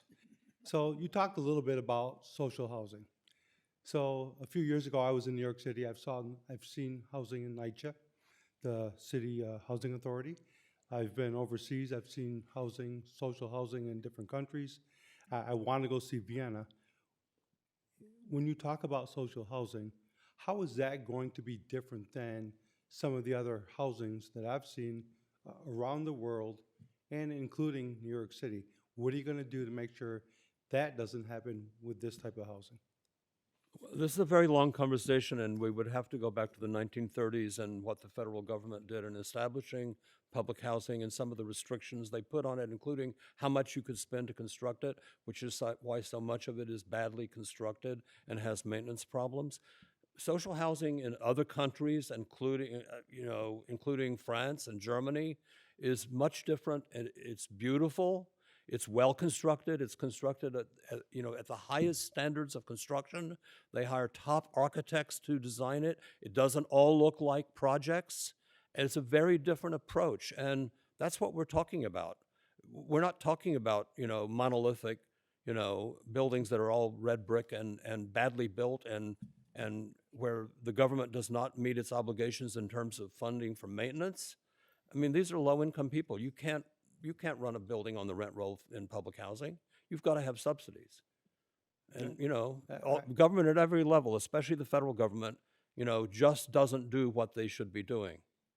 All right. So I'm glad you brought up Germany. I've spent 3 years of my life there, and I've been in a lot of that housing, and I agree with some of the things you say, maybe not all of them, but I'd love to spend a little time with you on the side where we can spend a few hours and really talk about this in depth, because I want to see where you think we can go, how we're going to fund it, but more so, how are we going to help the tenants that are in those homes, in those rental units, make that last long term for them? Because we can't constantly throw state or federal dollars at that. We have to give them the ability to work and to help self-fund the rent. So I'm in full support of talking with you. I want to go to Vienna. Let's go see these places and let's talk. So thank you for your testimony, and thank you all for being here this afternoon. Thank you. While we plan our Thank you. field trip, we want to thank you all for being here, and going to call on Panel C, New York Building Congress, New York Housing Conference, American Institute of Architects, New York, 32BJ SEIU, and Open New York. Okay, so you'll just have them go, and then Linda and I'll be back.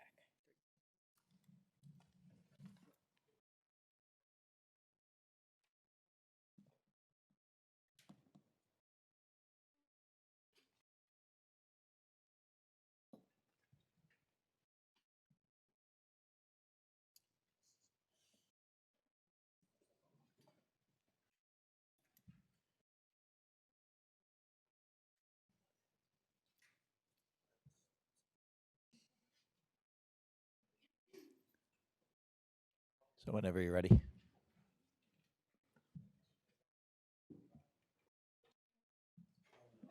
Perfect.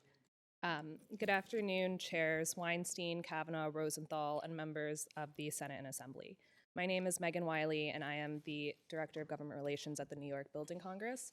And I want to thank you for allowing us to speak today regarding the legislature's efforts to create a comprehensive plan in the FY 2025 budget to address our state's current housing and affordability crises.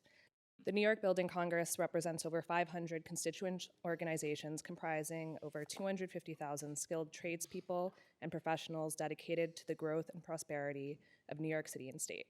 With the lack of adequate housing, affordable housing stock, one of the biggest obstacles to these goals, We applaud the legislature's eagerness to shape a housing package that incorporates the diverse priorities of labor, property owners and developers, third-party stakeholders, the 46% of New Yorkers who rent their homes, and those currently struggling to find a place to call home. The Building Congress is already committed to working with a broad coalition to take much-needed action once and for all. We echo Governor Hochul's proposal in the executive budget to extend eligibility for the recently expired tax incentive program and enact a newer and more robust one to reinvigorate the development of affordable housing. We also support the governor's proposals to remove antiquated restrictions on the FAR cap that hinder development, streamline environmental reviews on affordable housing projects, boost the conversion of unused commercial space into residential units, and incentivize new opportunities for homeowners and tenants like accessory dwelling units.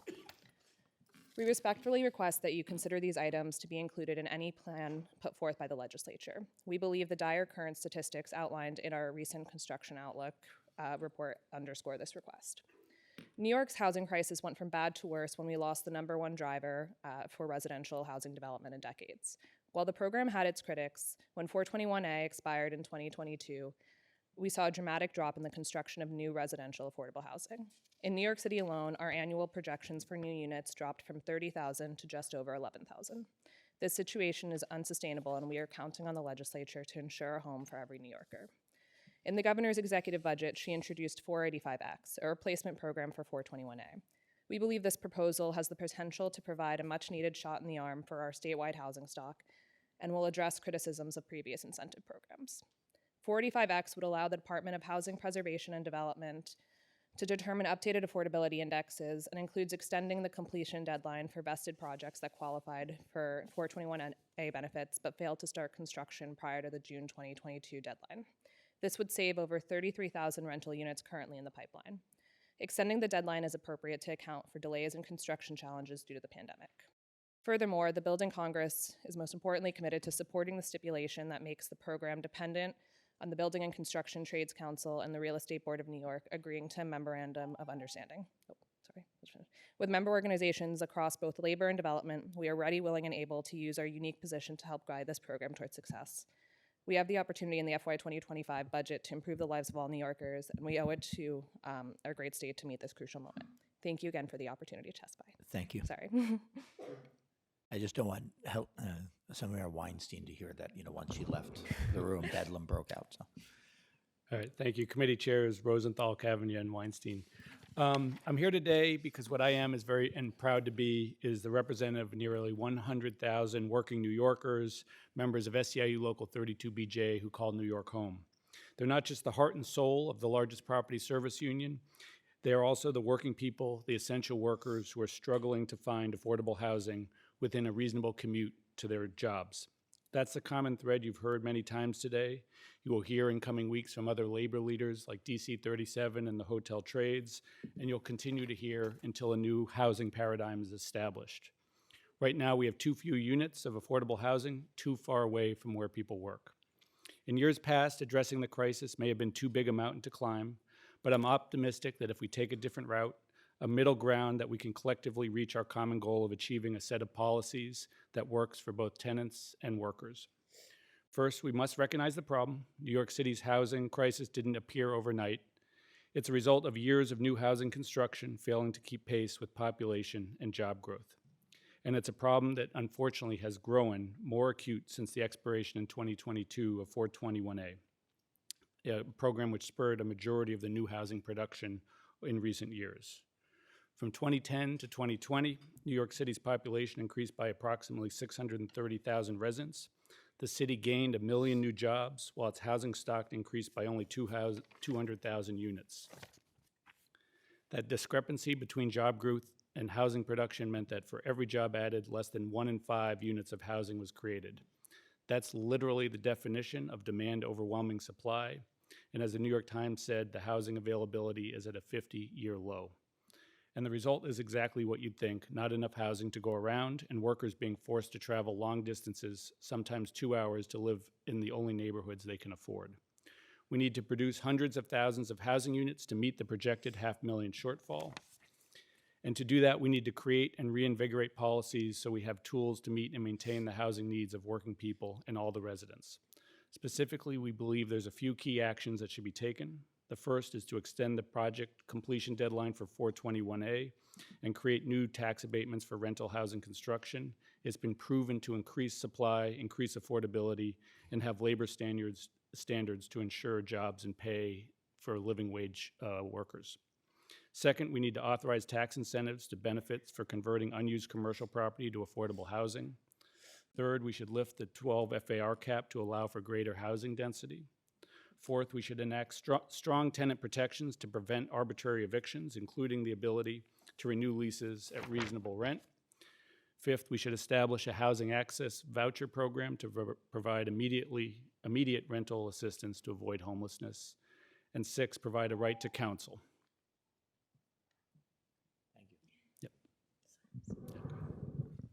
Good afternoon. I am Bria Donahue, Senior Manager of Government Affairs at AIA New York. We represent more than 5,000 architects and design professionals committed to positively impacting the physical and social qualities of our state. Thank you, members of the Joint Legislative Budget Committee, for the opportunity to participate in today's hearing. To avoid being repetitive, I'm going to focus my testimony today on office to residential conversions. In order to maximize the opportunity in front of us, there are 3 key barriers that need to be addressed to create a feasible pathway for office to residential conversions. First, AIA New York supports Alpha Park Q to authorize New York City and the New York State Urban Development Corporation to allow for denser residential development. Since 1961, there has been a cap on floor area ratio in New York City, which limits the size of residential buildings to 12 times the size of the lot on which they are built. This presents a challenge for conversion projects because the FAR cap only applies to residential buildings. Many commercial buildings, however, are greater than 12 FAR, so this cap serves as one of the first impediments to office to residential conversion projects. Second, AIA New York supports Alpha Park R to authorize tax incentive benefits for converting commercial properties to affordable housing. Without government incentives, conversion projects with affordable units are effectively impossible.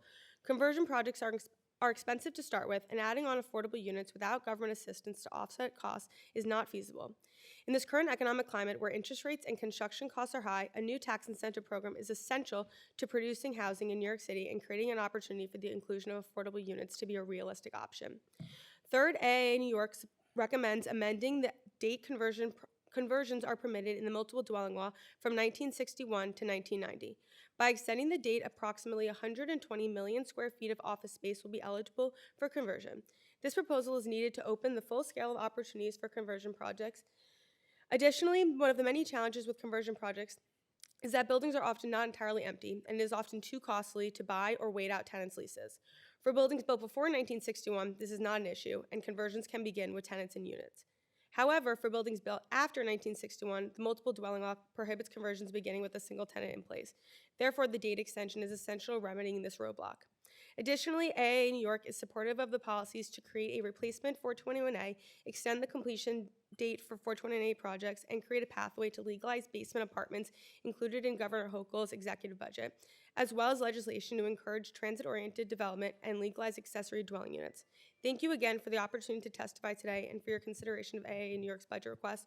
Our full testimony has been submitted for your review, and I welcome any questions you may have. Thank you.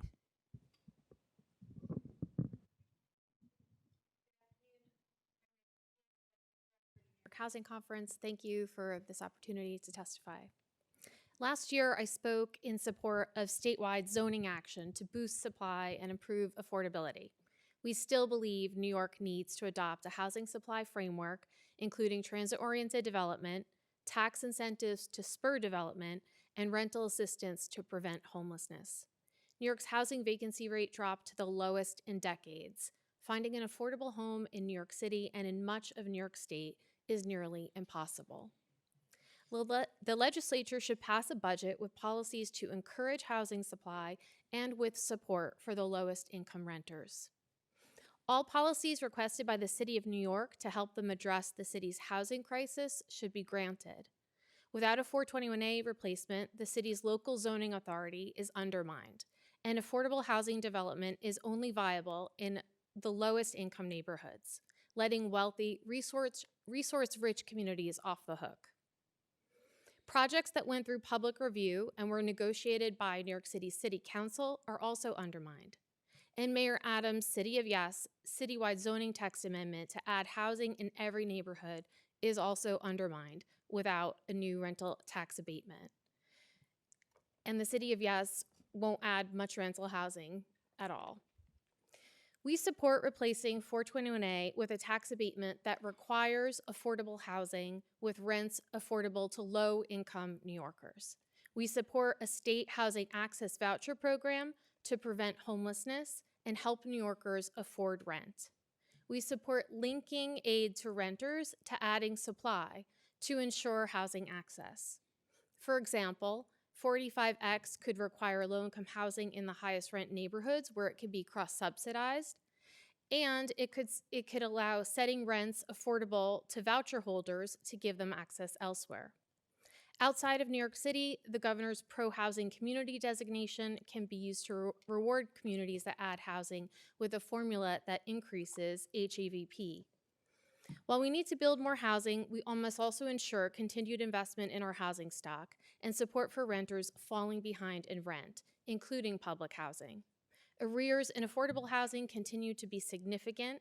A third of renters in affordable housing owing more than 2 months in rent were identified in a sample of 52,000 units of affordable housing we analyzed.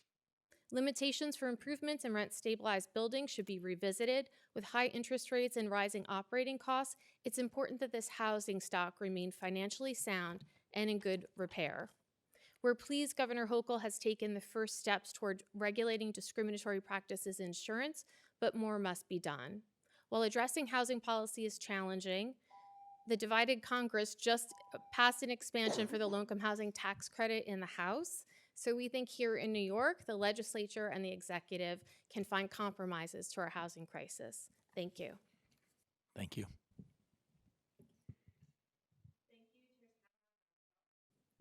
My name is Andrea Gray, I'm the Executive Director of Open New York, an independent grassroots pro-housing nonprofit with hundreds of volunteer members across the state.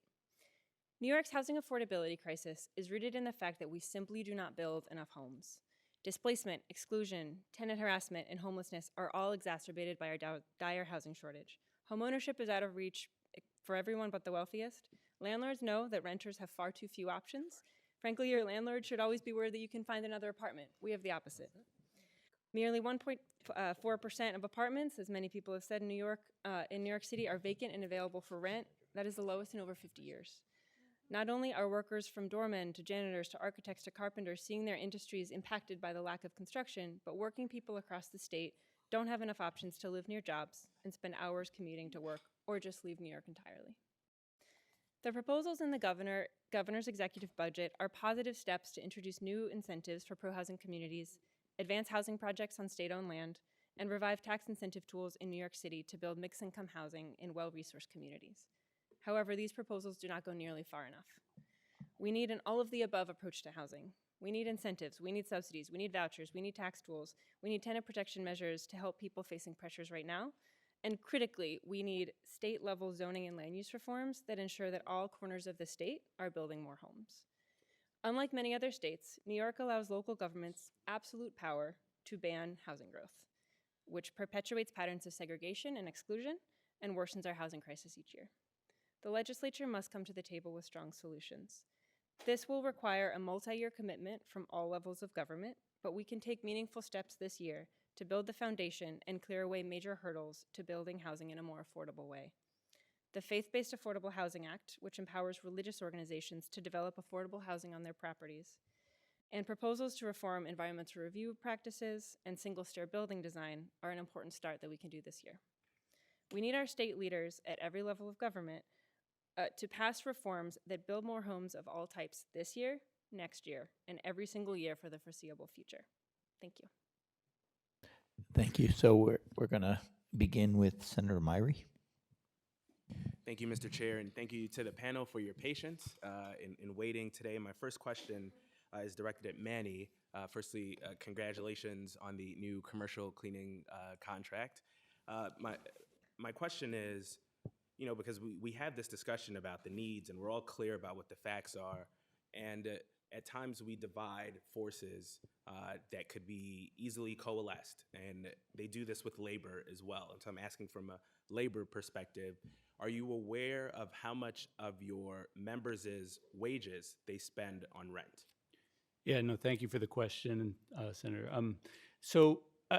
Our members in New York City range, our commercial members and residential members are on the higher range of our members. And I would say, our members are very much like working class New Yorkers. And I think the stat roughly for working class New Yorkers is that 50% of New Yorkers spend a third of their salary on rent, and a third of New Yorkers spend 50% of their salary on rent. And I think our members are not that different from that reality, from our better paid members to the workers who've been most recently organized at airports and other places. So the rent burden and the increases in rent has been a real stress for our members and a major concern for us. And thank you for that response. And in line with that, I would ask the entire panel, and you don't have to give an extensive answer, but it was alluded to in several of your testimony. We have been told that we can either do a lot on the supply side, we can do a lot on the zoning, or we can do a lot to protect tenants. And I want to know from each person on the panel whether or not you think it is feasible for us to do all of those things and tackle them at the same time, not perhaps to completion in every single area, but to not be paralyzed by not being able to accomplish every one of those things.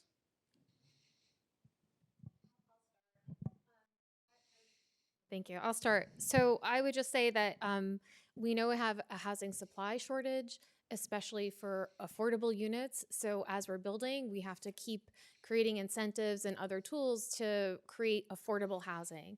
But building takes a long time and people can't pay their rent today. So we strongly support the Housing Access Voucher Program to make sure that we have more resources to help people stay in their homes and afford a home. I'll just add that I think the answer is a simple yes. I think that when you look back over the past couple of years, I think there's been a lot of good ideas. And I think now's the moment, and we're very optimistic that we can put together key elements of capping rent so that tenants are not gouged. But as many people have said on this panel, ensuring that we have the supply that we need as well. I'll also jump in and say a hearty yes. You're speaking my language, Senator. But tenant protections and supply really go hand in hand, and we need all of the above, and it's very possible. Thank you. We go to Assemblywoman Kellis.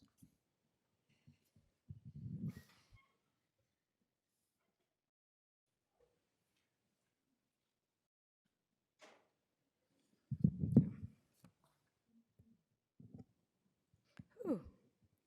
All right, I found all my notes. So thank you all. Like the balance of, as you heard me say earlier, being able to walk and chew gum at the same time and be able to address the crisis today, which is that we have housing that's not affordable, and build at the same time. So thank you for confirming that. I would love, Anne Marie, we've spoken about this before, but I want to hear you talk a little bit more about the research between incentivizing the development of housing versus having a mandatory program across the state that requires that everyone participate. You create diversity, but it's mandatory participation. Yes, thank you. So this was a big topic of conversation last year, but all of the academic research is quite clear that an incentives-only approach doesn't work, right? There are a lot of, New York has some of the most exclusionary zoning in across parts of the state, and frankly, just incentives and sort of asking some places to build more housing, it's just proven to not be the only way we can do things. So, which is why our organization, we're really advocating for, of course you need incentives, there are a lot of things we can do. We also have to just be honest that we absolutely need the state to use all of the tools that it has to keep all parts of the state just accountable to fair housing and to really being part of the solution, that we just need more homes. Great, thank you.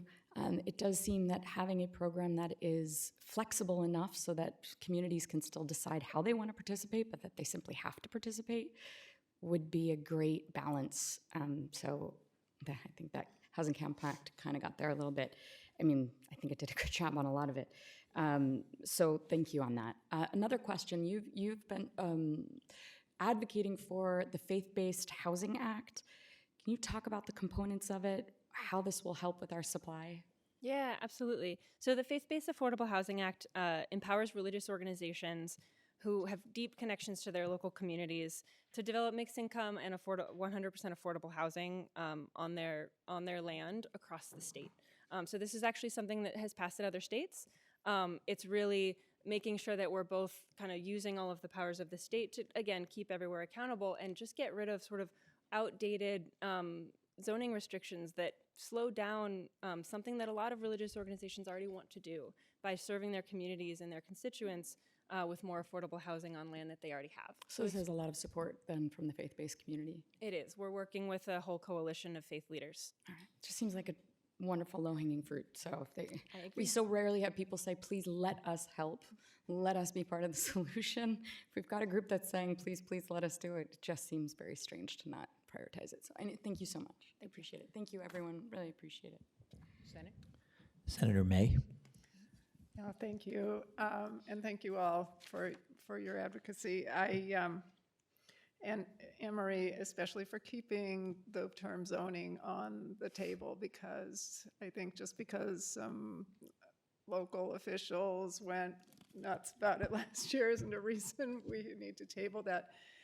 In my city of Syracuse, we know that as soon as you get outside the boundary of the city, there's almost no land that is zoned for multifamily housing. And the very term affordable housing seems to trigger so much opposition in local communities that it's just almost impossible to overcome the zoning restrictions. So I guess this is partly for Bria.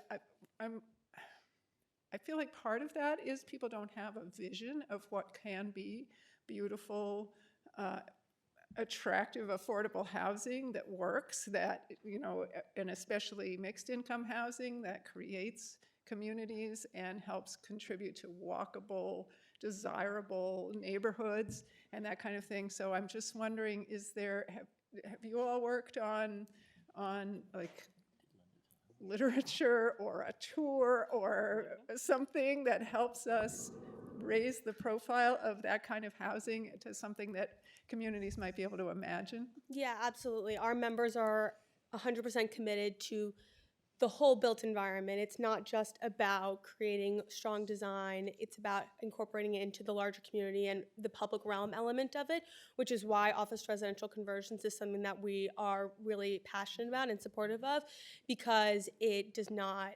interrupt the character and the integrity and the connection to the neighborhood. We're adaptively reusing existing buildings, and there's also a lot of sustainability benefits to it that I wasn't able to touch on in my testimony, but it's in my written comments.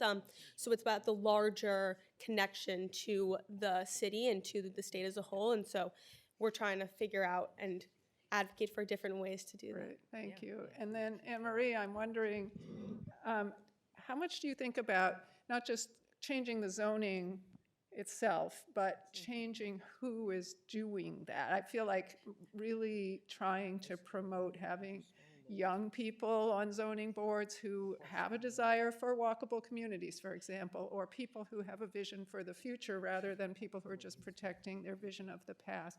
Is that something you're thinking about? Is that something we can help with? Yeah, so Open New York, we're a grassroots membership-based organization, so we have hundreds of members. A lot of them are on their own community boards. They kind of go together to meetings to really be proponents of new housing directly in their backyards. So we think it's a model, and we've expanded across the entire state. So it's really, really, really important. This is we got into this mess over decades, and it's going to take us kind of everything to get out of it, and everyone really organized. Thank you. Thank We go you. to Assemblymember Grace Lee. Good afternoon. Thanks for waiting patiently to testify, and want to thank especially our labor unions here for being a good reminder of all the great men and women who keep our city running and who also are struggling with housing. So this is for Manny. I see many 32BJ members who work and build big buildings in my district in Manhattan. What are their commutes like, and how does their access to affordable housing impact their commute? And can you tell me how many of, more specifically, how many of your members are traveling more than an hour to get to their jobs? Yeah, no, thank you, Assembly Member. Approximately 80,000 of our members work in New York City, and of those, 13,000 live outside the city, and 6,000 live outside the state. So I think it's a fair assumption for those 13,000 that their commutes are over an hour. We know that a few hundred of our members live in Pennsylvania because that's where they can afford to live, so they have at least a 2-hour commute in each direction. So it is a real stress in the realities of it. It varies. We could have a discussion about the MTA, but the reality is 13,000 are clearly over an hour commute in each direction. Great, thank you. Thank you. Senator Martins.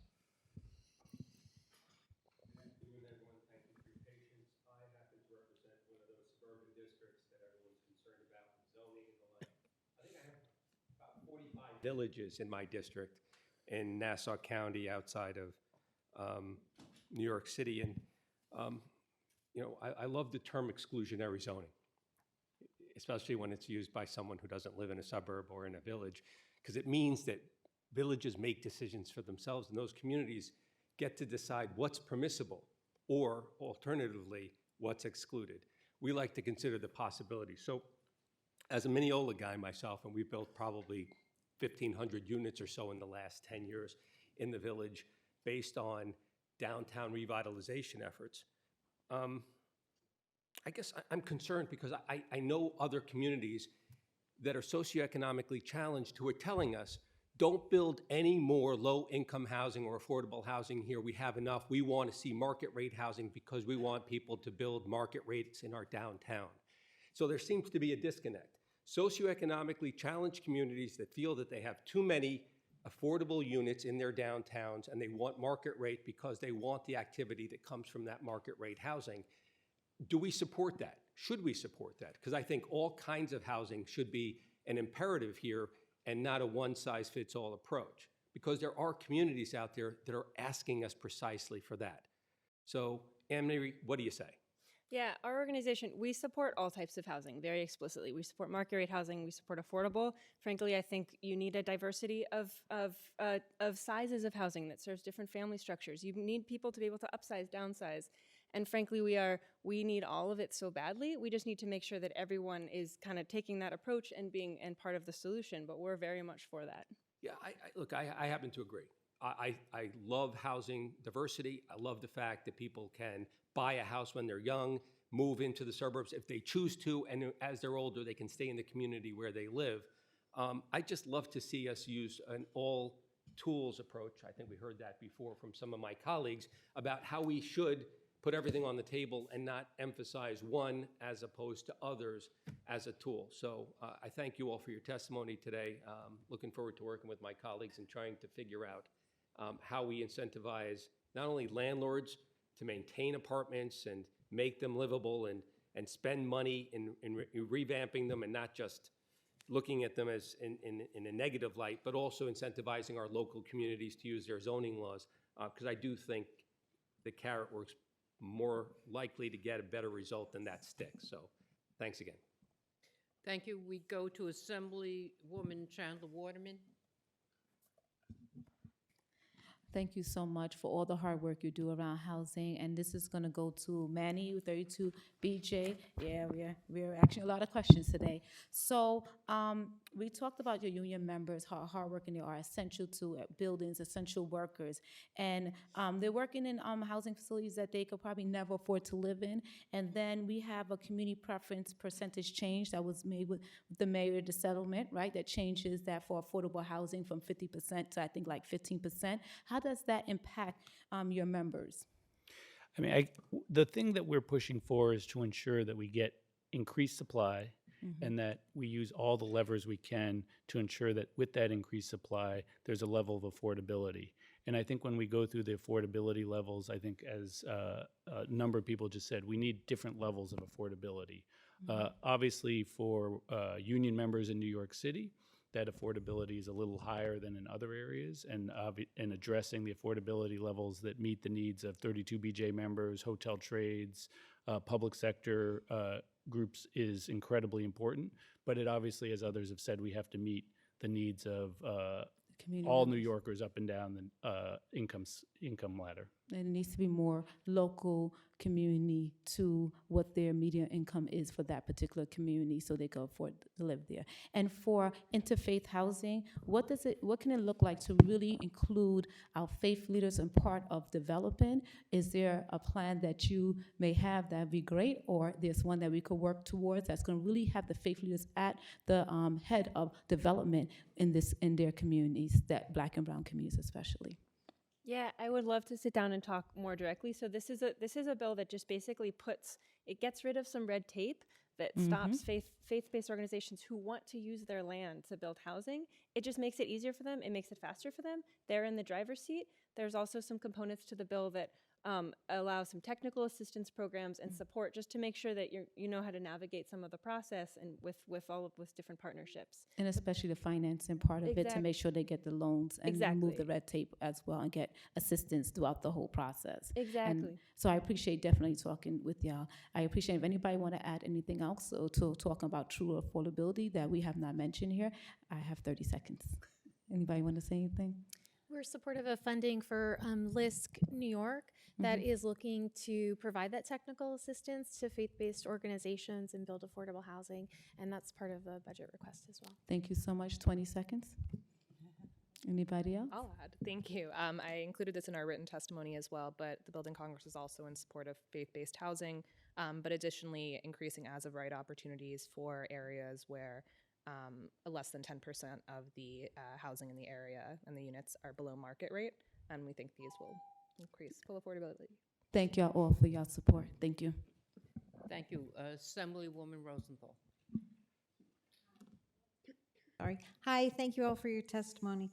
So everybody here is basically supporting what the governor put in her budget, and then you've mentioned some other things you support. Last year, there were 213,000 plus filings for eviction across the state. 135,000 of them were in the city. So they weren't all evicted, but they were all brought to court.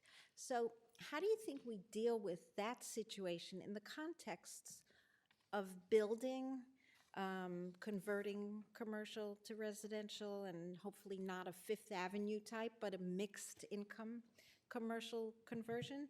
And yet tenants don't have access to attorneys in the city because there are not enough of them, and they don't have the right across the state.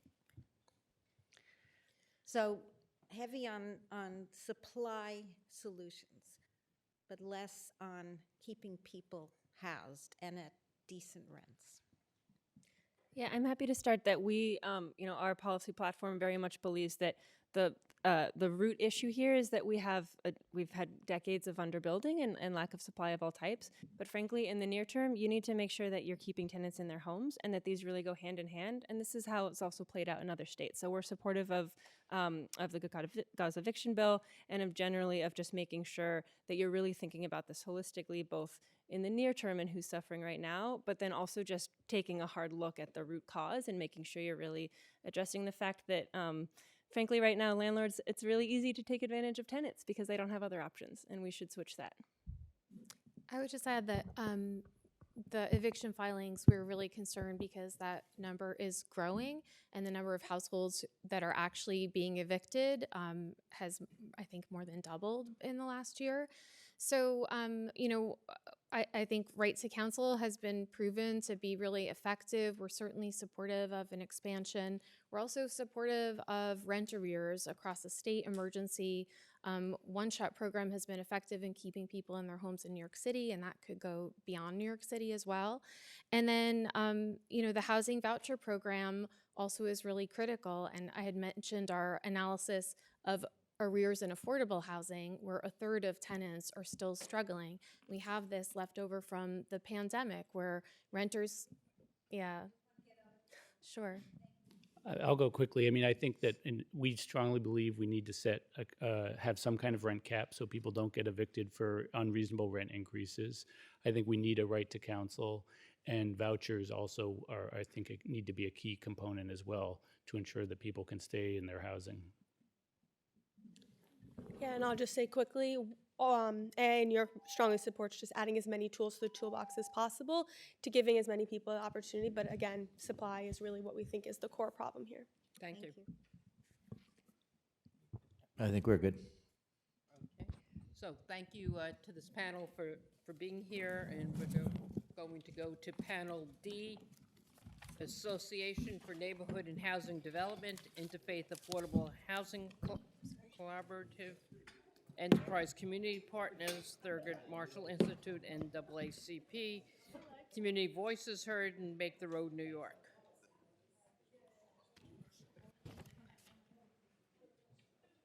I was up for 10 minutes, but.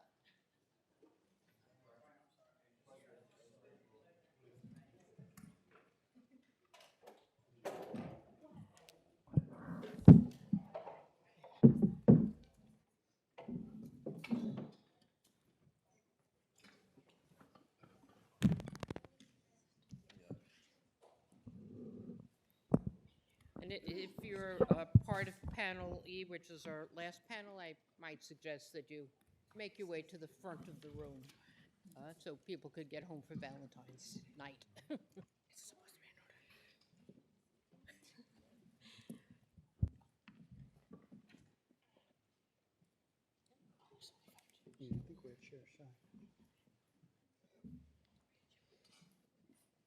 So it's musical chairs today, Yeah. right? Whoever doesn't get one.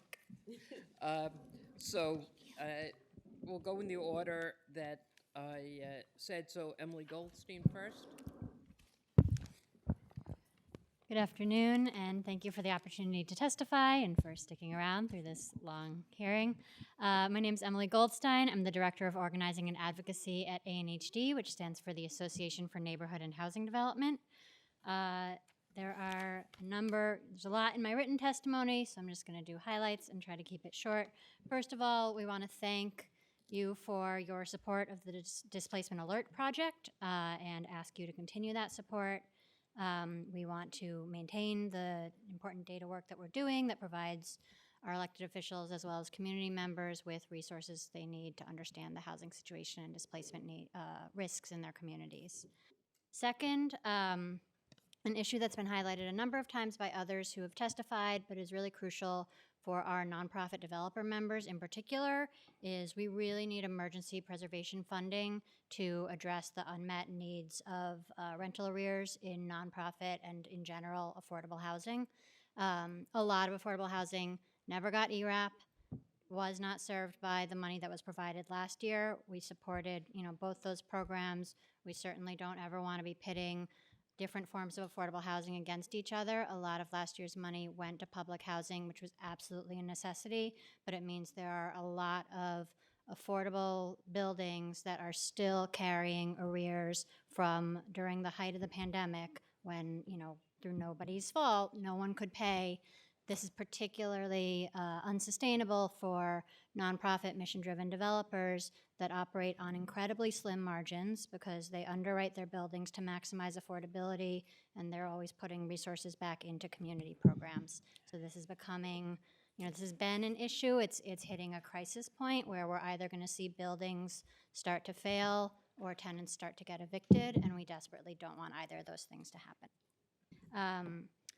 Third, we support, and along with others, both the legislation and the governor's recommendations around addressing discrimination on insurance premiums in affordable housing. This has likewise become a huge challenge for our members.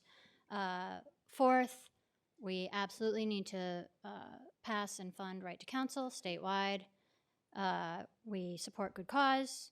We agree with the BASE campaign and supportive of that campaign on passing legalization for basement and cellar apartments and allowing the city to address those housing needs. And finally, I'll just say, unlike many of the others who have spoken here, we are not supportive of what we've seen so far of proposals to replace 421A. The numbers and letters keep changing. At its core, this still seems to be primarily use of public resources for primarily market rate housing, and we don't think that's the right priority for public resources. Thank you. Rashida Tyler. Hi, thank you. My name is Rashida Tyler. I'm the project manager for the Interfaith Affordable Housing Collaborative and the Partnership for Faith-Based Affordable Housing and Community Development, aka the Partnership. I am also the Deputy Executive Director of the New York State Council of Churches. The partnership is comprised of the New York State Council of Churches, the Interfaith Affordable Housing Collaborative, and the Interfaith Assembly on Homelessness and Housing and Bricks and Mortals. And so these organizations began to help faith-based organizations respond to housing and homelessness crisis in their communities by providing them access to technical assistance and pre-development funds to utilize their properties to help develop housing that stabilizes and strengthens their communities. Although it is well known that New York State has been in a housing crisis for many years, post-pandemic, this crisis has been deepening at an alarming rate. According to the Fiscal Policy Institute, and again, we all know these numbers, so I'm not going to go too in depth, but 40% of housing prices have increased 40% in the 3 years since the pandemic. According to the point-in-time housing survey or homelessness count, New York State is second in the nation for the number of homeless individuals. And last year, there were 212,000 eviction filings in New York State, according to the eviction dashboard. So these numbers are worsening, and it should come as no surprise that our faith-based institutions are being impacted in unprecedented ways, particularly with the loss of population of over 100,000 people since last year. And so post-COVID, faith-based organizations are facing economic pressures, with over 50% of some pastors citing negative impact on their congregation. Attendance at religious services is decreasing, and although giving remains stable, operating costs are rising, and many houses of worship are in economic distress. So we favor the Faith-Based Affordable Housing Act, which allows faith-based organizations to utilize their properties to develop affordable housing. Outside of New York City, you can build up to 3 stories. Inside of New York City, up to 5 stories. It's based on population. The reason we favor the Faith-Based Affordable Housing Act is that it allows communities to determine and work with their institutions of faith to find the type of development that works best for them. The housing crisis really can be seen as 3 crises in one: a lack of vacancy, a lack of affordability, and a lack of will. Many faith-based institutions have the will to develop, but there are many things such as zoning restrictions that actually hamper their ability to develop. So we urge a comprehensive housing plan that is pro-development, such as the governor's pro-housing communities plan, and also policies that help prevent homelessness, such as the Housing Access Voucher Program and the Right to Counsel, which help keep people housed. Thank you. Thank you.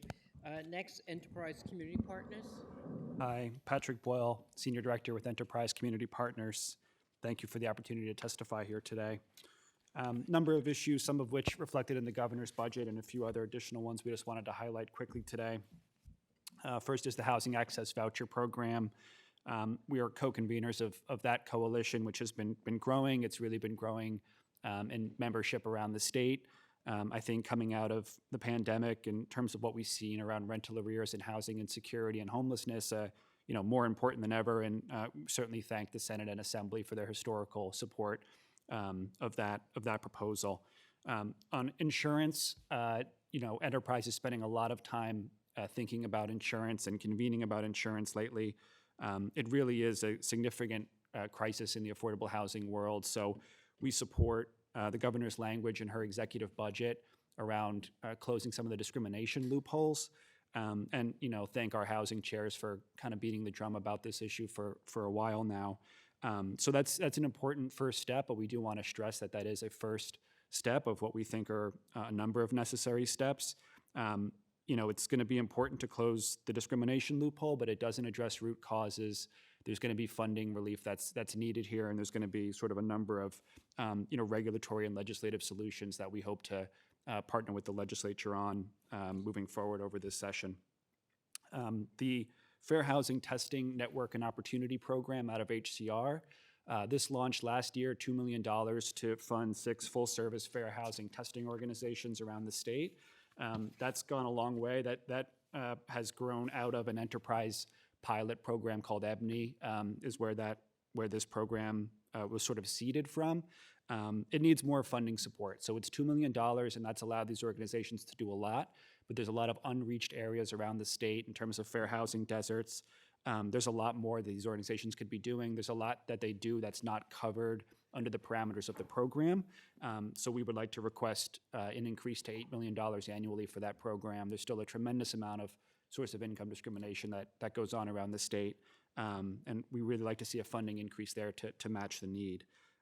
We support the Supportive Housing Network and their ask for $32 million to bolster the supportive state supportive housing program initiative and bring those up to ESHI levels of funding.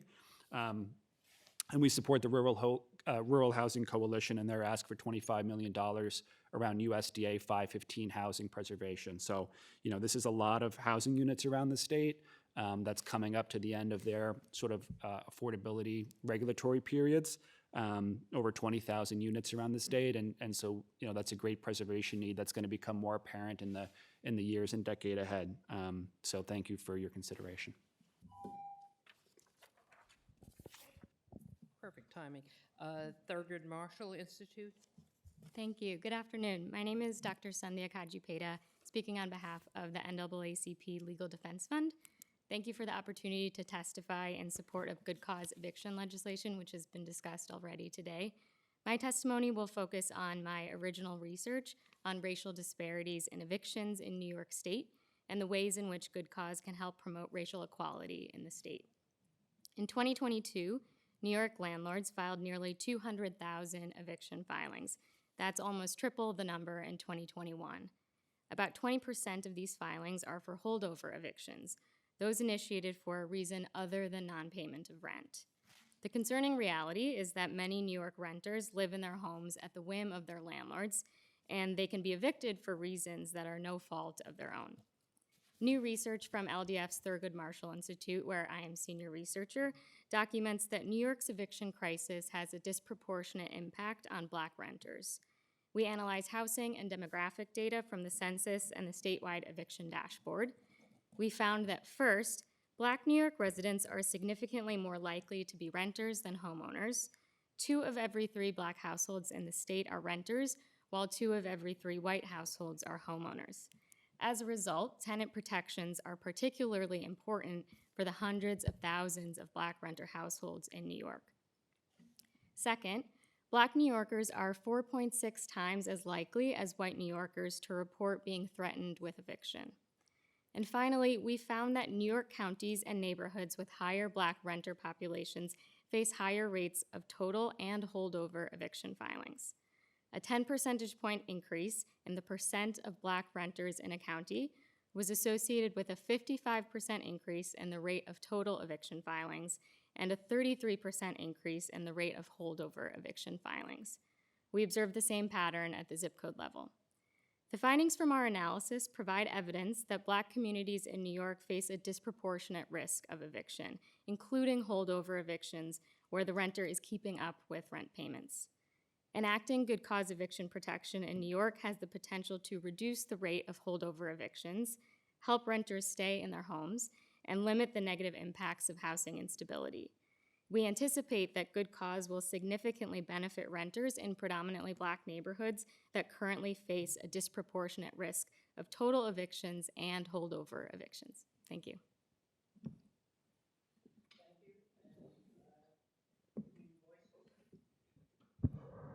Good afternoon, and thank you for having me this evening. My name is Barbara Williams. I'm a member of Community Voices Heard, and I live in public housing in Washington Heights. I've lived in public housing for 33 years. I've also been the president of my resident association for 2 terms. I'm here today because of the living conditions that I've seen in public housing. I've been in apartments with no kitchen. I've been in apartments with no walls. I've looked into closets where you couldn't see the ceiling because of black molds. I've smelled mold and mildew so strong that I almost passed out. I've opened kitchen cabinets infested with roaches. I've seen bathroom ceiling fall on my neighbors. And we've been going through these same issues for 3 decades. 3 decades. No one should have to live like that. The development where I live, the Polo Grounds, was constructed in 1968.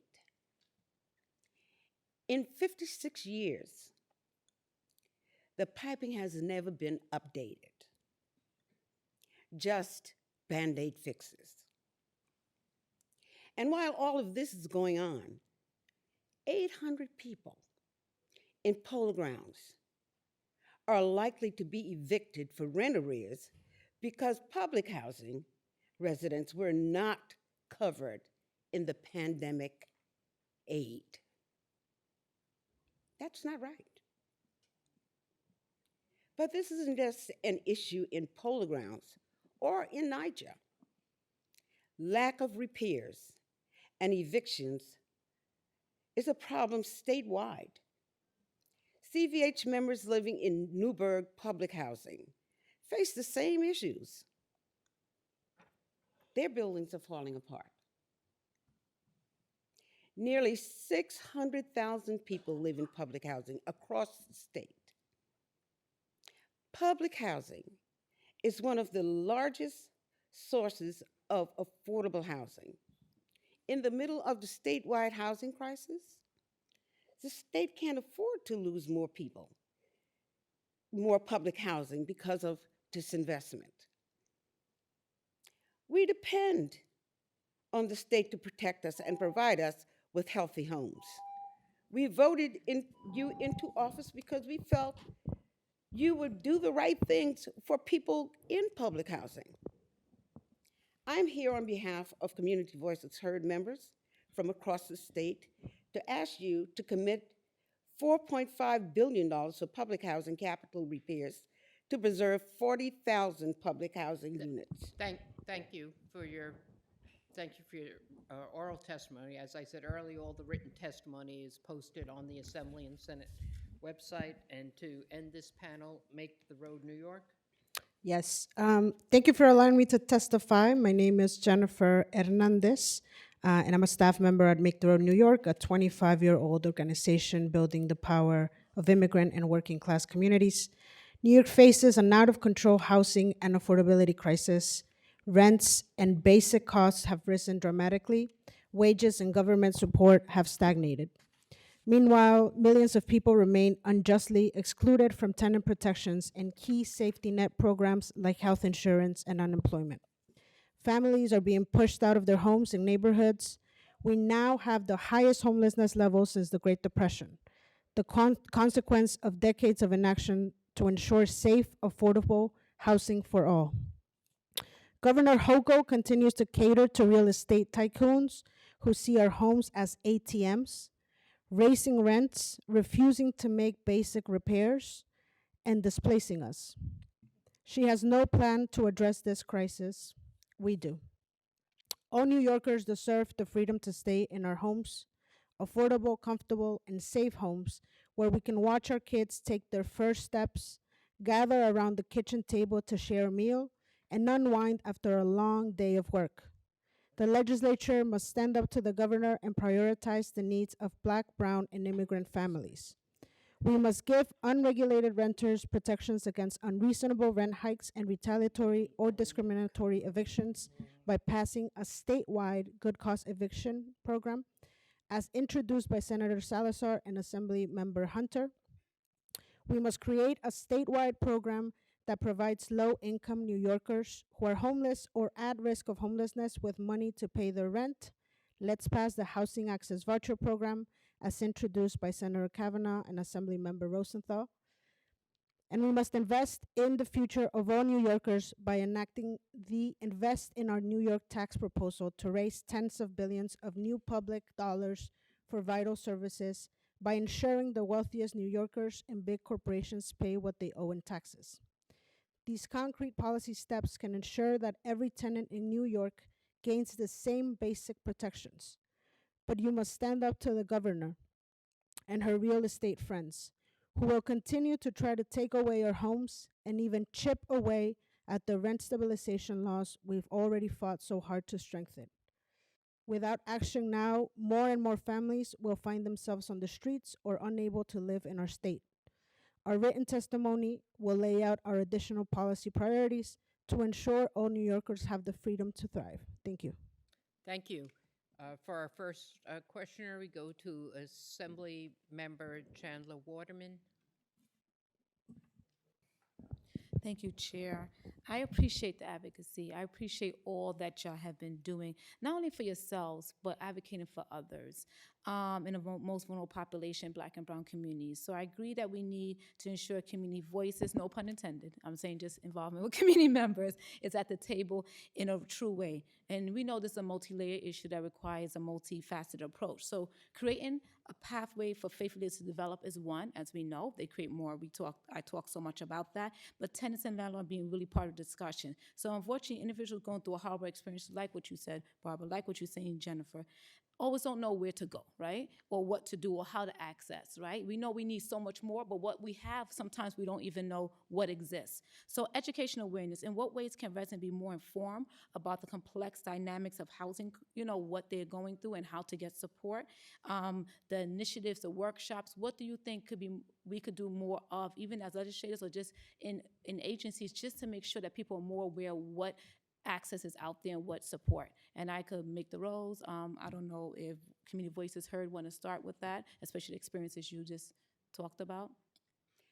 Well, I feel that public housing has been being disinvested ever since 1998. And each year, it's less funds with the expectation to do more.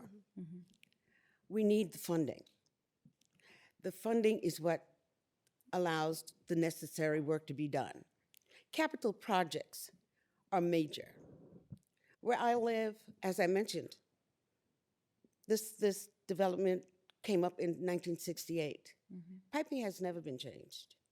According to law, it should be changed every 20 years. So we're way past that year. It's time that those things be done, those types of repairs. Got you. Thank Molds, mildew. Thank you so much for that. And Yeah, I mean, your question was around education. I mean, as a community organizer, we do a lot of that education in the community, right? Obviously, one of the things that you could do is, continue funding organizing, fund organizers organizing even more, right? But also give us the tangible solutions that we can teach people about, right? A lot of the times folks come to us with a rent hike, with an eviction for no cause, right? And they come to us with in need of solutions, right? Sometimes they don't even know that they don't have protections against rent hikes, right? And we have to sit there and say to them, the most we can do, if you can find a lawyer and right to counsel, right? Because of the so many cases, right? Is right, like you might be able to delay your process of eviction, but we probably won't be able to stop your eviction, right? And so they ask questions, right? Where else am I going to go? What apartments can I rent, right? We don't have those tools. Thank you. Thank you. Go to the Senate. Just, I guess, first question for ANHD. We had NYSAFA here earlier talking about what did they call it? Sorry, NYSAFA was also pushing for a $250 million fund to stabilize existing housing, which sounded quite a bit like your emergency preservation fund. I'm just trying to figure out, are these sort of distinct asks for distinct sets of housing, or is there a consensus among ANHD and NYSAFA and perhaps others that a new $250 million fund would be what we'd be looking for this year? I think there's consensus that we're looking for funding for affordable housing. I think probably there's still some working out of the details of exactly how would the program work, who qualifies, what types of the details. Okay, but just, so there's not. It's the same $250 million. That's what I'm I asking, think yeah. there's still some sorting out of exactly how should it be distributed, what are the qualifications and criteria for prioritization. Right, and in response to questions earlier, NISAFA said, there would be some, an application process and some details to be worked out with HR. I would just, for practical purposes in the next It's the 5 same- weeks or it's so. the same pot. I think you should also come up with the same name for it, just so, because it's going to be hard. I think it's going to be hard for, people have trouble processing all the things that are being asked for, so it would be helpful if there's a single kind of ask. There's, a lot of us have been advocating for a long time for money for public housing, for capital. I really appreciate CVH's role in bringing, the voices of people most affected by this to Albany over the course of many years now. I just want to, since there's only a few of us here now, one of the arguments we often get when we talk about putting more money into public housing to capital is that public housing authorities, particularly the New York City Public Housing Authority, don't manage their capital particularly well, that they have management and operational challenges, they don't spend the money they have. Can you just, as someone who's advocating for $4.5 billion over the next 5 years, which is something I support, can you just talk a little bit about how your advocacy for additional money fits within that argument?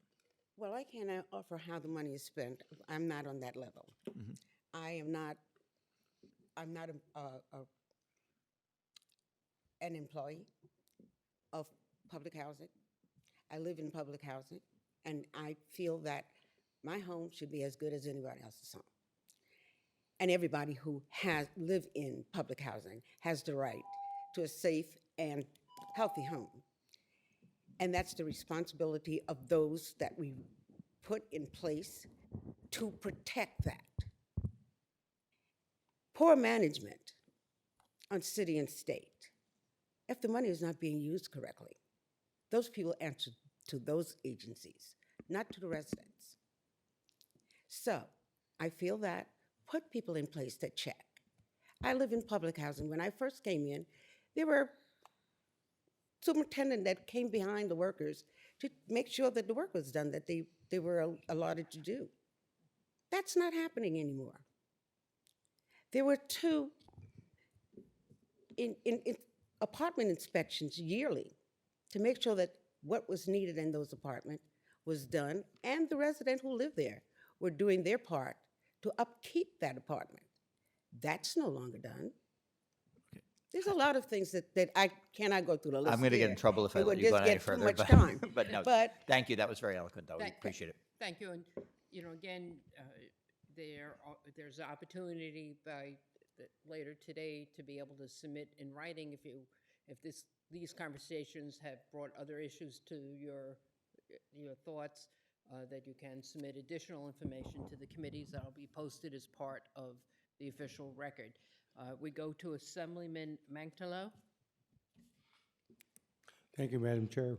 Barbara, if I could ask you a question, please? yes, And thank you all for your testimony, and thank you for your comments.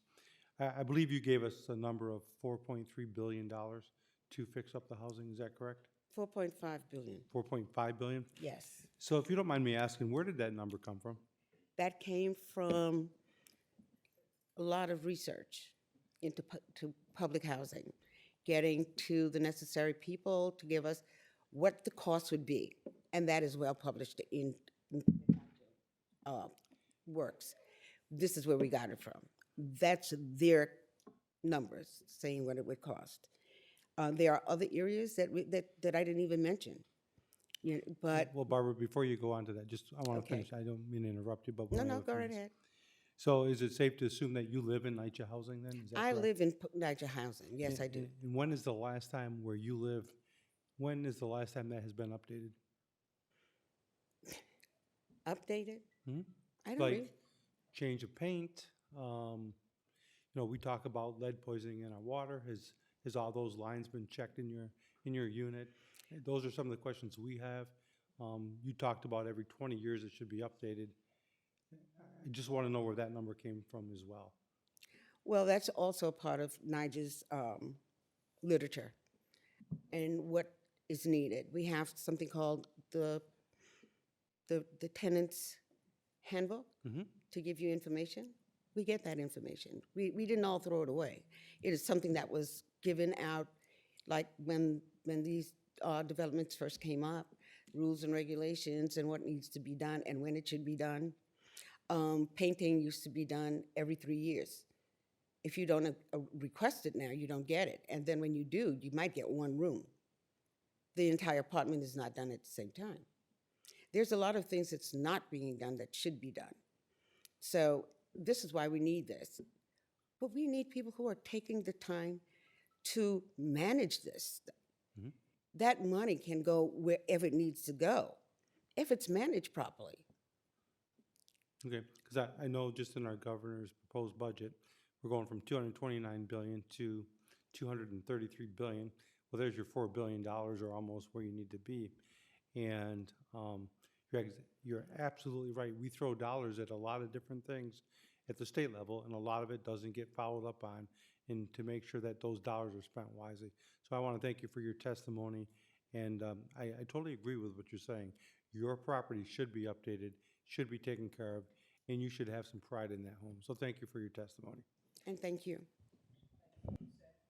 Senator May. Thank you, and thank you all, Ms. Williams, for telling us like really specifics about what some of the issues are that tenants confront. Mr. Boyle, I wanted to ask you a couple questions about source of income funding and what the governor put in her budget, what you think about what's in her budget, and how we can further eliminate source of income discrimination. Sure. So the HCR testing program as it exists is really successful for the amount of money that's put into it. It's $2 million. It funds 6 full-service fair housing testing organizations that operate around the state. That money's allowed them to hire new staff. It allows them to do testing. It allows them to do enforcement work and negotiate settlements with landlords, which is really a good outcome. I think what we're looking for is not just punitive damages against landlords that get, a tenant is turned away and then down the line there's sort of a punitive damage, but the tenant hasn't been housed. A model that's been sort of increasingly popular and which we're very supportive of is sort of negotiated, when there's a tenant that's discriminated against, there's a quick action that's negotiated between the landlord, and when there's a settlement, that landlord will have to put aside several units for voucher holders for the future, and there's oversight of that. And the governor in her budget has a new unit between human rights and HCR that would staff some additional people to kind of help facilitate some of that upfront quick action enforcement work. And so we are supportive of that new unit that the governor has announced in her State of the State. The Attorney General also has a pot of money, and that's intended to fund nonprofits in some fair housing deserts around the state that don't currently do fair housing work that might have the capacity if they got some extra funding. So what we're asking for is extra money specifically into that HCR fair housing testing program, which is really kind of the best current state-supported vehicle for rooting out SOI, but which is just kind of, based on what we see around the state is really kind of need of some extra support. Thank you. And just quickly, Ms. Tyler, the faith-based affordable housing bill, I was part of writing that, but then we realized this really mostly affects New York City, and so we wanted a New York City sponsor for that. But I'm wondering if you're seeing pushback. What do you expect to be the barriers to making that work? Well, I think that most communities want to make sure that the development that is proposed is specific and unique to their community. So I think the Faith-Based Housing Act is flexible in that way. So far, we've had conversations with faith leaders across the state, and we've been working with the coalition to hold forums, and so we haven't had a lot of pushback. One of the things that has come up is around labor and prevailing wage, which we know that we want to make sure that there is space and room to have those conversations and make amendments to the bill, because we ultimately want to make sure that labor and prevailing wage are included. Thank you. Thank you. Thank you. Thank you. So thank you to this panel for being here with us today and being able to answer some of our questions. Thank you. So we move on to our final panel of this hearing. Rural Housing Coalition of New York, Adirondack Foundation, and New York State Rural Advocates.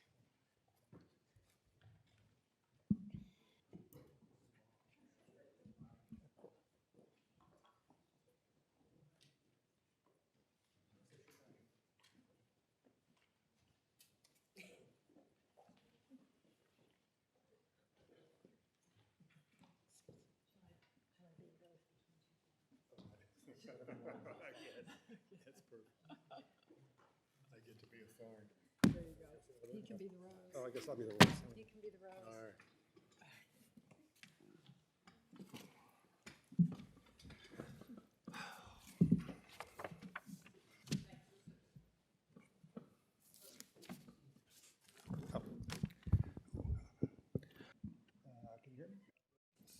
There it goes. Okay. Good evening. Thank you for having me. I'm Mike Borges. I'm the Executive Director of the Rural Housing Coalition of New York. We represent rural housing nonprofit organizations and community development organizations that serve rural communities throughout the state. I first want to thank the legislature for really stepping up last year and supporting increases for a number of housing programs that serve rural communities. Kudos to you guys for really helping us and doing the things that unfortunately the governor didn't. This past November, the Rural Housing Coalition commissioned a Marist poll that showed 73% of New Yorkers believe housing affordability is a major concern in their communities, and 71% believe the state is not providing enough resources to address this problem. Given this overwhelming concern about housing availability and affordability, we had really high hopes that the governor's executive budget would convene housing stakeholders from around the state to develop consensus proposals to address this housing crisis. The executive budget did not include that. Instead, the executive budget actually cut funding for a variety of housing programs, many of which serve rural communities. As you know, funding was cut to Restore, which assists seniors with emergency housing repairs so they can remain in their homes. Funding was cut for Access to Home, which assists the disabled with accessibility modifications like wheelchair ramps, handrails, so they can remain in their homes. Funding was cut to the Rural Preservation Program, which funds a network of nonprofit housing and community development organizations that serve rural New Yorkers by repairing, rehabbing, and building housing for low to moderate income New Yorkers. Funding was eliminated for the Small Rental Development Initiative, which funds affordable rental projects of 20 units or less that are more suitable for less densely populated areas with little to no infrastructure. Lastly, we just released a report yesterday about the state of our USDA 515 programs. This was all emailed to all the legislators, and we released it to the media. Again, it documents a great need in rural communities. If you're not familiar with it, the USDA 515 program was created by Harry Truman back in 1949 or so. And in New York State, we built thousands of these affordable rental projects in the 1980s and 1990s. Their mortgages are expiring now. And as those mortgages expire, they lose their affordability protections as well as their rental assistance. So thousands of New Yorkers in rural communities, about 15,000 households, potentially could lose their homes because they could no longer afford to stay where they are. These properties are in great disrepair. We're looking for an investment of about $25 million as Enterprise Patrick Boyle mentioned earlier, to similar like with Mitchell Lama program. There's about $50 million in the state budget last year to preserve and rehab the Mitchell-Lama housing. And so we're looking for something similar that serves rural New York. Again, thank you for your support, and we appreciate it. Thank you. Adirondack Foundation? Sure. Hi. Thank you for the opportunity to testify. My name's Lori Bellingham, and I'm Vice President for Community Impact with Adirondack Foundation. The foundation seeks to improve lives and expand opportunities for the people in our region by working with partners to identify and address challenges such as housing. I'll share a brief description of our year-round residents. Approximately 44% of the population are ALICE individuals and families. Nearly 60% struggle to earn enough income to access stable housing, reliable transportation, childcare, and the like. To compound our challenges, seasonal housing constitutes 24% of housing units, and in some communities, it's as high as 70%. Perhaps more critical, though, is that the housing affordability gap is growing. In Clinton and Franklin counties, 50% of families live in rent-burdened households. And income has not kept up with housing prices. Median household income increased 50% between 2015 and 2020, however, median home prices increased by 28%. And now we've heard 40% from elsewhere. Until the gap between wages and affordability of housing comes into balance, our economy will be constrained. The gap and our region's unique scale are two of the most important points I'd like to make. We noted in written testimony that our communities are, quote, truly rural, meaning there's rural and then there's the Adirondack region. While we are bookended by population bases in Plattsburgh and Lake George, the majority of the more than 100 communities in between are home to fewer and often far fewer than 3,000 people. In these community housing projects of 12 units or less, for people making at least 120% AMI, make significant impact on the schools and the economy. Unfortunately, as we've heard, the executive budget fails to invest in proven programs such as the Small Rental Development Initiative, Rural Preservation Program, and the Adirondack Community Housing Trust. We encourage the legislature to fully support these programs as they are some of the few that meet the unique needs and scale of our region. In addition to these programs, our community has developed new ideas that can pilot public-private partnerships targeted at addressing the housing shortage in the North Country at first. With the state investment of $3.3 million and the partnership of foundations and municipalities, we can establish targeted resources to address the need for technical assistance and pre-development support. Using state dollars to leverage private philanthropy can maximize and target our investments. The housing crisis, you know this, is a workforce crisis. It inhibits our region's economic development. Our residents seek to improve their rural communities by ensuring that teachers, first responders, and municipal workers can live, work, and welcome visitors to the North Country. Thank you for the opportunity. Thank you. And New York State Rural Advocates? Thank you so much for the opportunity to testify this afternoon. Thank you for persevering through yet another marathon day, and happy Valentine's Day. My name is Blair Sebastian. I'm with New York State Rural Advocates. Rural Advocates submitted written testimony that focused on some of the economic and demographic challenges that impact housing in New York's rural communities. We also offer our thoughts about some of the ways our not-for-profit community can contribute to addressing these challenges. At the top of our list is the Rural Preservation Program. It's at the top because RPP provides the platform from which we deliver a whole array of state and federal housing and community development programs. RPP funds pay for the research and the planning. It pays for the community building work that precedes every grant. It pays for the writing of the grants and for the reporting that comes at the end of a program. When New York invests in rural preservation, it's buying powerful and flexible organizational capacity. We've often spoken of the ways these locally governed organizations are able to tailor their work programs to the specific needs of communities. That same flexibility and resourcefulness positions RPCs to respond to unforeseen events. I can't tell you how many RPCs we have worked with who have responded to floods, big floods, little floods, tornadoes, ice storms, hurricanes, and fires.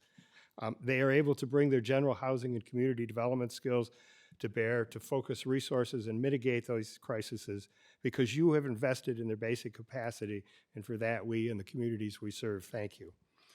In the FY 2024 state budget, you were able to return RPP borrowing power to the level that it had back at the turn of the century, back in 2000. The revised funding levels allowed rural preservation companies to begin catching up and rebuilding old capacity. Unfortunately, and quite predictably, the governor is proposing to return the program to historic funding levels. We're here to ask you to find a way to sustain those levels of funding. We understand the difficult budget decisions you face. We also understand that our funding comes through some kind of funky streams, but we are grateful for your past support, and we ask for your continued support and to fund RPC at $7.86 million this year. Thank you. You've got 43 minutes or 43 seconds left. I know. Thank you. It's the end of the day. With the last slide, I thought I would throw in 30 seconds. Senator May. Thank you, and thanks for your testimony. And I want you to know, as chair of the Legislative Commission on Rural Resources, we are fighting to put these programs back in the budget. I'm very concerned about many of the cuts that you highlighted. I also want to say last year, I think, was the first time I ever heard the term rural homelessness, and at first I thought it was an oxymoron, but it's a real thing. And you didn't mention that, but how large a problem would you call that? It's a large program and a problem, and it's invisible. The day that I ran rural preservation companies in Western New York, we encountered folks living in barns, there was a sawmill up the road from our office that knowingly left boards flapping on the back because there were a handful of local fellows who were living in the mill at night and wandering the streets during the day. And they're a particular challenge because often you find folks who are not particularly comfortable in living in traditional sort of living environments. So we offer housing, and it isn't particularly attractive to folks. So some of this is imagining ways to allow particularly rural homeless people who have kind of this independent streak that comes with characters like that to be comfortable. It is a big problem. Families, we did years ago in the Adirondacks, we were looking at census data with the folks from one of the RPCs up there. And there were these anomalies that nobody could figure out why we had more families than housing units. We found mobile homes with petitions through the middle of them. Wow. So let me with a front door and a back door? Let me interrupt for the last minute Yeah. and ask about mobile homes, because we had a conversation earlier Yes. about the idea that maybe instead of replacing mobile homes, if people own the land, building actual brick and mortar homes would be a better way to proceed because it would help people build equity. Do you want to, in 30 seconds, comment on that? Well, I think, there are like 1,800 mobile home parks in the state. And I think there's like over 100,000 manufactured housing, making up 10% of the housing stock in rural communities. So mobile homes and mobile home parks are an essential, affordable housing option for owner-occupied residents. So yes, the cost of replacing a mobile home now has risen to the point where it's like $150,000, $180,000, and which is why we have a bill with Senator Mannion in the Senate, and I think it's Assemblywoman Barrett and Dee Dee Barrett in the Assembly, to replace that program and raise the amount that could be used to replace the mobile homes from $100,000 to $200,000. So modular homes or mobile homes or stick-pick homes. We need all kinds of housing in rural communities, and we need to do more. The state needs to do more to preserve the housing stock that we do have, because we have very old housing stock and dilapidated housing stock. Thank you. We go to Assemblywoman Rosenthal.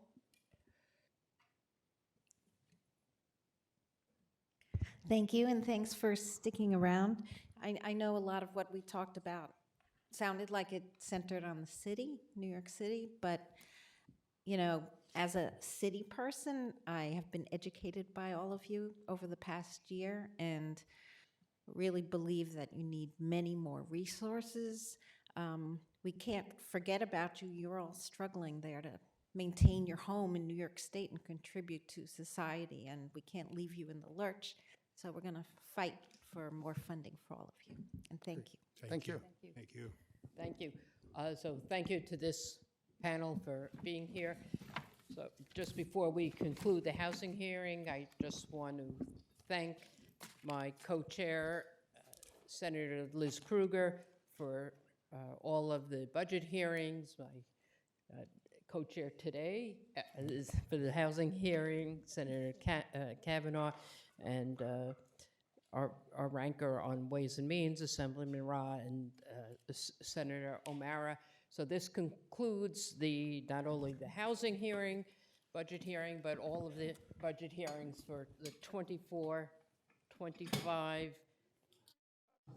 executive budget until And Senator I would be remiss if I did not Kavanaugh also thank our Ways and Means Chair, Helene Weinstein, who I had the pleasure of serving with for many years in the Assembly, for all of her work over many of these hearings. And, everybody who testified today, we really appreciate your input.